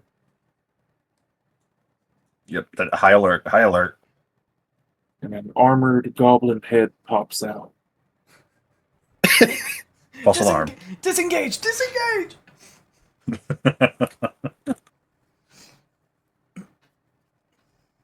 uh, Hello there. Oh, hi. Uh, Great to meet you. I'm one of the guards. Uh, in the sarcophagus, please. Is there room? There's a hole. Oh, I did I'm not know not that. going to I'm not going to Yeah. explain how absolutely off this is going to feel. Yeah, you climbing into a hole in a graveyard. No, him climbing into a sarcophagus because this whole deal is getting rid of, the dead and undead. Mm-hmm. Yep, a hole in a graveyard. get to join them. Yep. Quick as you can, please. We want to avoid the guards. In we go. One by one. It's cold as shit. All right, Mercury first. Kimmy, you go second. I'll be right behind you. Like as he crawls in, he just whispers like, "It's cold as shit," because this is the first time he hasn't had his cloak on, which His cloak of cloaks. gets well, his cloak of cloaks, yeah, but his cloak has negated all of the cold. Um, Uh, yeah, As you approach the sarcophagus, you see the one goblin jump into a hole. See another goblin sitting in the sarcophagus. And in the bottom, there is indeed a hole. And as you say, cold, the goblin looks at you. Yeah, cold like the grave. wonderful. I love them. They are earning every single gold. and yeah, when we Last, make those kind of jokes, it's I want to leave.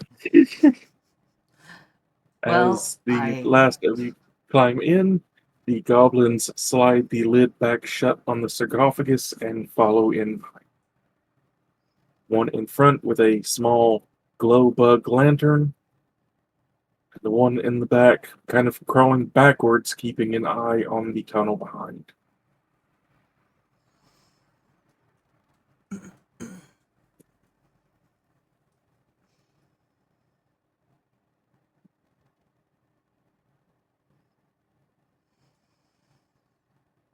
Tavia, you get down to the basement where they've done some remodeling. Hmm. A lot of crates have been turned on their sides, their lids have been ripped off, they have been stacked up on top of each other. Small ladders have been made going up into each crate. They've made small 3 foot by 3 foot by 3 foot apartments.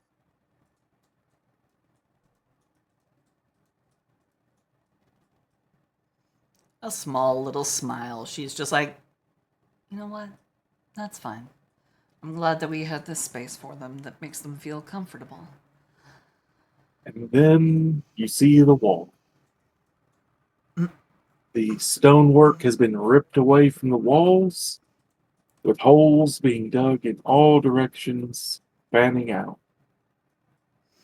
They'll need to be reinforced, but the goblins have been very industrious. And with the good relationship that we now have with Lonelywood, we will more than likely be able to get them proper lumber for them to start building with.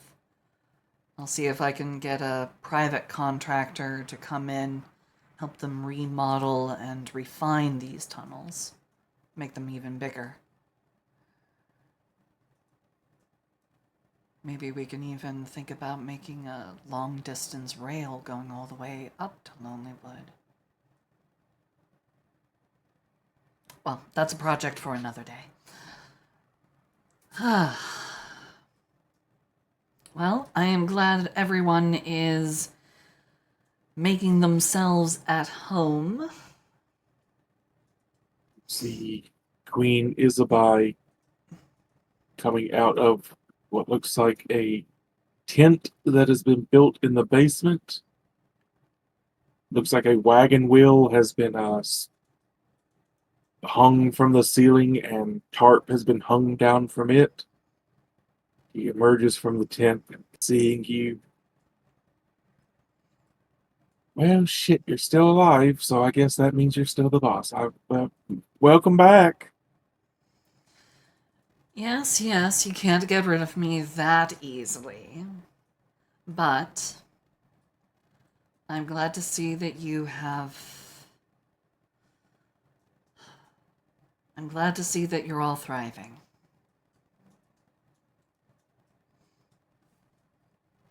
And actually, I am glad for these tunnels. Yeah, What? It's not something that I initially gave permission for, but you know what? We'll just say retroactively, good move. well, it was either let them start digging tunnels or let them go stir crazy and tear the building down on top. I prefer the tunnels. The building was expensive. Yeah, the absolute second we weren't allowed to, walk out on the streets, we started making tunnels. We know how this goes. No, good call. Good call. Tell me a little more about the tunnel that goes to the speaker's house.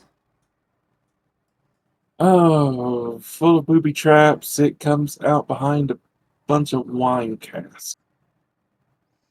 Our booby traps, not their booby traps, just in case they find it. Good. Because within a very short period of time, I don't know if we're going to have enough time to really rest. I hope we can. I need Lash to be at her best.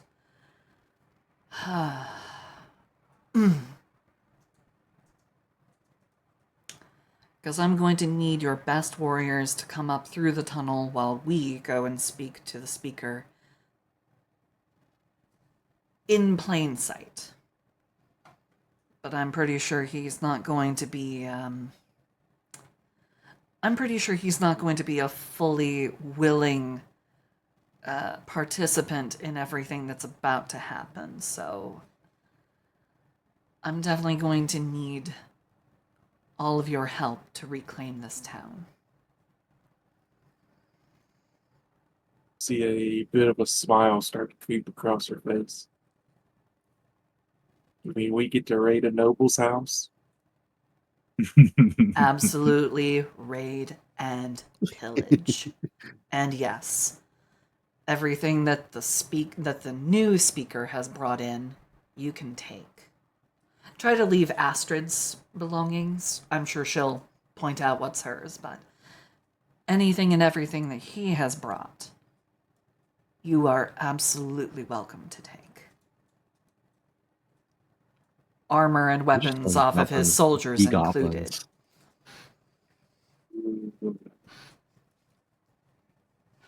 I like that.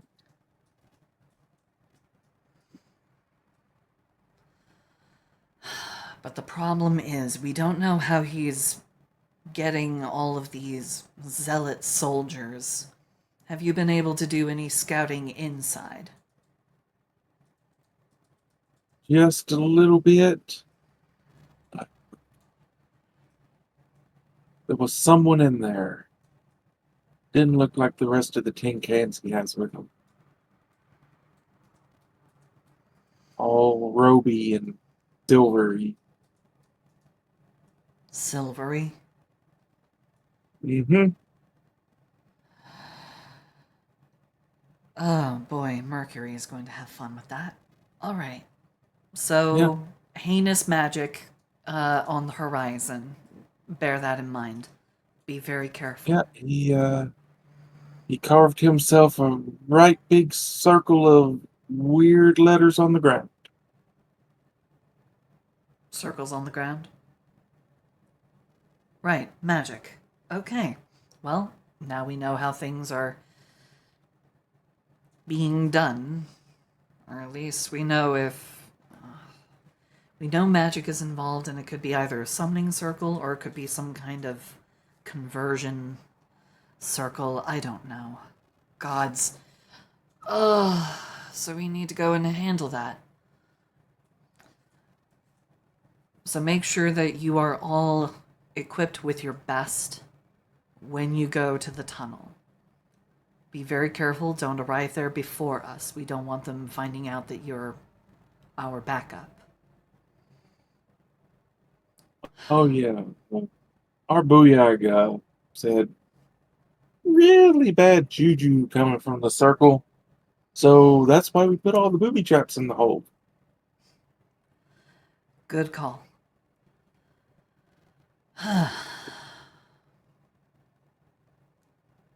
Well, we need to bring the rest of my compatriots, who, if I know Lash, she probably already made her way over to the mausoleum.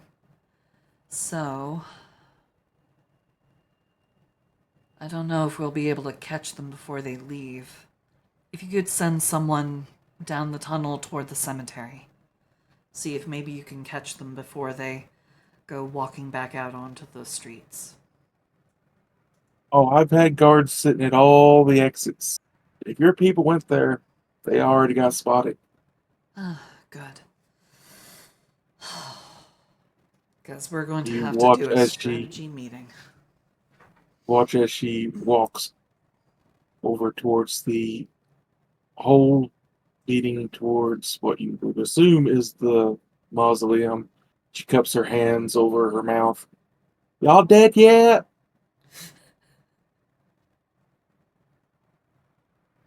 Holds an ear up, physically holding it up to hold it open.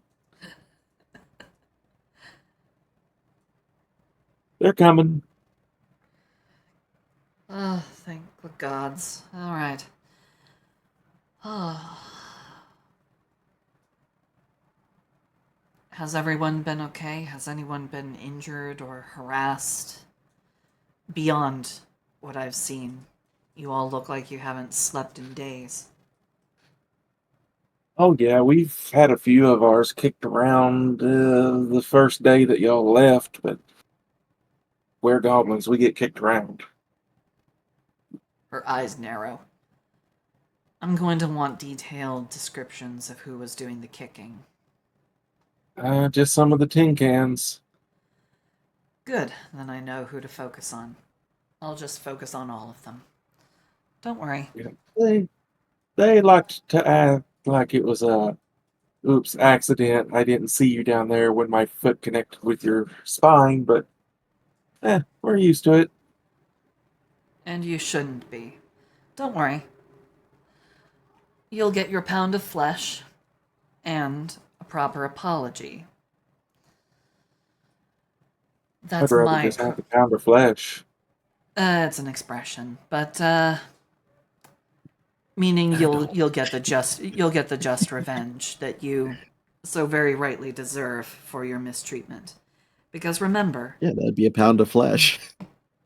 you work for Belladonna Fair. That means you get treated with respect. So if you aren't respected, that's a problem. That's a problem I will rectify. And I will rectify it hard.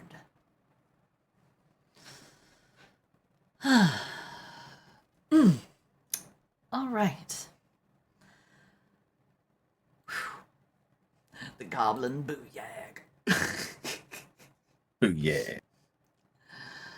I love goblins, and I wish that they were an official playable race in Baldur's Gate 3, and you didn't have to have a mod to do it.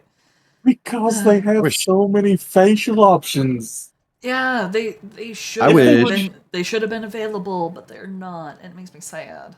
Well, see, I'm also pretty sure that in Baldur's Gate, if they made them romanceable, then nobody would take the proper path. Everybody would just fuck all the goblins. I mean, you're Especially if not you get wrong. the big titty goblin mod. Uh, Yes. Bleh. but I loved the goblins, and they had such a variety of faces that it was on par with PC creation. And it's like, why did y'all just make them playable? You I had the assets there. I was also kind of salty about the fact that there weren't Genasi, even though they are actually referenced in one of the like in-game books. Because Genasi are my favorite race of all time to play, so I was sad. But They could have anyway, at least they could have at least made Saza a bedroll companion.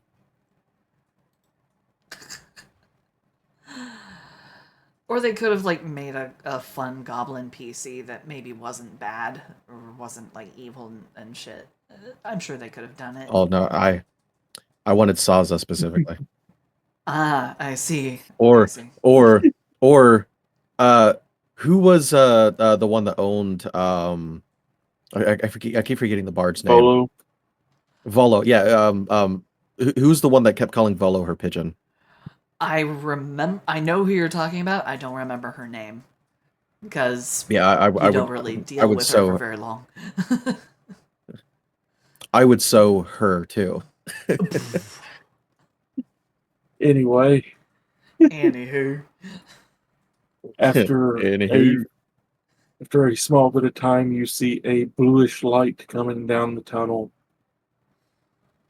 Lash, you're reacquainted with your party in a basement with a lot of tunnel entrances around. And I'm sure Kimmy is freaking out about all the goblins.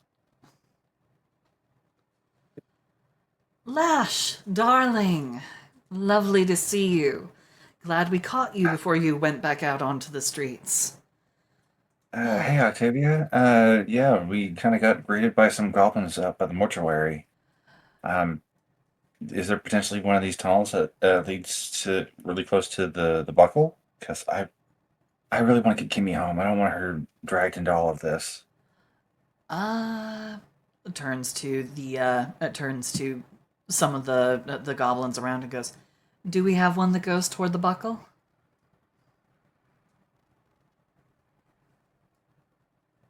You see a small ripple go through the goblins there as some of them blush. Ah, There's your answer. it would seem that we do. If Are some of your boys peepers? peepers or clients, remember, We I make sure that they get paid. So, anyway, she Flash is clearly just poking a little bit of fun. Because, but like, she's blushing. She's like, ah, boys to mess with. also, I hope you don't mind, Lash, if I introduce myself to your sister. Um, I promise Kim, I'll be brief. Kimmy, how are you feeling? Are you up for introductions, or do you really just want to get home? I'm fine. The tunnels kind of reminded me of the Warrens, so that was comforting. They don't know how to build tunnels very good, though. They're very unstable. It bugged me the whole way here. Well, then I'm sure Uh, that they would benefit greatly from your experience. But also, well, um, yeah. So this is my sister Kimmy, the one that I've been working so hard in order to save, and thanks to you and Mercury's help and everything that we did together, I managed to get her back. And I will let you introduce yourself. And Lash will go to stand behind Kimmy with like a hand on her good shoulder. That's to, stay reassuring that she is there. Kimmy walks up. I'm He glad to looks see up that at you you're. with golden amber eyes, I'm which is glad to something see that else you're. on her white fur. Yeah. I'm glad to see that you're up and about. Last time I saw you, well, you weren't exactly, quite so animated. Was apparently a corpse with a cursed arm, and she kind of looks at the stump of the arm again.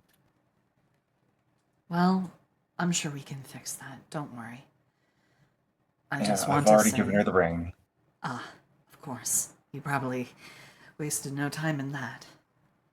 Yeah, none whatsoever. The sooner the better.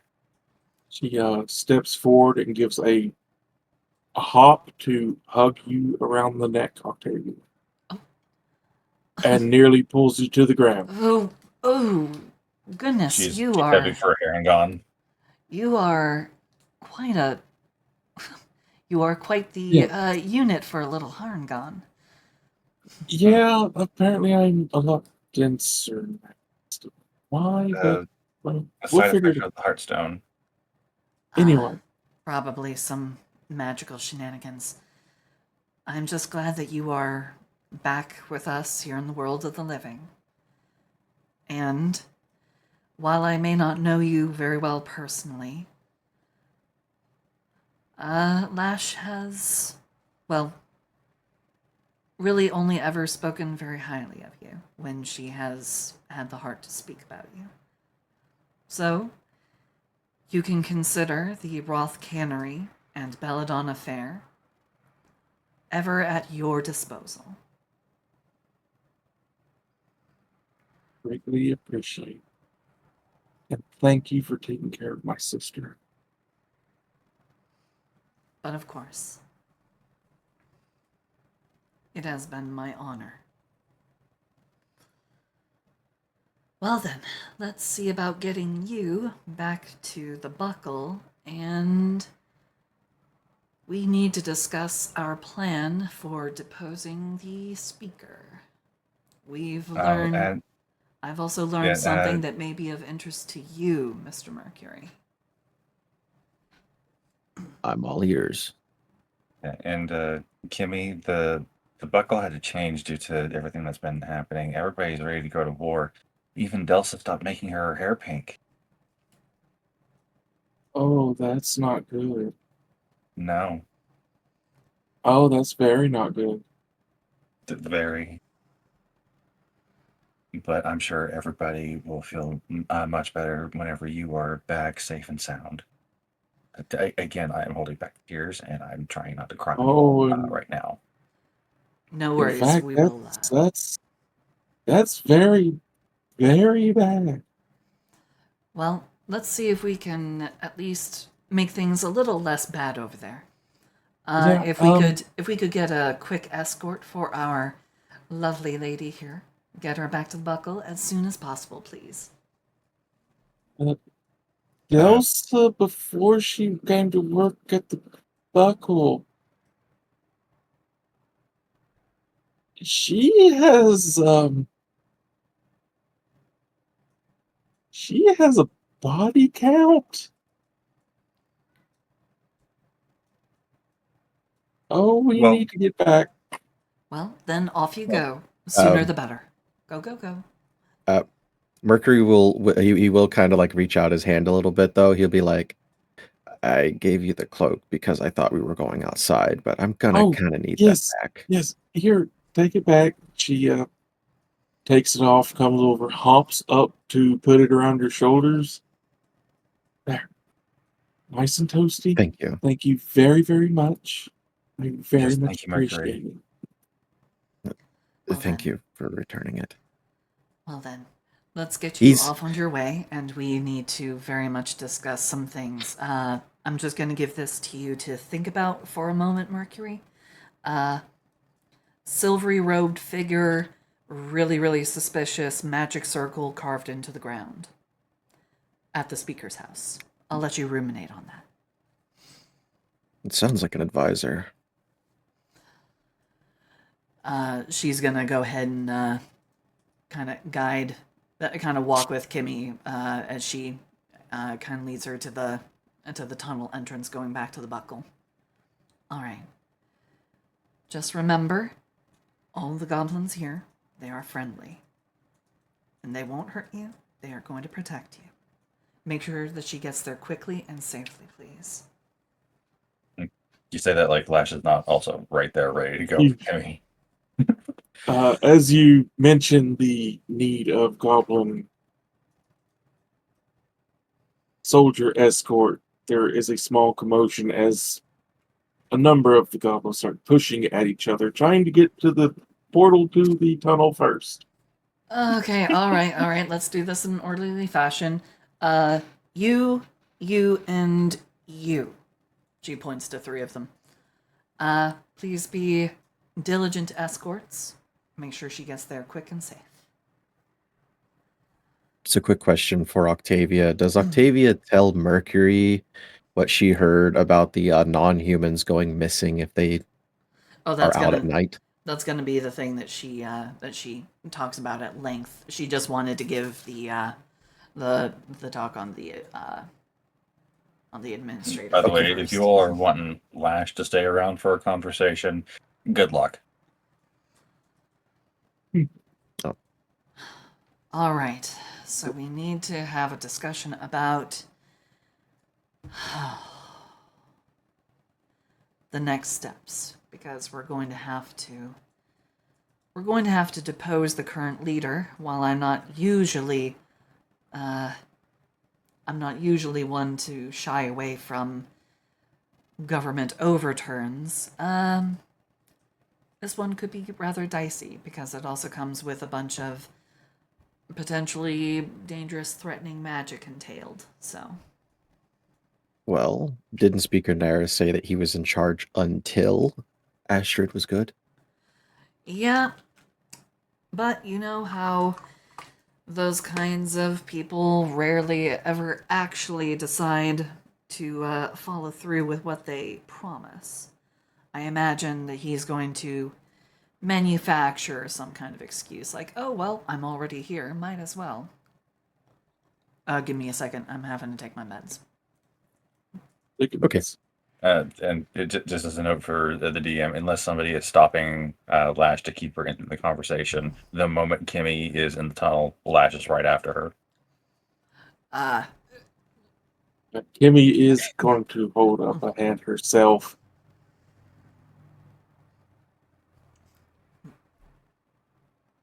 You can come home when all of this is settled. I I need you to be our big tough problem solver.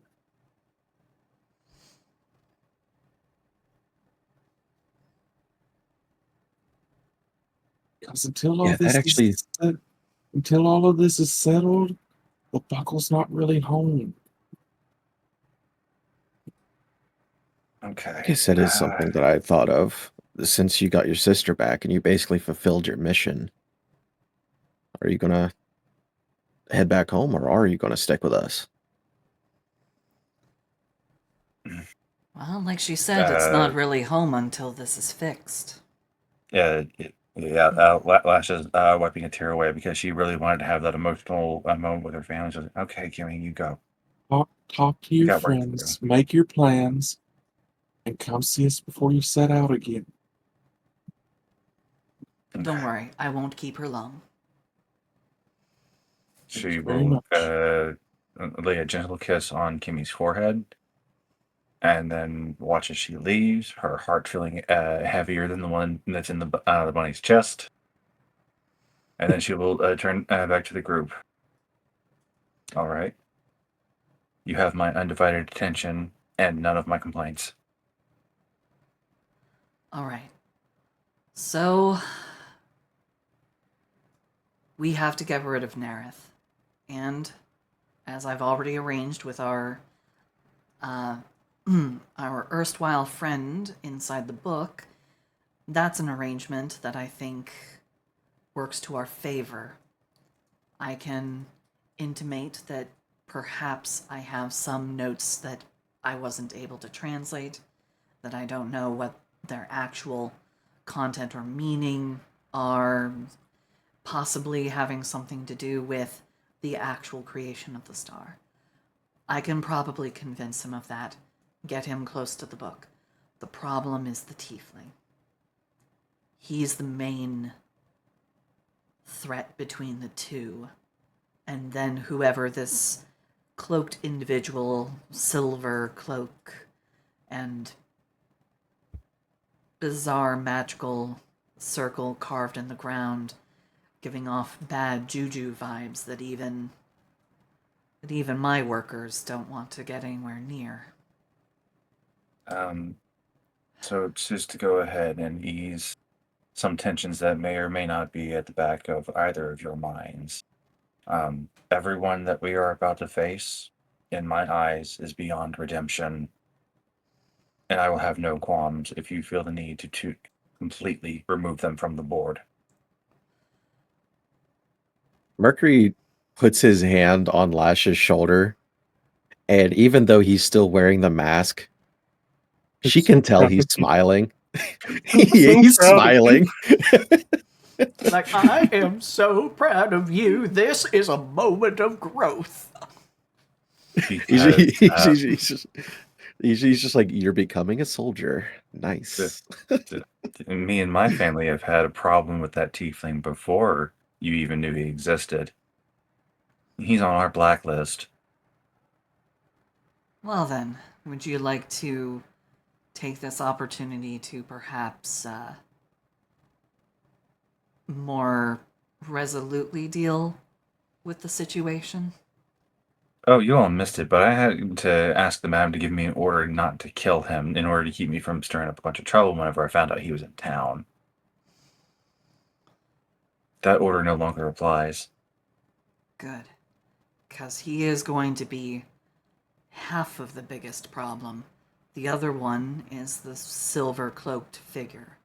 I don't know much myself. I was only told that they've seen him once or twice while they were peeking about. Mercury, didn't you say something about an advisor? Advisor, that's what you said, yes. Yes. All right. Yeah, he has explained the advisors before. But player me here, once again, my memory has been wiped for the most part about everything they do. But he knows he's explained it before. Yeah, we'll operate on the assumption that everyone is fully up to date.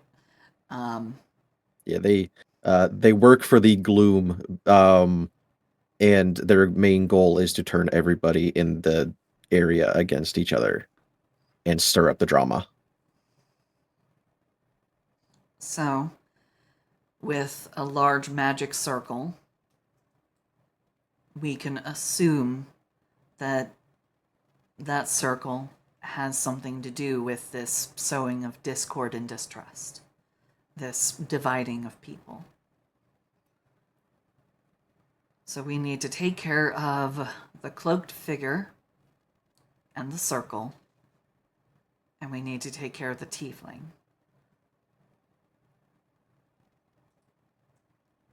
As for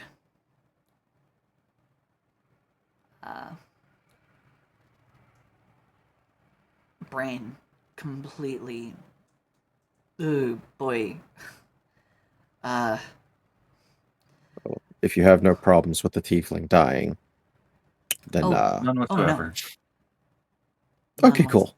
None Then whatsoever. I don't have to hold anything back.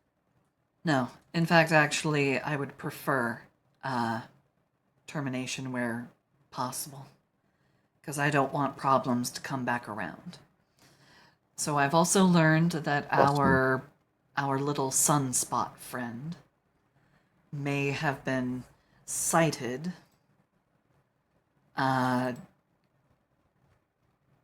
either down in Goodmead or Dugan's Hole. So, expanding on the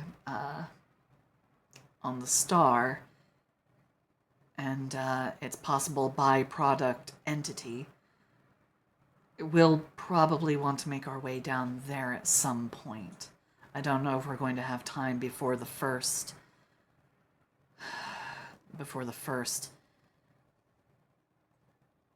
payments are exacted. Isabel pops up. Dugan's hole. Yeah, pardon the pun, but it's a real hole. There's a reason everyone there has the same last name. If your family tree Well, does either not way. fork, you You might be might be redneck. redneck. Well, since our time frame has been significantly increased, and we're no longer on a time crunch to get Kimmy back to life, we could spend the night here, and I want to take some looking around outside. Well, use the tunnels to the best of your abilities to avoid unnecessary No. exposure up there. No. I'm going to be climbing the rooftops. I want to see what's happening to these people. Octavia, you and I were both out in the middle of a snowy forest with this man, and he disappeared.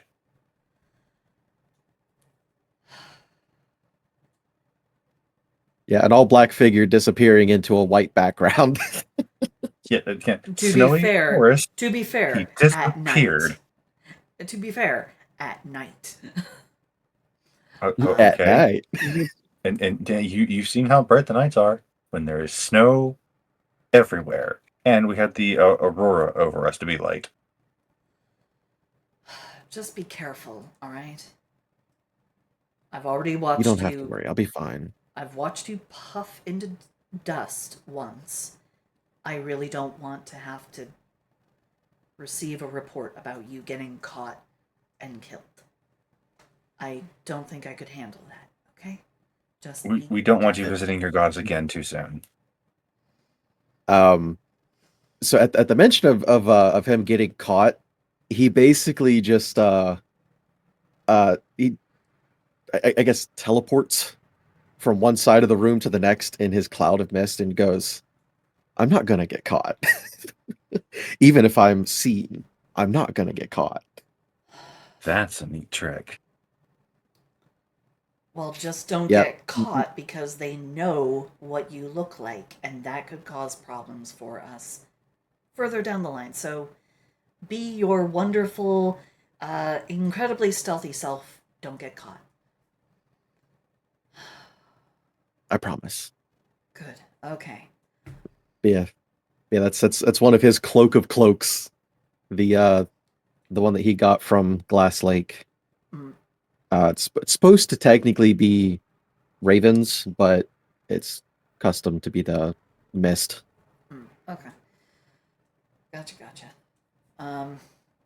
She's just going to kind of like pinch the bridge of her nose and go, well, beyond the scope of we need to get rid of the tiefling, and I'm pretty sure I can probably trick why is my brain blanking on his name? It's Nerith, right? Yeah. Nerith. Okay. Nerith. And I'm pretty sure I can trick Nerith into interacting with the book, and, well, he'll become the new host, for our little friend. And if you carry me in your bag while I'm in weapon form, then I can be secret backup. I think he's expecting to see everybody, though. Also, I thought he only invited you. Mercury's said- also going to he turn. just invited. Was it just me, or did he actually He invite wanted everybody? Octavia. Yep. I mean, you're the Octavia only on one her who's own. human passing. Oh boy. He wanted... Oh. Yeah, remember, this man is racist. Oh, yeah, that's right. Oh yeah, so Mercury could also sneak in, but he also like he'll turn to his shadow, and just be like, okay, look, I'm gonna need you to level with me here. Whenever we go to kill the little tiefling bastard, I think you can distract him by, you can interact with shadows. I know you can. You've done it too many times. But yeah, let's have some fun with this one. Do what you do best. I'm gonna trust you. You look at your shadow, you notice it is seemingly examining itself. Mercury sitting down with Shadow Dice Tray. Listen here, you little shit. But yeah, Octavia's just gonna be like, well, hopefully I don't get patted down. And I mean, even if they confiscate me afterwards, I can always just sneak back in because they're not going to expect me. I think I'm gonna get my lighter outfit back from Kimmy, though. okay, I should probably also dress up a little better. I never expected to have to do so much fighting. I thought I was. Ugh. He's gonna say something to his shadow that he hoped he never would have to say. If you're able to stab his shadow, I want you to. I'm not sure if you're able to, but give it a shot. Have some fun. It's like, you do you, buddy. Wordlessly, your shadow seems fired up and filled with determination. He has The knives most in all dangerous thing. hands. Yeah.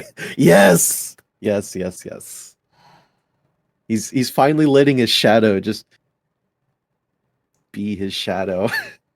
Well, there is one other thought that I have. As long as you don't mind getting a little more close and intimate, Lash, I do think I have a way of ensuring that you can come in with me, because I'm not entirely sure I want to be alone in the room, probably with the both of them.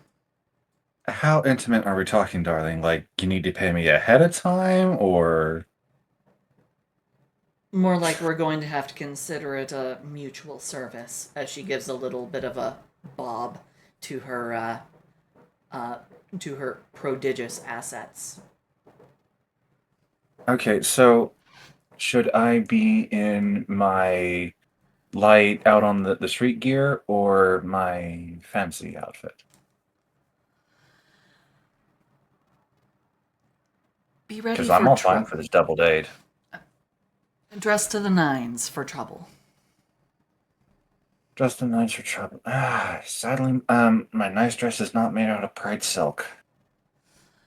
Well, I have something that I can throw together. I don't know if I have an extra outfit to share with you, though.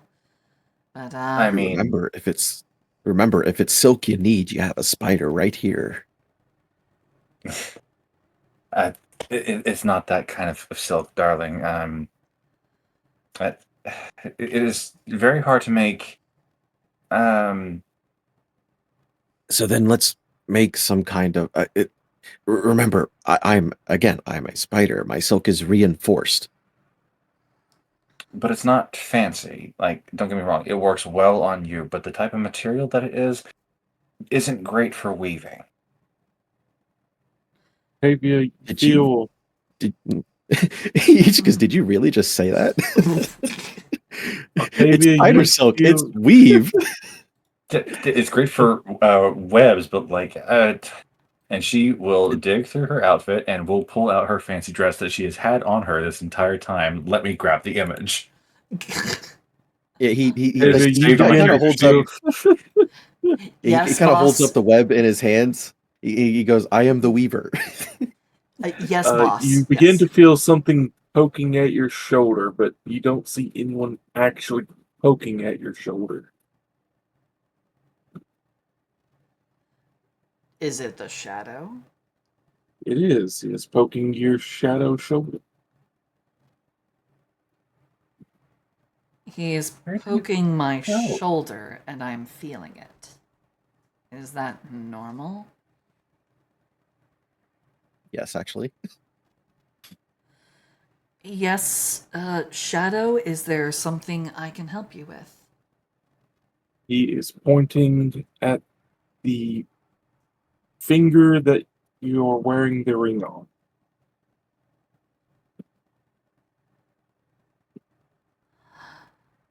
Ah, that's right. I do have that.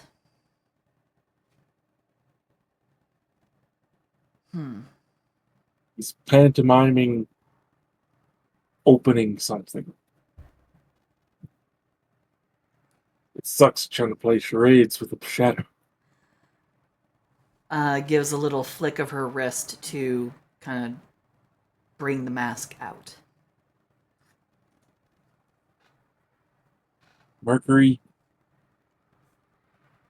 see your shadow waving and pointing at the mask. And he will do his observation of the mask. As you get close to the mask, you notice a very, very obvious lack of feeling in your chest. Okay. Real quick, boss. Yep. The link is no longer on my character sheet. I don't know why, but I scrolled back in our conversation and I found it.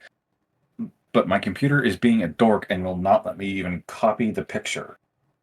Could you scroll up to where you can find it's the red and black dress, 10/23, 2024. That Yeah, is Becker. yeah. History.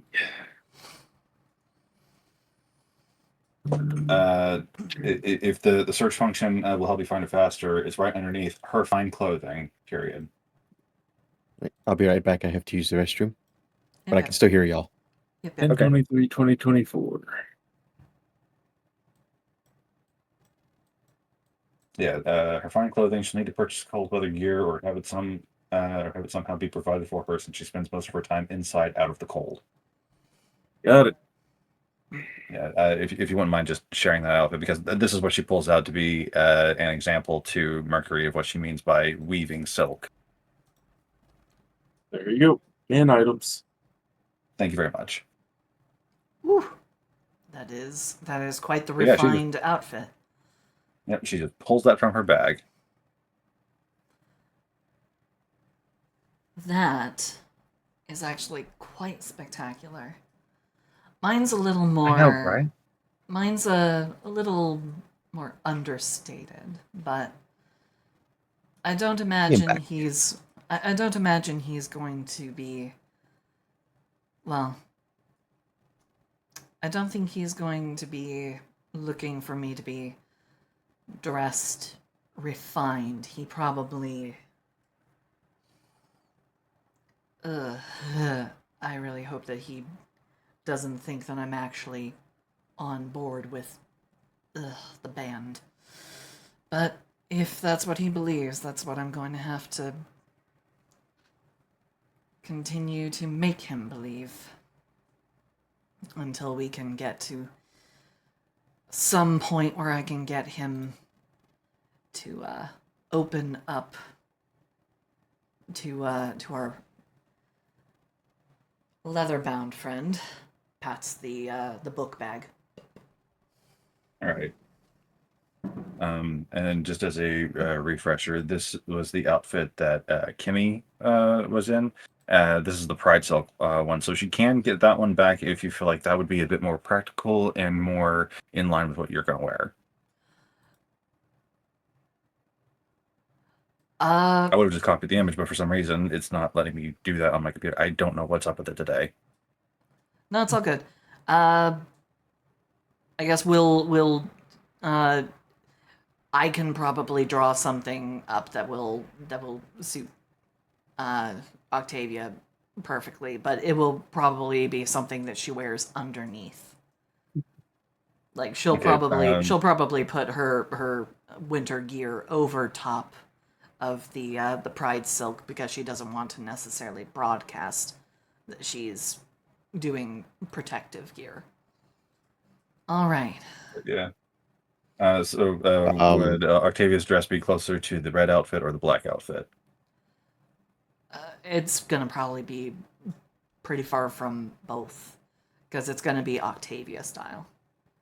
So it's gonna probably be more like a femme power suit kind of thing. So probably Yeah. probably closer to the black outfit then, since you're doing power suit and the black outfit actually has pants. Yeah, it'll be something, but it'll be something probably a little closer to that. But I'll come up with something. Okay, what were we trying to say, Jake? I'll doodle something. Yeah. Yeah. So when Mercury feels the lack of feeling in his chest when he sees the mask, it will confuse him because he's not used to, having that nothing feeling. Like he's used to always noticing the curse there. But he just kind of like puts his hand over his chest, then looks down to see if his scars are still there.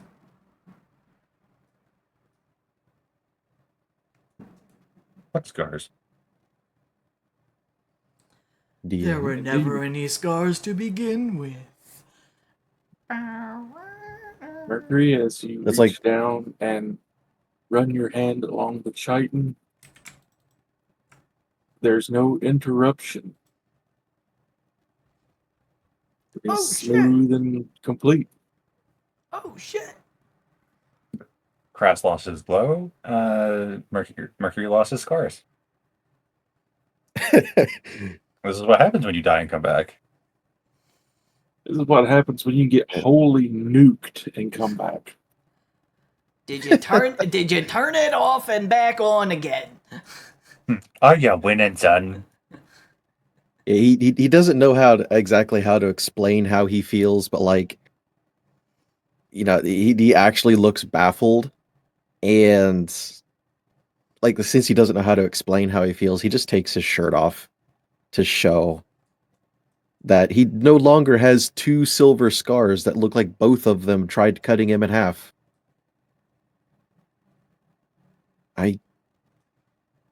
This is new. Old but new. This is you. Wait. No, I mean, are you noticing something that I just noticed? Where are your scars? Uh, I remember you pointing out your scars to me once before. Yeah. Was Lash ever around for that? Because there's been a lot of times where Lash has been away from the party doing stuff. Oh yeah, he's definitely shown. There's been a few times like he's shown, the scars because he's just like I'm trying to prove that I've been in these realms before. Proving like what I know is I'm telling you the truth of like everything I've experienced, and these scars are the major proof of what I've experienced and what I'm telling you. So now they're gone, which means the curse on him is gone. Huh. So you're no longer cursed. Isn't that a good thing? Yes, it is. It's a wonderful thing. It feels great. Like It's just an adjustment. to not be cursed. It is an adjustment. I don't feel that constant tug on my heart. It feels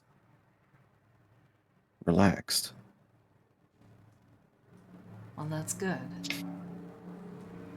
Anyways, we got stuff to do. Indeed. He's just like moment of clarity, absolute life-changing moment. All right, let's get back to work. This is how we do it. Indeed. All right. Well, I guess that will be of benefit. She gives a little shrug in taking on this this possible representative of the gloom. You see the shadow waving his arms again on the wall, trying to make himself as big as he can to get attention. Yes, darling. We He see gets you. Yes, it. yes, tall, dark, and handsome.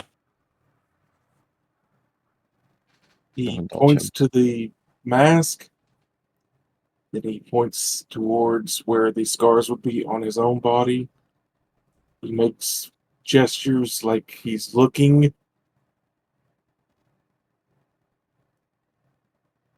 Then he Are points the to the sc- mask and he points to where the scars are and brushes them away. Then he acts like he's looking but can't seem to find what he's looking for. I've always been horrible at charades. Because he doesn't have the you know, scars on his body, he's no longer detectable. He gives a thumbs wait. up to you. Oh, so They Have they you won't ever see you coming. have you ever wondered how the child oh, always found you? it took me this long to understand. I mean, like, I always kind of had a guess that like he was connected somehow, and like I did guess this, but I'm just like, nah, that, huh? Basically, Like like a his like a special scry on just the scars. you hear his chitin crack as he smiles wider than he's ever smiled before. After this, you could retire if you wanted to. Do What you do you really mean? I think you feel would like ever give this up? What do you mean retire? I feel What is 20 this word? retire. I feel 20 years younger. I feel like I'm 10 again. Fuck yeah. Well, I mean, you could do anything with your life. You no longer have to be an expert on the shit show. Uh, you do realize I told you that I was raised to be an expert on the shit show. Murder is what we do. well, now you can I mean murder. specifically with the gloom. Well, now you can murder better. You'll be able to murder better because now the gloom won't be able to see you. They won't even That is know you're amazing. coming. Ah, That is amazing. And I get to rub it in that little bitch's face. thank you, Shadow, for letting. Thank you, Shadow, for availing us of this special information. What should I do with the mask? I don't know if there's an immediate use for it, and I don't exactly feel comfortable leaving this anywhere near my property. You Oh yeah, see because if they get spy Copper on those things, ugh. you see Copper all of a sudden come out from what looks like a very, very quickly set up makeshift workshop. He's been very busy embossing goblins around. He rushes over with the tongs, grabs the mask from your hand,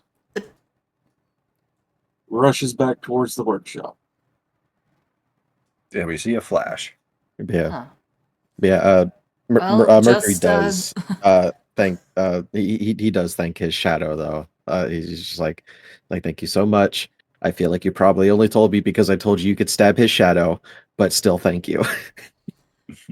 just Shadow uh, points just to don't work them too hard, please. your shadow points to its body, and you notice that where you had your scars, your shadow was like missing parts of itself. And they are whole again. My true Ooh. power has been restored. Don't say that. That's scary. That's horrifying. For a few moments, you hear a whoomph come from the workshop. Oh God, please don't blow anything up. I've already been blown up by that thing once before. Not looking for a repeat. Copper comes back with a bit of singe and a melted mask. Not strong enough. Well,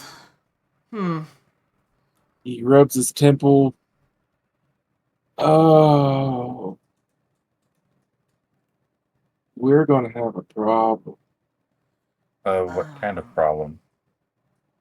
I'm gonna need more of the metal that we use to make the two retaining circles on that thing. And Please where do don't you tell me it's adamantine, because I don't know if we can get that imported right now. No, it fell from the sky. Oh, I No. know where we can go. No. I know where we can go. But we need to No, take not the care of... mind flayer thing. It's the only place where something has fallen from the sky, and it's probably where they got... Never mind, it's probably our best lead, but we have a more immediate problem, and that's Nerith, so we need to take care of him before we can take care of that. That will have to come after we reclaim the town. Yes, but first, sleep. Yes, and more Very to the much point, so. you two need to go back to the cemetery and make your way back from there. Because they saw you go to the cemetery. If you just suddenly appear back at the buckle and no one ever sees you leave the cemetery, they're going to begin to suspect something. I'd like And to we keep need these as much tunnels... surprise as we can get. Yes, I want to keep these tunnels very secret from them. Okay. Yeah, if we could get somebody to lead the way through the tunnels for us to get us back to the cemetery, we can then head out, and we don't have to worry about having an extra person with us because Kimmy already headed to the buckle. Exactly. And you get to head back to the buckle above Her ground. tails are wagging feverishly. So, I think my favorite part about all of this right now is we are no longer on a serious time crunch. I We mean, can we take do our have... time I mean, we and we do can have get 2 stuff days. right. We do have 2 days until the first payments are exacted, but it's more time than we had before. All right. Mm. Can we get... Ooh, do you can think we could use the tiefling as the sacrifice of person? I leave that up to your No, discretion. that'd be too cruel. That'd be too cruel. It's just end them quickly. I don't want to make anybody suffer. We could sneak his name in. Well, there's I no mean- drawing here. They're doing that for fairness back in Bryn Shander. We could just make an executive decision, but honestly, I think we might have the edge because we have the thing that can drive the goddess back and make her reconsider her options.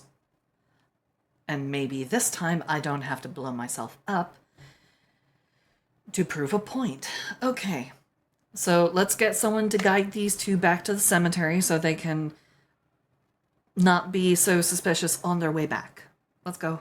A couple of the goblins lead the way back to the tunnel that leads to the cemetery. They show at the entrance of each tunnel there is a symbol carved into the wood.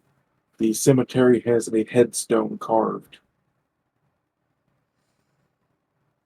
Okay. Over there, the buckle. Don't. Just know that that's the buckle. Don't look at the symbol. Well, now Lash is looking at the symbol. It's boobies, isn't it? It's boobs above a buckler. Well, it's very on I mean, point. my only complaint is that it's such a crude carving. Like the subject matter is fine, but get yourself going down the tunnel, okay? Go wander off into darkness. Stop critiquing the art of my employees. Go. I will see you all in the morning, and we'll reclaim the town. Hopefully, right after some coffee. I am looking forward to sleeping in a familiar bed, or at least a familiar cuddle puddle. Yes, go and do that. Go get the warmth of many of your sisters together, and Lash, I Oh, am truly, truly happy for you that Kimmy is okay. thank you again so much. But, we'll save all that for a proper time to celebrate. And Lash will head down the tunnel.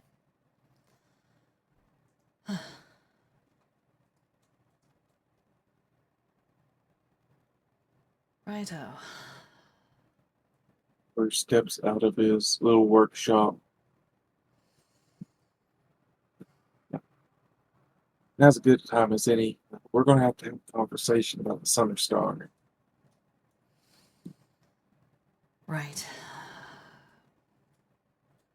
So, what's the situation with it? So, once I get the third ring put on, that'll be enough to contain the explosions. But Agretus did not make this big enough. Was this meant to be just a prototype, a proof of concept, or did he actually expect No, this to be? Oh, of course. this was supposed to be a sun for the entire Dale. At this size, well, you could probably bring a sun to 1/10. That's not enough. That's all you got. Well, we're And going to have it to get will them. have to be attuned to by somebody permanently. And whoever it is, well, wherever they go, the sun will go. 'Cause, this isn't some ring of protection or cloak of protection or boots of visibility or whatever. This is a couple of shards of gods. So once you're attuned, it's permanent. I don't really know what that'll do to a mortal soul. You are my sunshine, my only sunshine. Now, you mentioned an individual born from this, possibly, maybe, best guess. The little sunshine entity that may have made its way down to Dugan's Hole or Goodmead. Now, if they're the person who attunes to this, and if they are truly a divine spark born of two sun gods, it could jumpstart the summer star enough to cover the entirety of the day. But I'm That not sure what it would do to them. It could absorb them. It could destroy them. It could destroy the star if the star is not strong enough to contain. But if they're part of it and they attune to it, this thing will be much stronger. Well, looks like we have to But prioritize finding the little sunspot. yeah, see, that's. Will you be able to potentially sacrifice somebody who's just been born into the world to save the rest of us? Because they might not understand it.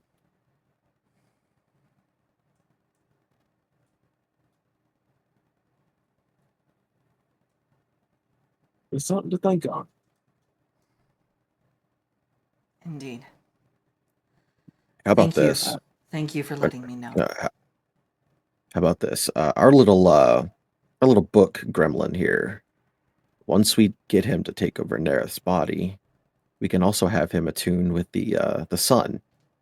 As you Probably know, not going to be the best of ideas, Given that he is a spirit, and this thing seems to purify curses, I imagine he would be treated like a curse, and Nerith would be But right back to whatever he would be up to. I didn't if think it that you ab- would catch on. if it absolutely comes down to it, I'll attune myself. No, you have I'm a cleric. I'm a cleric of the sun No, it's to begin with. Look, we will resolve this. We don't need to talk about sacrificing. It's fine. We will find adequate resources. Every problem can be talked through, built past. There's always a solution. That doesn't require someone to give everything up. He comes up and pats your hand. The world doesn't always work. But I know. it's nice seeing someone who thinks it does. But we'll think about that tomorrow. Mostly I'm just trying to convince myself because I'm not Comfortable with the outcomes? No, I like the outcomes, I just don't like the price. Call it the merchant in me. I like to negotiate for the best price possible. And I don't really feel like... Well, we will burn that village when we get there. Mercury, you were with Lash.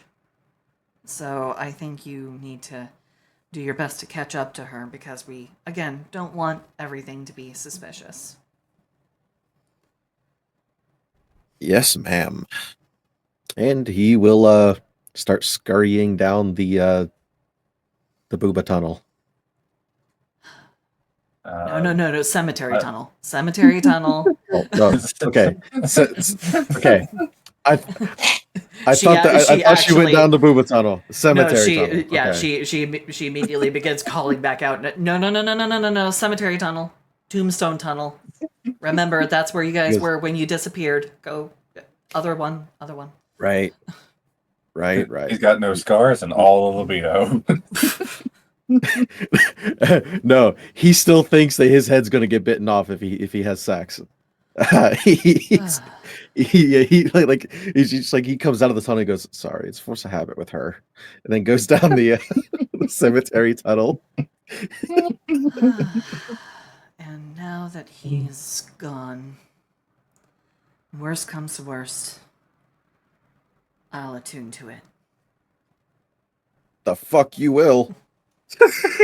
Remember, he got a passive perception of 18. Yeah, but she's whispering, so unless you're gonna give an active perception on that one. Okay.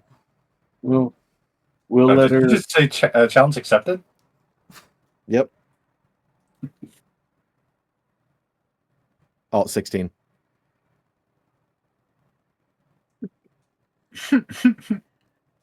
If we consider my whispering to be an attempt at deception, then no.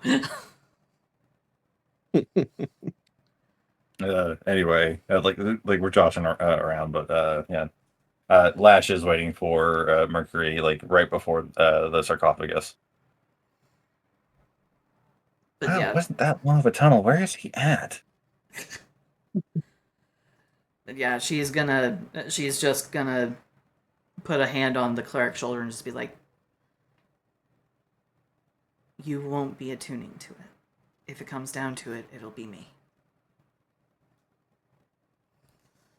But hopefully, it won't come to that. We're gonna find the little walking sunspot. We'll figure something out.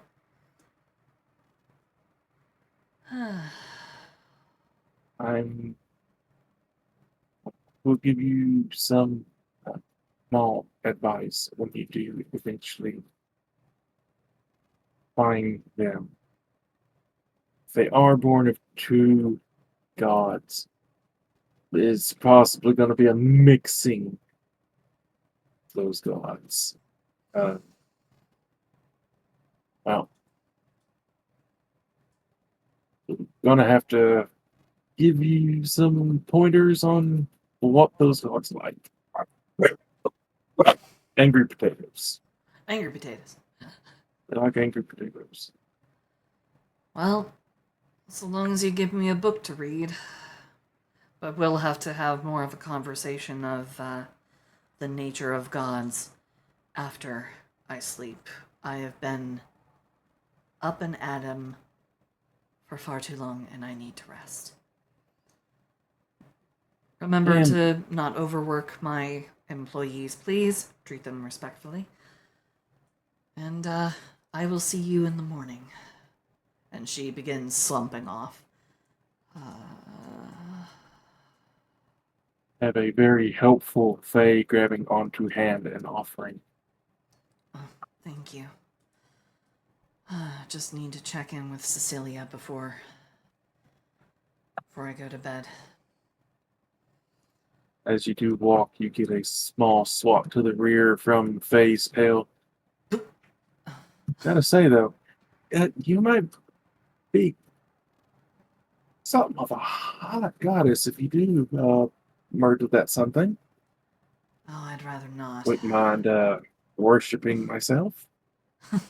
The last thing I want to do is merge with divinity, though who knows, maybe that would give me another bit of an edge on my ultimate goal. But again, I'd rather not if I can avoid it. But think of the marketing opportunities. Doubled hand by a sun goddess. Well, again, we'll burn that village when we get there.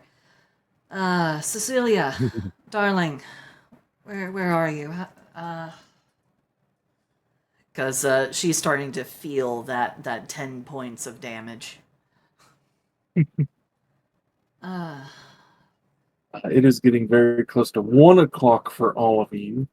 Yeah, Yes.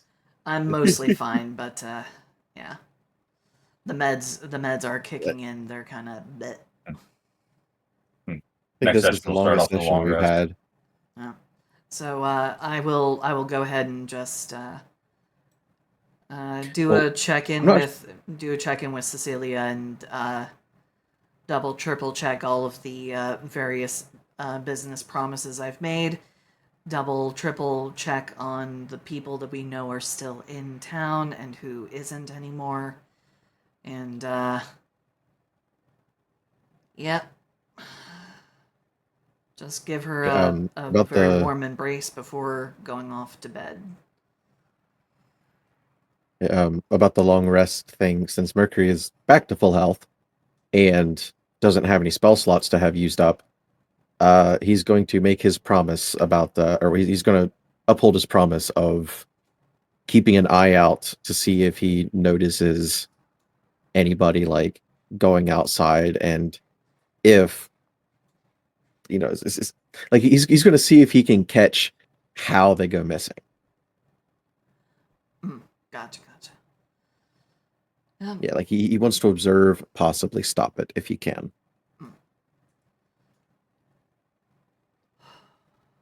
David is checking in for Cecilia. Mercury is stepping out to be vigilante from the rooftops. Lash is enjoying family time. Lash is enjoying family time. When Lash arrives at the buckle, the energy does feel like actual home. And she finally gets to cry over her sister being fine. She finally gets to break down and cry about her sister being back. All is right with the world for now. All is right with the world. Eventually, Lash, you drift off to sleep in a puddle of furred and feathered family, all happy to be back together under one roof. And on the same plane of existence.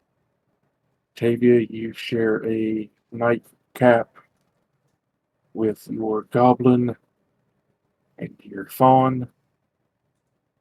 going over the numbers with Cecilia, ushering you off towards bed, saying she handled the books, stop worrying about it, and get some sleep. Mercury, you follow guards through the town, watching as every once in a while they go to doors that are marked, peering inside and around before moving off again.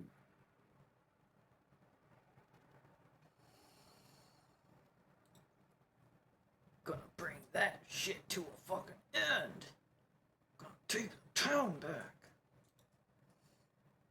Oh god, it's a 5.5 hour long video. Yeah. Oh boy. So the recording stopped? Oh no, it's still going. Are we done? Yep, we are. I will give one last before we do stop. Yep. Octavia, and this will be picked up next session because this is something on. As you drift off to sleep, you feel yourself waking up in a very ornate, pristine room. Large silver mirrors lining the walls. The ceiling is engulfed in mist, and sitting at the far end of a banquet table in a fine dress is a porcelain skinned young woman. I think it's time we have a chat. High time. Your ladyship. And that's where we will leave it off for tonight. Thank you.